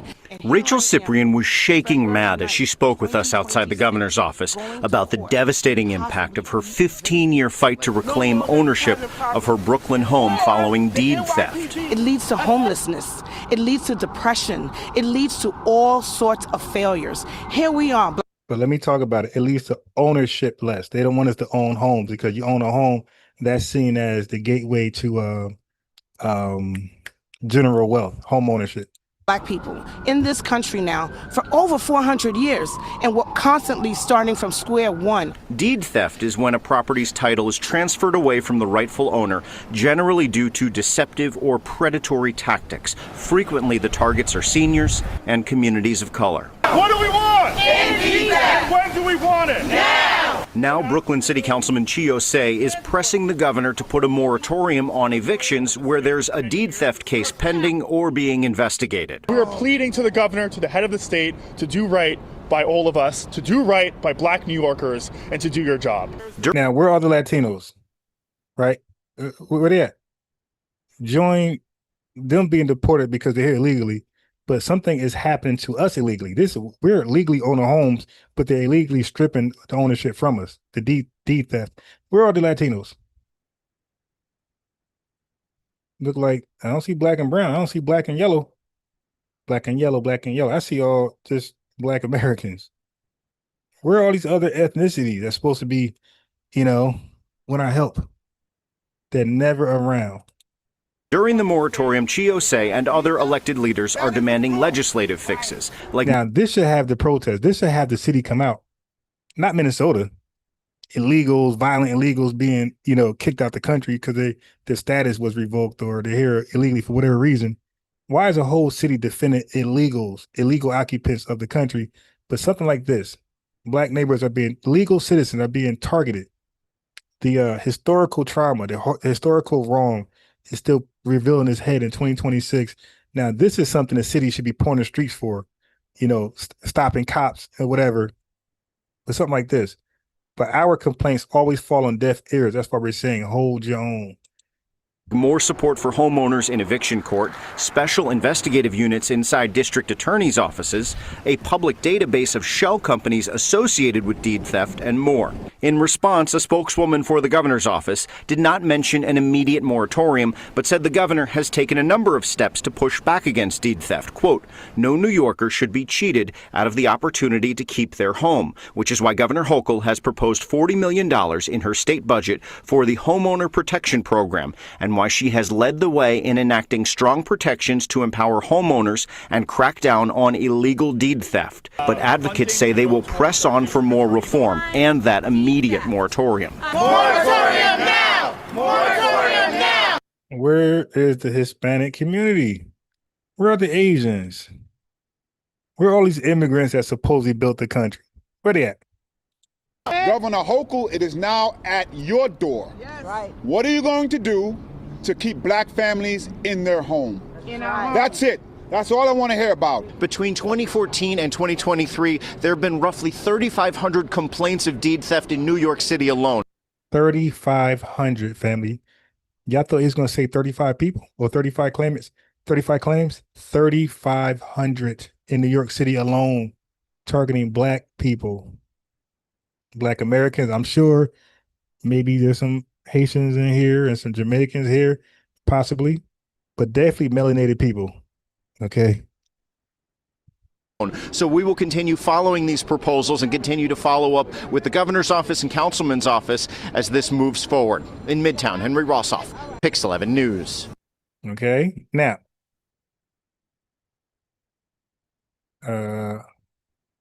what the hell was that zombie? Okay. So deed theft. I never heard that in a day of my life. But you see, that's a real thing. That's a real reality, family. That's why this channel is called FBA News and Update. That was a news update, something that you were not aware of. That's now on your watch list, or should be. Okay, so let's go here now. Who is in the chat? Hey, chat, did you guys get a chance? Matter of fact, let me do a poll real fast. Be honest. I'm gonna do a poll in the chat. Be honest. Don't buck dance just to get a pat on the back. Okay.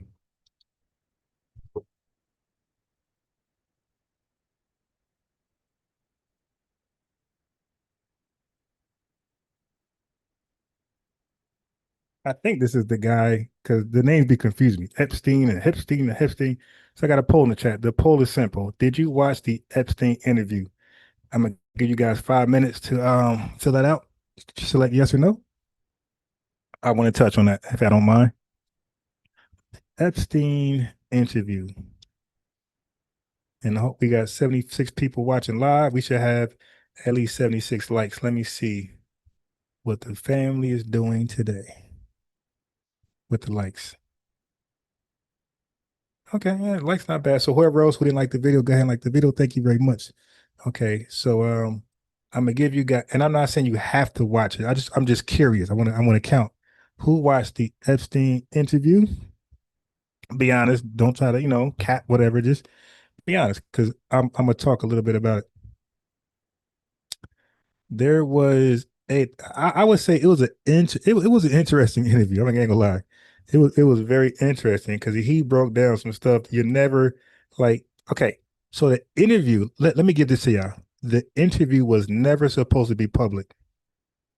I think it was a proper, what's that? Remember Gene? Remember Keefe D did a proffer, whatever it's called, proffer, the deal where you telling yourself but you don't get charged, but they got to record it. But if you ever tell somebody else, the deal's off.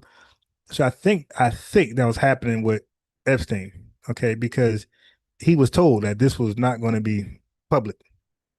So he gave it up. Like they was asking him about stocks. How did he know what he know about stocks? How can he guess where the stock market is? I mean, listen, the guy, what you don't know is that he was considered one of the smartest people in the country, probably the world, when it comes to economies. Yeah, I didn't know that. I didn't know that this guy, you talk about elite, you talk about some Illuminati shit, that's him. Yo, they thought the Fannie Mac 2008 housing thing, they thought that happened because he was in prison when it happened. And they thought, I'm talking about the interrogators, they thought he's so smart, they thought had he not been locked up, he could have saved the country from the housing crisis. Like he's that valuable. Like he's so valuable. They say other countries depend on this man. That's why he was able to get away with those disgusting acts for so long. And he was feeling himself, but he was and maybe still, and he did. I don't know what happened to him because he got the different Weinsteins, Harvey and Epstein, whatever. But if he's the one that's dead, I think he is, family, if you watch the interview, you'll see why he got away with so much and how the world seen him, not just America. World leaders relied on his input on their how to save and make their economies productive and boost their economies. America like almost single-handedly relied on him. Like he was like the best name in America. Like they asked him, could he think of another name outside of himself that's as good as him? He couldn't think of one. I'm sure there are somewhere, but he don't know one economist that could do what he can do. So it was an eye-opener interview to let you know how powerful this one man was. He was clicked in with the Rockefeller. This is fact. This is him telling it. It's a conspiracy theory. That's another thing. People have conspiracy theories, fringe news, bullshit. Y'all rely on satire websites, but you got it from the man's mouth. He's telling you how powerful he is, and he's not even looking at it as just so much power. He just see that as this is just what I do. You know what I mean? But you talk about banks rely on this guy. He called banks. They answer the phone for him. Nobody else. He gets the phone call right away. Don't matter if it's a meeting. Don't matter if they're in bed with their wives. If he called, they answer. They answer his calls from jail. All right. But he was unaware of the housing crisis. And he was asking I think Goldman Sachs and whatever business that he was into. Yeah, man, this dude was super duper rich and he was super duper connected because he was super duper smart. But the reason why I mentioned him, because he touched on subprime loans. Okay, he's going to break down because he gave it up. He exposed Bill Clinton and the Democrats for sabotaging Black Americans out of homes. He's going to talk about subprime loans that led to that was a Fannie Mae, Fannie Mac thing, that the housing crisis, Black folks lost all their homes. Well, he's going to give it up. That's why I said, did you watch it? Because it fits our narrative. It fits the show. We're talking about home ownership. We're talking about welfare. We're talking about how Black folks end up in this position with no money, no power. And why do immigrants ignore that and look at us like we just failed because we just can't get our stuff together, which is a ridiculous, stupid argument. Okay, so let me bring to you Epstein breaking down the subprime loans that Bill Clinton did to get nominated, I think for president or whatever I think for president, something he was trying to do, and that was his way of appeasing us. It's to give us home ownership when we couldn't afford it. So it was predatory lending, basically. But you want to hear it from the horse's mouth. That's why these files, they're trying to keep the files away, family. The files, he was giving it up. My man was snitching. Okay, anyway. Let me bring to you. I don't want to show it from Vlad because Vlad be flagging, so I'm gonna show it from Tetherdemics. Now I normally don't like none of Tetherdemic videos, but I'm gonna like this one because this was I needed this one. His channel is gonna be the vessel, but I'm not subscribed. I don't subscribe to his stuff. Let's see. Let's see if you got that part on here. Oh shit. Okay. All right. So let me unlike it. He don't have the part. At least not from this video that I'm looking for. All right. Okay. So let me unlike this one. All right. Let me try to get to if he got it at all. Let's see. Epstein. If not, I gotta use a different source. Okay. This might be the one right here.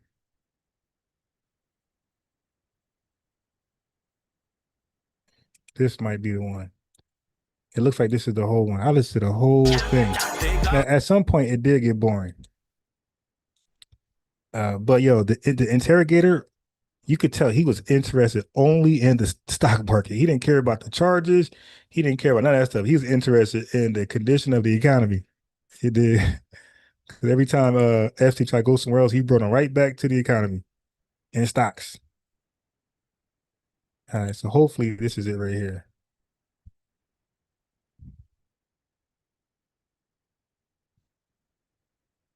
This ain't gonna be it. Fuck. All right, so academics is killing me right now. He's killing me. He's killing me. So I might have to go elsewhere. Let's see. Last chance I'm gonna give him. I gotta go elsewhere. But again, this is the okay. Okay. This looks like it's gonna be it. Let's see. Mhm.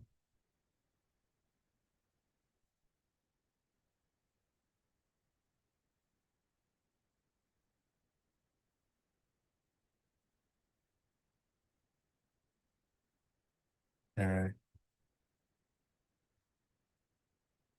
More. Okay. All right, screw it. He ain't got it.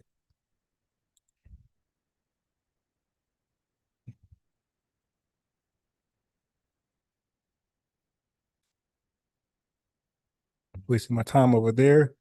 law, and let's see. Damn, maybe I got to go to where I got it from. All right, so it looks like LJ might have it.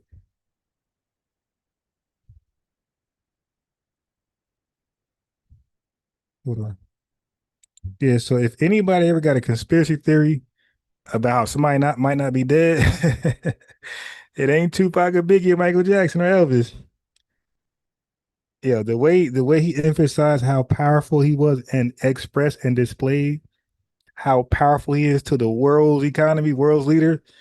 If I fall for any conspiracy, somebody ain't dead, they just transferred. This is one right here. This is one right here. This is one conspiracy theory you guys would get me on. This would be the only one I would say, hey, you might be right. Okay.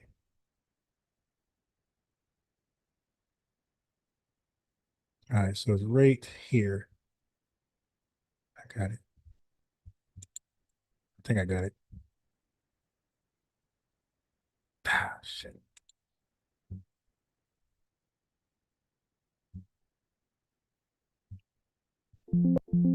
You had noise, that means no. All right. All right. I'm gonna take a risk, and it might shut Vlad be shutting down your stream. So I'm gonna take a risk and go to the Vlad one. Like I said, when you do Vlad be shut down your whole stream. It happened before. The Breakfast Club and Vlad TV, they would shut down your live.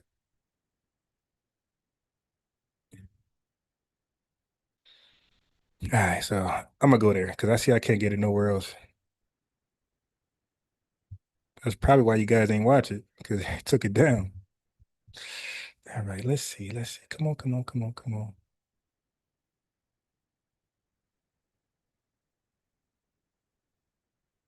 Give me a second.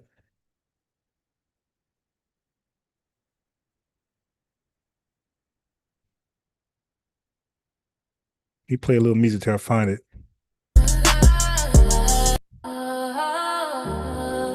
So it ain't so quiet.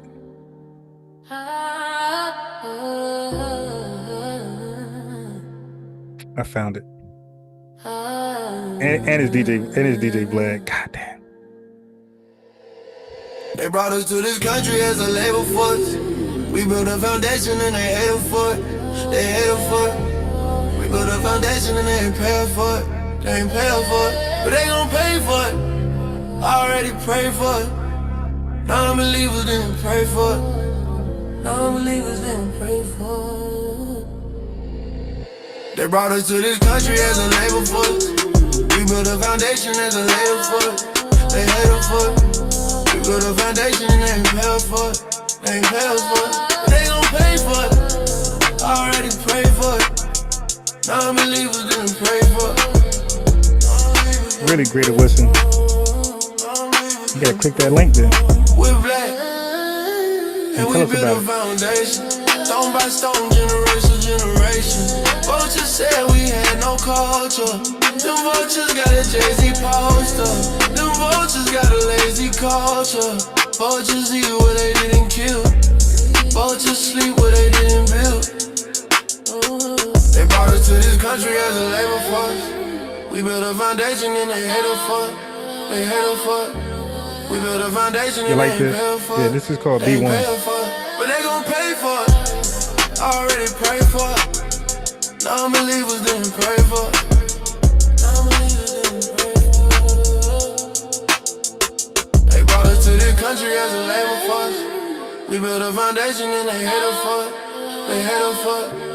We built a foundation and they ain't pay for it. They ain't pay for it, but they gon' pay for it. I already prayed for it. Non-believers didn't pray for it. Non-believers didn't pray for it. We're black, and we built a foundation. Stone by stone, generation to generation. Vultures said we had no culture. Them vultures got a Jay-Z poster. Them vultures got a lazy culture. Vultures eat what they didn't kill. Vultures sleep what they didn't build. brought us to this country as a labor force. We built a foundation and they hate us for it. They hate us for it. We built a foundation and they ain't pay us for it. They ain't pay us for it, but they gon' pay for it. Already prayed for it. Non-believers didn't pray for it. Non-believers didn't pray for it.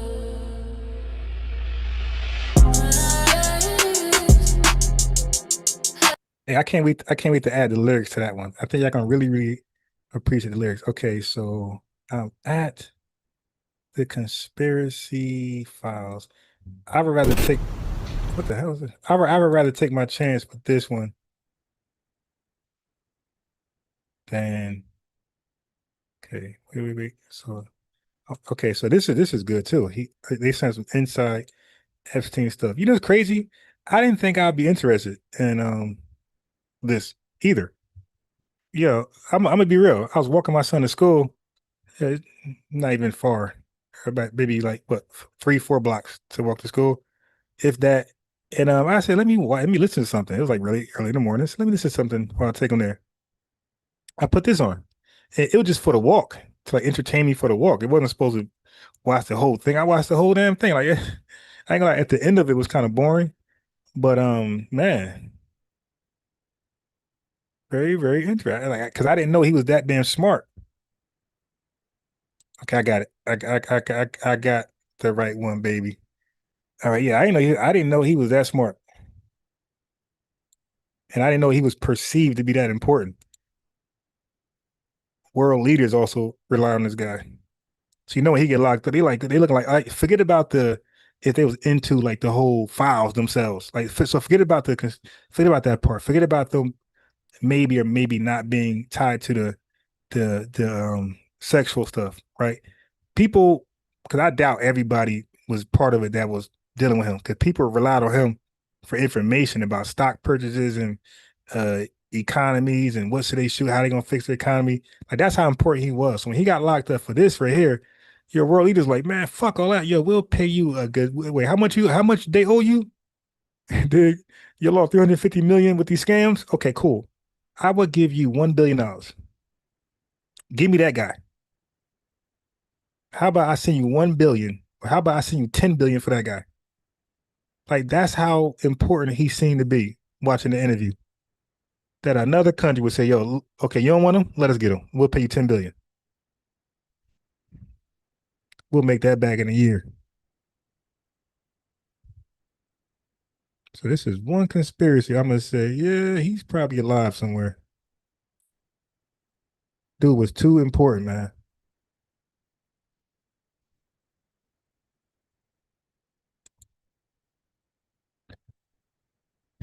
See.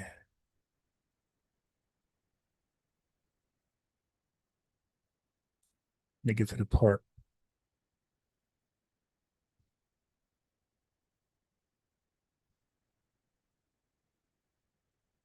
Okay, I got it. I found it. Okay, cool. Yeah, I'm not gonna do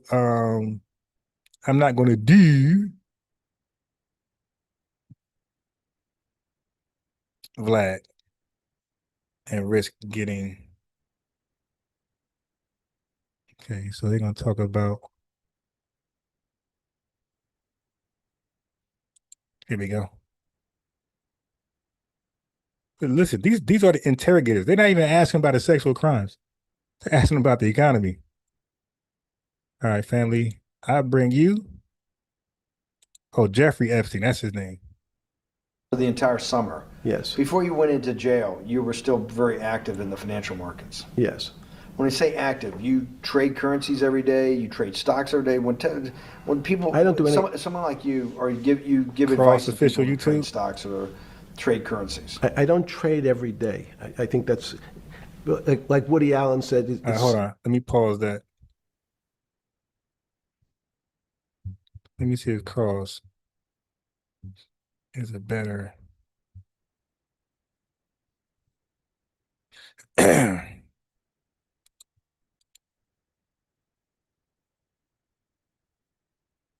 Cross official. Excuse me, I'm coughing in the damn phone.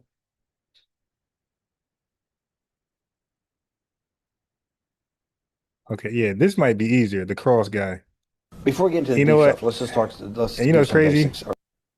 Cross got the least views, but he'll probably be the channel flag me. All right, so let's try Cross. He'll be the channel to flag me. He want to be Vlad on those guys. This is Cross channel. Thank you. Tuesday the 16th. Did you And thank get you for the super chat. Thank you very much. $5 Lenny's love. a feeling as you were sitting in your 6x9 jail cell in West Palm Beach, Florida, that they were on top? What do you? No, you can't. It's impossible to be on top of things. There's no such thing. It's, again, the doctor watching the patient die. You hopefully have some confidence that he's seen it before. He recognizes that. Wait, I want you to catch the beginning first. I want you to catch this. Before we get into the deep stuff, let's just talk. Let's give some basics or some things I want to do inquiry from the others. Walk me through the Santa Fe Institute. What was it about? No. You got to hear the beginning. Before we get into the deep stuff, let's just talk. Nope. Let's see if Vlad got the beginning. The beginning is the most important. Before we get into the deep stuff, let's Okay, I guess that was the beginning. Okay. The time, the math, and this was in the.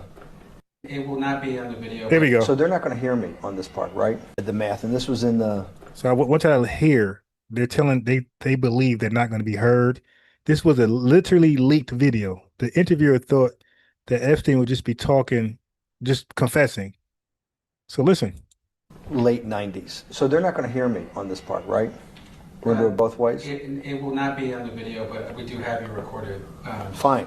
Remember, when you're answering on these questions, I'm not in the shot, and they're never going to hear my voice. So a little bit, you got to repeat in your answer, you got to repeat what my question was. Oh, a little bit. Okay. You see, so he was supposed to give a confession. He was supposed to repeat the question, give the answer, and the interviewer was not supposed to be in the leaked video at all. Because remember, he was asking about the economy, stocks. So he'll get some pushback. Like, yo, you out here trying to benefit from this predator, asking about stock, and that's all he would talk about was stocks, economy. He wanted to know that stuff. He wanted to know about his investments. His 401k or what's the other one? Been in jail. Went to jail June 30th. So the entire summer. Yes. Before you went into jail, you were still very active in the financial markets. Yes. When I say active, you trade currencies every day. You trade stocks every day. When people, I don't do any. Someone like you, or you give advice to people to trade stocks or trade currencies. I don't trade every day. I think that's like Woody Allen said. You can't beat the bank. So I try to pick my spots. George Soros picked his spot when the pound collapsed. This would have been a great money-making opportunity that passed me by when I was in jail, but that's not how I think. In the run-up to that, in the spring of 2008, that's when Bear Stearns got in problems, I think, in the spring of 2008, and they decided to bail it out. Did the Bear Stearns guys talk to you for advice at that time when the big crisis in Bear Stearns? No, but see, again, unbeknownst to most people, and it's easy to blame people for the financial crisis, like you'd blame someone for giving your father the drink before he had his heart attack. But what really happened, the real enemy of the finance system was Bill Clinton. And if you ask me what and who caused the financial crisis, I would tell you it was Bill Clinton. Because of what Bob Rubin and he did to deregulate the financial system? No. Because as of the last time we had our 60-minute interview, you talked to me about home ownership. And you asked me whether everyone should own a home. And I told you, no, it's too risky. So the financial collapse of 2008 is because of hardworking African Americans, Hispanics, and whites who wanted to have a ownership stake in the society that all rests on their shoulders. They're the culprits. No, not at all. Okay, then I didn't say they were the culprits. I was pretty clear it was Bill Clinton. Okay. And why was it Bill Clinton? Because Bill Clinton wanted to get votes from those people. And he sold them the idea that instead of renting in a house, And historically, the values of houses have gone up, and he said, you guys in these local communities who haven't been able to afford a house before, I'm going to show you a way. I'm going to give you a way, because I'm sure I'll get your vote, that you can own a house, because I want your vote. So what we're going to do is I'm going to let you buy a house, Mr. Bannon, when you really, you're right on the border, maybe, or not even on the border. Your credit is not good. Okay, let's be honest. And it's not my fault, it's not Bill Clinton's fault, but if whatever happens, at the moment your credit score or whatever it is, your credit's not good. Now, normally, you come to me and want to borrow money, I'm a bank, and I say, I'm sorry, Mr. Bannon, I can't lend you money because your credit score is not up to where it needs to be. Hopefully, if you work harder and clean up some of your problems, it will be. But no, what I say to you is, I'm going to figure out a way to lend you, not give you. I'm going to lend you money anyway, though you don't have a good credit score. And don't worry, I'm going to get rid of the term that you don't have bad credit. Bad credit sounds pejorative. You don't want to be a person. Sounds judgmental. Yeah, sounds judgmental.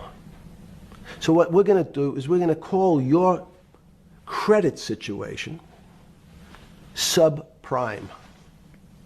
Oh, nobody knows what that means. Subprime. That means prime is good credit. Subprime is not good credit, less than good credit. So we'll call it something that people really won't follow, and we'll tell you what. We're going to have people lend you money, though you are a subprime borrower, and I will figure out some government agencies to guarantee your loan, though I don't think you're a good risk. So the banks say, no, no, no, we don't want, initially, the bank said, sorry, this is too risky, Mr. President, for us. We're in the business of managing risk. It's not our money. It's the hard-working people's money sitting in our bank. We can't lend to people whose credit is not prime. You're asking us to lend to people who are subprime. And he says, here's the key, if you don't, Mr. Bannon, I'm going to make sure the Justice Department charges you with discriminatory lending because you refuse to lend to my subprimers. In business terms, you should never lend to. But what we'll do is I'm going to form an agency called Fannie Mae and Ginnie Mae, just another agency names. They'll guarantee your loan. So don't worry. Don't worry. You don't have to pay it back anymore. Even though and maybe you don't even have to work as hard anymore. That's probably a harsh statement, but these players, these two big firms, Fannie Mae, will guarantee the fact that that bank will receive its money. Now, the bank says, wow, best deal in history. I refused to lend to Mr. Bannon, but now he has the big brother, his Uncle Sam. He went to his Uncle Sam, and Uncle Sam says, I'm guaranteeing it.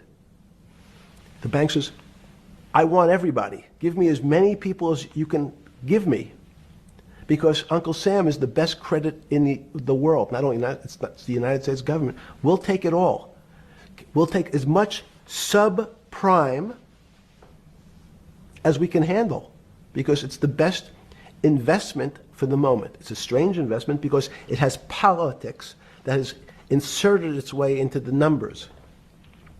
Politics doesn't belong in the markets. But now we're going to have, I want the votes, we'll make guarantees that you who can't get a house normally will be able to get a house from the bank. The bank says, this is the best deal in history. We will package 100, 300, 1,000 of you subprimers, and we'll sell it off to somebody else. And the whole system becomes mired in subprime mortgages.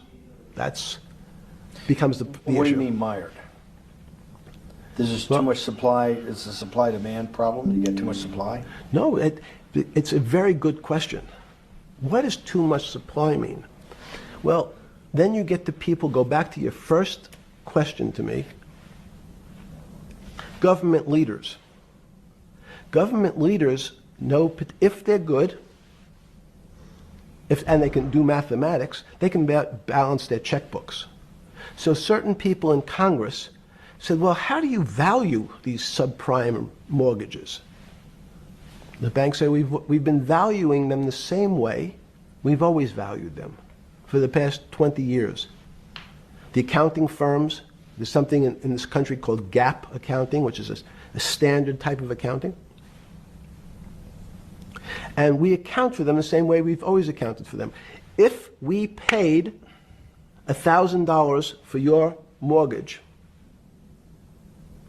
last night, when we put it on our books today, we're going to say its value is $1,000. Makes sense. I paid for it. What's its value? It's $1,000. That's what I paid for it last night. No. The Congress people said, that's not really a good answer, you know. That doesn't give us confidence that you know what you're doing. Because what happens if you have to sell it tomorrow morning? Something's happened and you have to sell it. Remember, there's kinds of stress tests. Would you be able to value it at what you paid for it the day before? And Wall Street says, that's not the way you can think about this. This is crazy. We always value things at the cost from the day before. And they changed the accounting method. In essence, to say, not what it was worth yesterday, but if I have to sell, what would it be worth? That's impossible. So what happens is, every bank now has to value something they bought yesterday at lower than they paid. Never before in 20 years did they have to do this.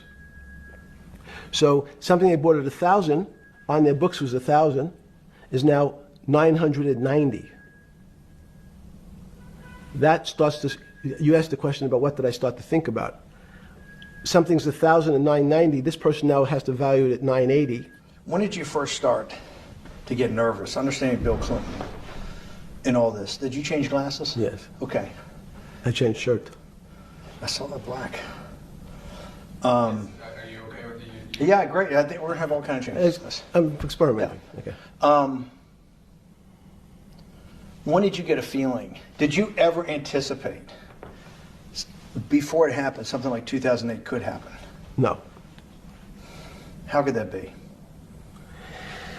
It's the word I can beat it to death. Is that it's very much like would I anticipate I'll have a heart attack tomorrow? Unlikely. Was 2008 a heart attack or a stroke? Debilitating.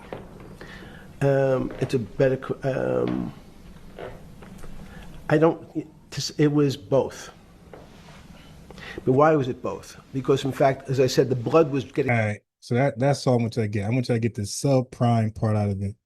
Okay, so you won't get that from an elitist to break down.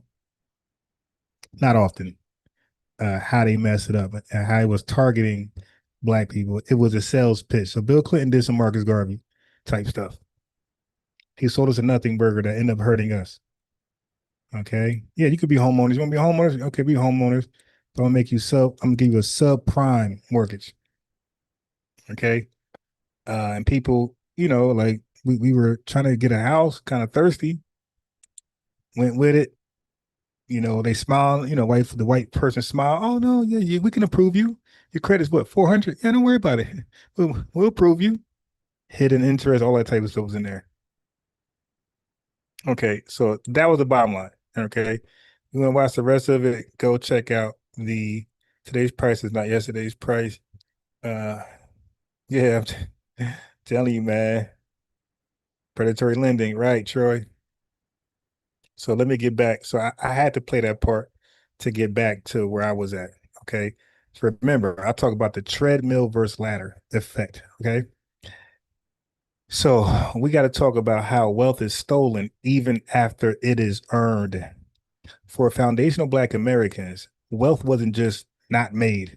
It was frequently liquidated by the state or through legal loopholes. So we were getting wealth. That's why I played you the deed theft. So people, foundational Black Americans, are getting wealth. It's being extracted from us by loopholes. So when tethers come over here, they'll point and see, hey, the first question they ask is, are you guys homeowners? Well, not now because of the deed theft. Oh, no, you make excuses. This is why we just can't. We just can't. They're borrowing talking points from white supremacy, literally. Okay. So let's talk about how FBA wealth was systematically dismantled. So there's something called heirs property, like the heir of an estate, heir of, a job and of some money, right? Heir, property, and urban renewal. So after the Civil War, formerly enslaved people, freedmen, managed to acquire millions of acres of land, reaching a peak around 1910, right? Today, over 90% of that land has been lost, family. So I can tell you about Sarah Rector. You could go to my video for that one. We could talk about so many wealthy people that have nothing to show for now, who own stuff that's not in their name. So again, after the Civil War, formerly enslaved people, freedmen, managed to acquire millions of acres of land, reaching a peak around 1910. Today, over 90% of that land has been lost. How that works. When a landowner dies without a formal will, the land is passed down to all descendants collectively. That is called heirs property. Listen to the scam. In 2026, speculators and developers use partition cells. They find one distant relative with a tiny 1% stake in the land. They buy that stake and then petition a judge to sell the entire family farm at auction.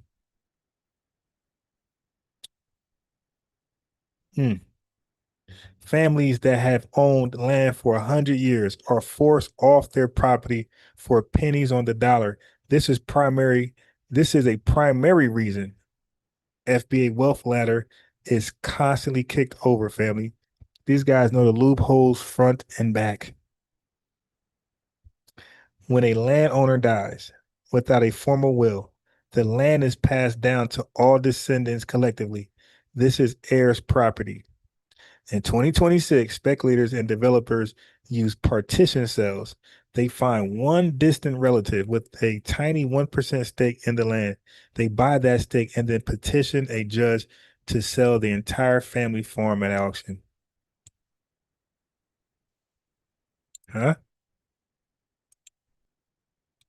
That's why I pride myself on educating, not just entertainment all the time, but educating, right?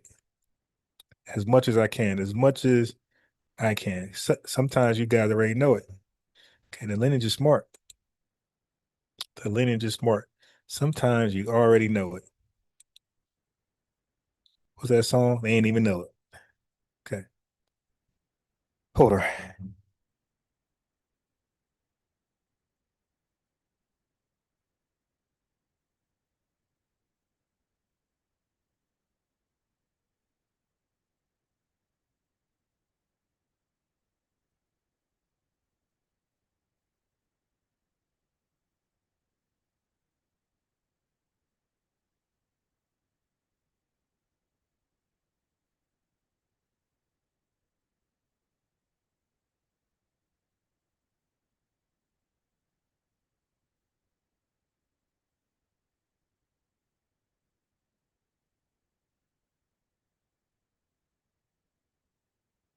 Yeah, the loopholes family is crazy.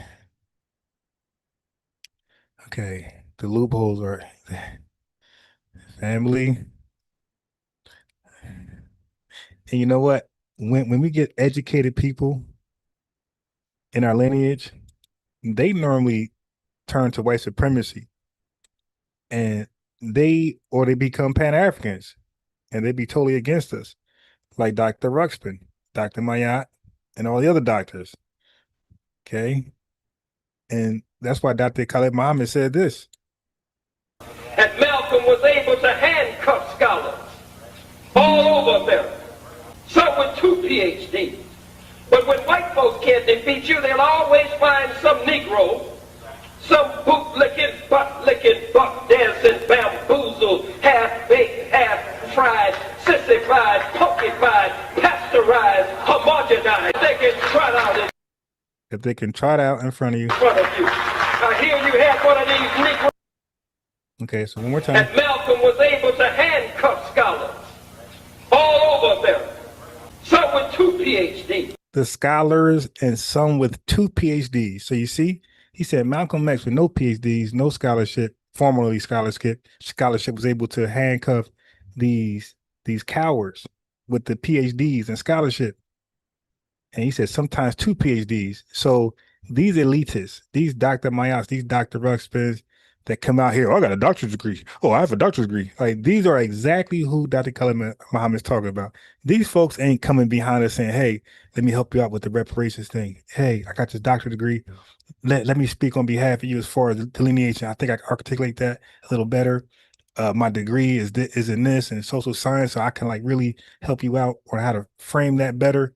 No, these guys use their PhDs. These women use their PhDs to sabotage and undermine us, right? For a fantasy called Pan-Africanism. We're dealing with real stuff in real time that the country is embracing, right? And forced to acknowledge. And they don't use their scholarship to help us formulate it better, signal boost it better, their resources, their scholarship, the stamp of approval, oh, we got a doctor behind us. No, they use their scholarship, their degrees, to undermine and come up with videos why we should not delineate, why reparations wouldn't work, why we should just shut up, sit down, and just call ourselves African. This is what they use their scholarship for. So Dr. Khalid Muhammad has seen that in advance, and that was his comeback to that. But when white folks can't defeat you, they'll always... When white folks can't defeat us, and they can't, our arguments are pinpoint. You see how when they come into our space, they get cooked up. So when white folks can't defeat you, they'll send these people that's in our spaces today causing issues. Defeat you, they'll always find some Negro.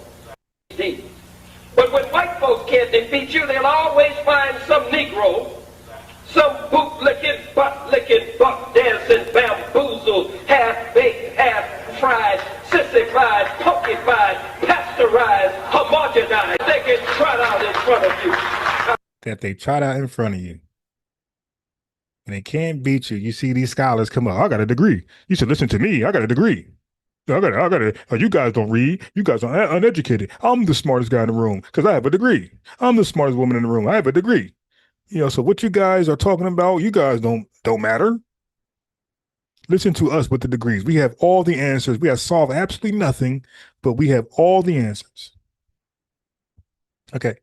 So family, that loophole, that heirs property loophole, that is one of the most devastating legal loopholes in American property law. It has been a primary driver of Black land loss over the last century, 100 years, resulting in millions of acres of family-owned land being forcibly sold for pennies on the dollar. Okay, so now you might be asking yourself, how can a 1% stranger, how can they legally force, let's say somebody own 80%, how can a 1% stranger, how can they legally force an 80% foundation Black American owner off their land? How's that possible? Okay.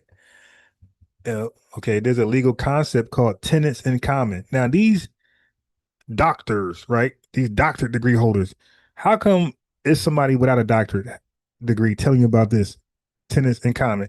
Where's these doctorate degrees forewarning you about the tenants in common? That loophole that's in the heirs property. Why is the people with the no doctorate degrees are the people on the front line and giving the most awareness, the most education? Here's how tenants in common work. When a person dies without a will, it's called dying interstate. The law views the heirs not as owners of specific pieces of the land. So when family, get your will together, man. Get your wills together. All right. If you own, We got some property and stuff.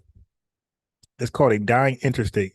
The law views the heirs not as owners of specific pieces of the land, e.g., you own the north 5 acres, but as tenants in common. So they don't own like you own this much, you own that. Like they don't break it up for you. They don't divvy it for you.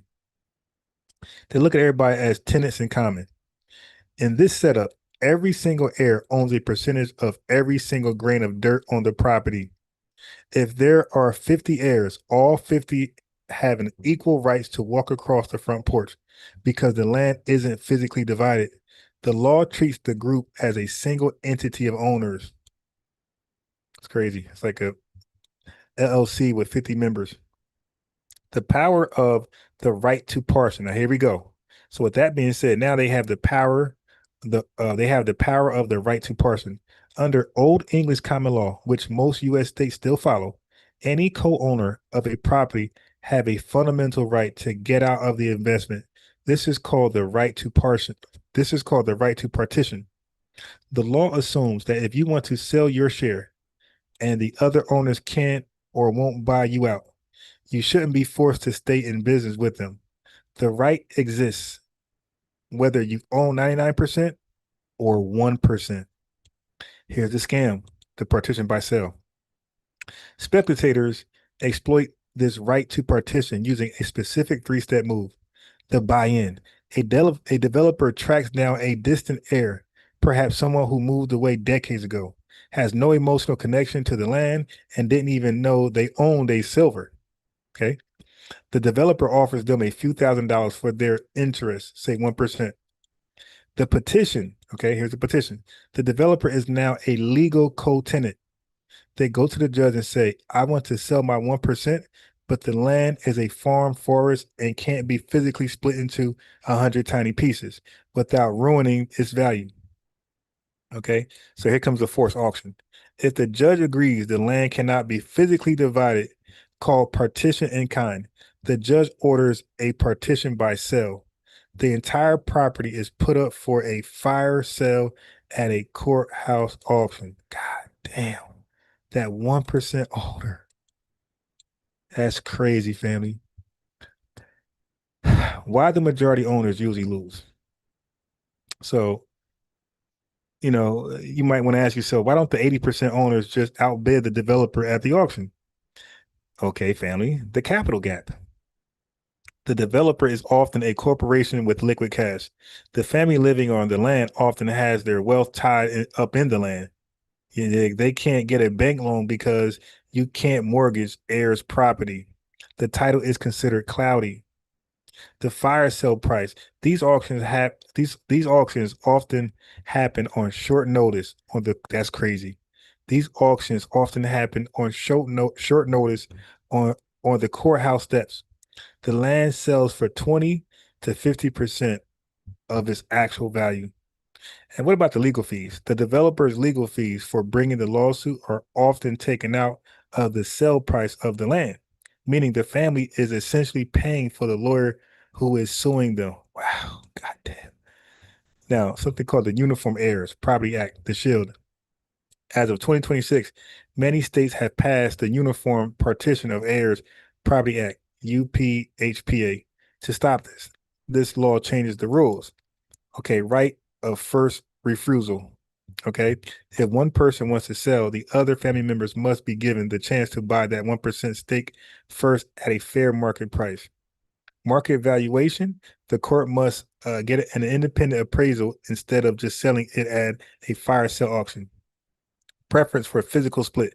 The judge must try harder to carve out a small piece of land for the developer rather than selling the whole thing. That is crazy, yeah. So who can trigger the sale? Any owner of 1%. Okay, so but the new rule is any owner still, but with restrictions. How is price determined? Before auction, usually low price, but now independent appraisal, fair market. But this is 2026 though. Family defense must outbid developer at auction, short notice. But the new adjustment, right of first refusal to buy the 1%. Okay. Goal of developer, force a seller to buy the whole tract cheap. That's crazy. The new law prevent the predatory line sales. That family, that is crazy. That is crazy, yo.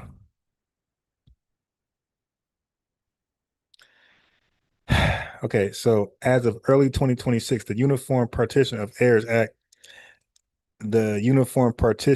Property Act, UPHPA, has gained significant momentum, having been enacted in 24 states, the District of Columbia, and the U.S. Virgin Islands.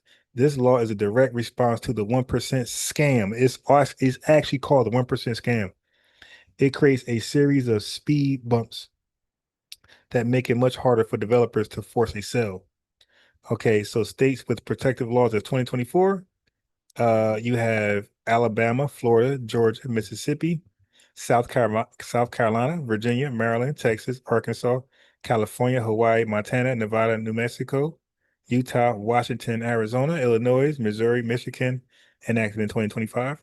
Connecticut, New York, New Jersey. Yes, New Jersey. Yes. Okay, enacted in 2025. District of Columbia, U.S. Virgin Islands. Yes, New Jersey's in there. Pennsylvania and North Carolina have had active legislation moving through their senates as of late of 2025, early 2026, but were not yet fully enacted in some database.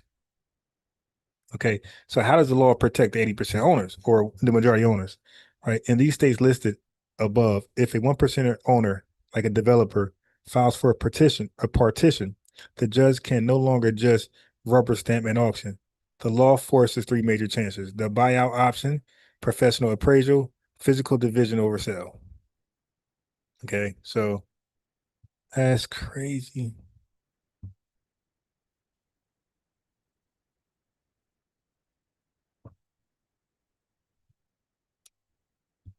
Yeah, it's one of those lies, family, that if somebody didn't show up, you missed it. It's one of those lies where you just missed it if you were not here. In the future, I will replay this sometime, but one of those lies, man. You never, when I go live, you never know what information comes out. I don't even know. I didn't know I'd be going here. Okay, so now let's get to the destruction of business, urban renewal. Many African immigrants point to Black Wall Street as a fluke. Oh, that don't matter. Oh no, that's just one out of none. But there were hundreds of Black Wall Streets across America, like the Haiti district of Durham. It's Haiti with an H-Y-T-I. I'm sorry, Hayti. The Haiti district of Durham, or the Fourth Avenue district in Birmingham. The sum clearance strategy between 1950s and 1970s, the federal government used the Federal Aid Highway Act to build the interstate system.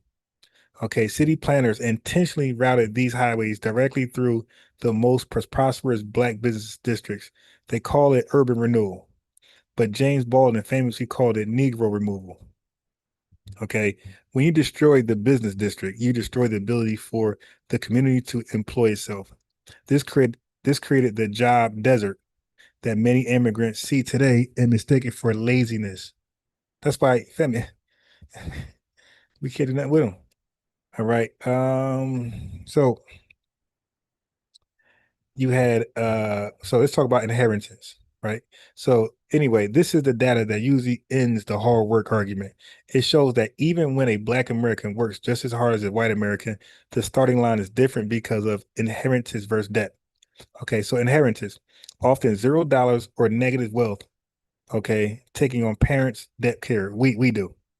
White Americans comparison, median inheritance is significantly higher and occurs earlier. Home equity, houses in FBA neighborhoods are appraised 23% lower than identical houses in white areas. Okay, white areas, houses act as ATMs for college tuition or starting businesses. The Black tax, okay? High earning FBA are 2 times more likely to provide financial support to parents, siblings, or kids. White America, high earning whites are 2 times more likely to receive financial support from parents. So it's the opposite. We support our parents because they were denied GI Bill those things. HOLC. Remember, that's not that long ago. 1944. Okay.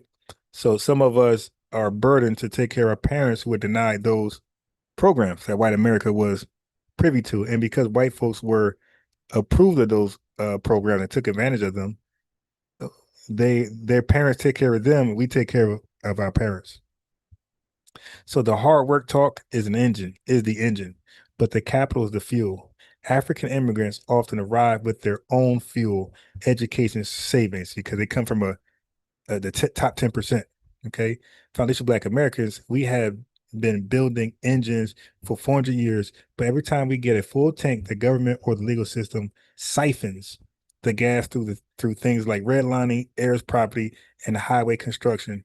So you can't win a race if your fuel is being stolen while you run or while you drive. But heirs property, I've never heard of that. That's crazy. Okay. So the Homestead Act, 1862, 1930s, right? The government gave away 270 million acres of land, mostly in the West, to citizens, right? That's in quotations. The theft, while European immigrants and white Americans were given free land to build generational wealth, Black Americans were largely excluded. The result, this created a multi-trillion-dollar head start for for white families that still exist today. How about redlining and the FHA? All right, that I speak about a lot. Okay, so the policy was the Federal Housing Administration, FHA, refused to insure mortgages in or near Black neighborhoods. They literally drew red lines or maps around Black communities, marking them as hazardous for investment. As a result, white families built wealth through home equity in the suburbs via this FHA, HOLC, while Black families were forced into high interest contracts that built no equity. The GI Bill excluded 1944. The policy, a massive new deal for World War II veterans to get low-cost mortgages and free college. The administration was left to local, often Southern Jim Crow officials who denied Black veterans their benefits. The federal government, they fund these states. That's why Donald Trump is threatening to defund sanctuary cities, right? Because they get their funding from the federal government. And when cities and states are defunded, people move out. People like to move to states that are popping, that provides opportunities. This is why a lot of Black Americans move to Atlanta, Houston, Texas, California. These are cities and states that gives Black people an opportunity to level up. We're not going to voluntarily move to a city in South Carolina that's not known for job opportunities. You feel me? Or to start a new life that's better off. So now, thinking about that, the federal government was passing down these fundings and programs to states that they knew were racially discriminative towards Black Americans. So that's why the federal government is complicit. They knew they were handing the monies and programs down to a state that discriminated against Black Americans. So they knew without even giving them, let's say, rules, how to exclude us, they didn't need to. They knew that these were pro Jim Crow states. All right. So the result of the first 67,000 mortgages in Mississippi, only 2 went to Black veterans. This wealth engine was for whites only. I'll say it again for tethers. Out of 67,000 mortgages in Mississippi, only 2 went to Black veterans. 2 out of 67,000. Okay, this was the GI Bill. What about the Federal Highway Act, 1956? Okay, so they're building the interstate highway system, right? Routes were intentionally mapped to run through thriving Black businesses, routes were intentionally mapped to run through thriving Black business districts like Black Wall Street areas. As a result, over 300,000 families were displaced and thousands of profitable Black-owned businesses were demolished by eminent domain. So these people end up renting somewhere, then or living with siblings and relatives, starting overcrowding all over again. Okay, start to all their wealth gone. The tax appraisal bias. This is still ongoing. Okay, so the policy, local property tax, and the home appraisal systems. Okay, so research shows homes in Black neighborhoods are consistently valued at 23% less than identical homes in white areas. Okay, so the result, this black tax, that's a nickname, the black tax, that's the tax appraisal bias. This black tax costs FBA homeowners roughly $48,000 per home in lost wealth, money that cannot be passed to the next generation. So hard work, I work hard working. Hard work can't fix a legal system designed to liquidate your assets. So no matter how much we work, okay, that's nothing. It can't fix a legal system designed to liquidate your assets. When an immigrant arrives, they aren't dealing with 150 years of negative equity laws. Okay, so we aren't lazy. We are in a legal recovery process from a century of state-sanctioned theft. These dusties.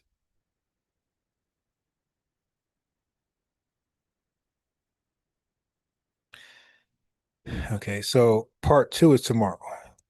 Part two is tomorrow. Part two is tomorrow. Marcel Dixon talks about heirs property quite a lot. Really? That's dope.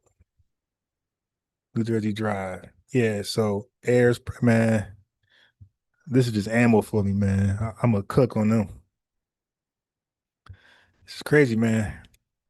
So what I'm gonna do, cause I read a lot, Garvey, this, and that. So eventually I'm gonna do separate videos with the same information, but I'm gonna have it more formal. So right now I'm just giving y'all information, off the wig. But these will all be videos like I did with the gentrification of immigrants, and other ones I did just solely about that. This one is going to be, a lot of these going to be own videos. They're going to be upload videos. I'm going to upload them. Then here and there, I'll premiere them. Because a lot of folks watch uploads. Some people don't. Some people just like live videos. Some folks don't like live. They like uploads. So I'm going to have both. I'm going to upload them and do a premiere. You dig? Something like that. But it's real, family. It's real. It's real. And I'm going to bed. Peace to you guys. And hopefully we tap in tomorrow. Hopefully, you dig, we can get more people to tune in. Then I had this microphone pressed on my thumb so hard, my thumb got a little mark on it. Yeah. All right. Yes, sir. Notifications, and sometimes the notifications don't always notify you because of the shadow ban. This is why it's important that everybody like the video so you guys can get the video in your live suggestion feed if a notification bell fails to notify you. All right. Family, Wheezy out of here, man. Good night. See you guys tomorrow.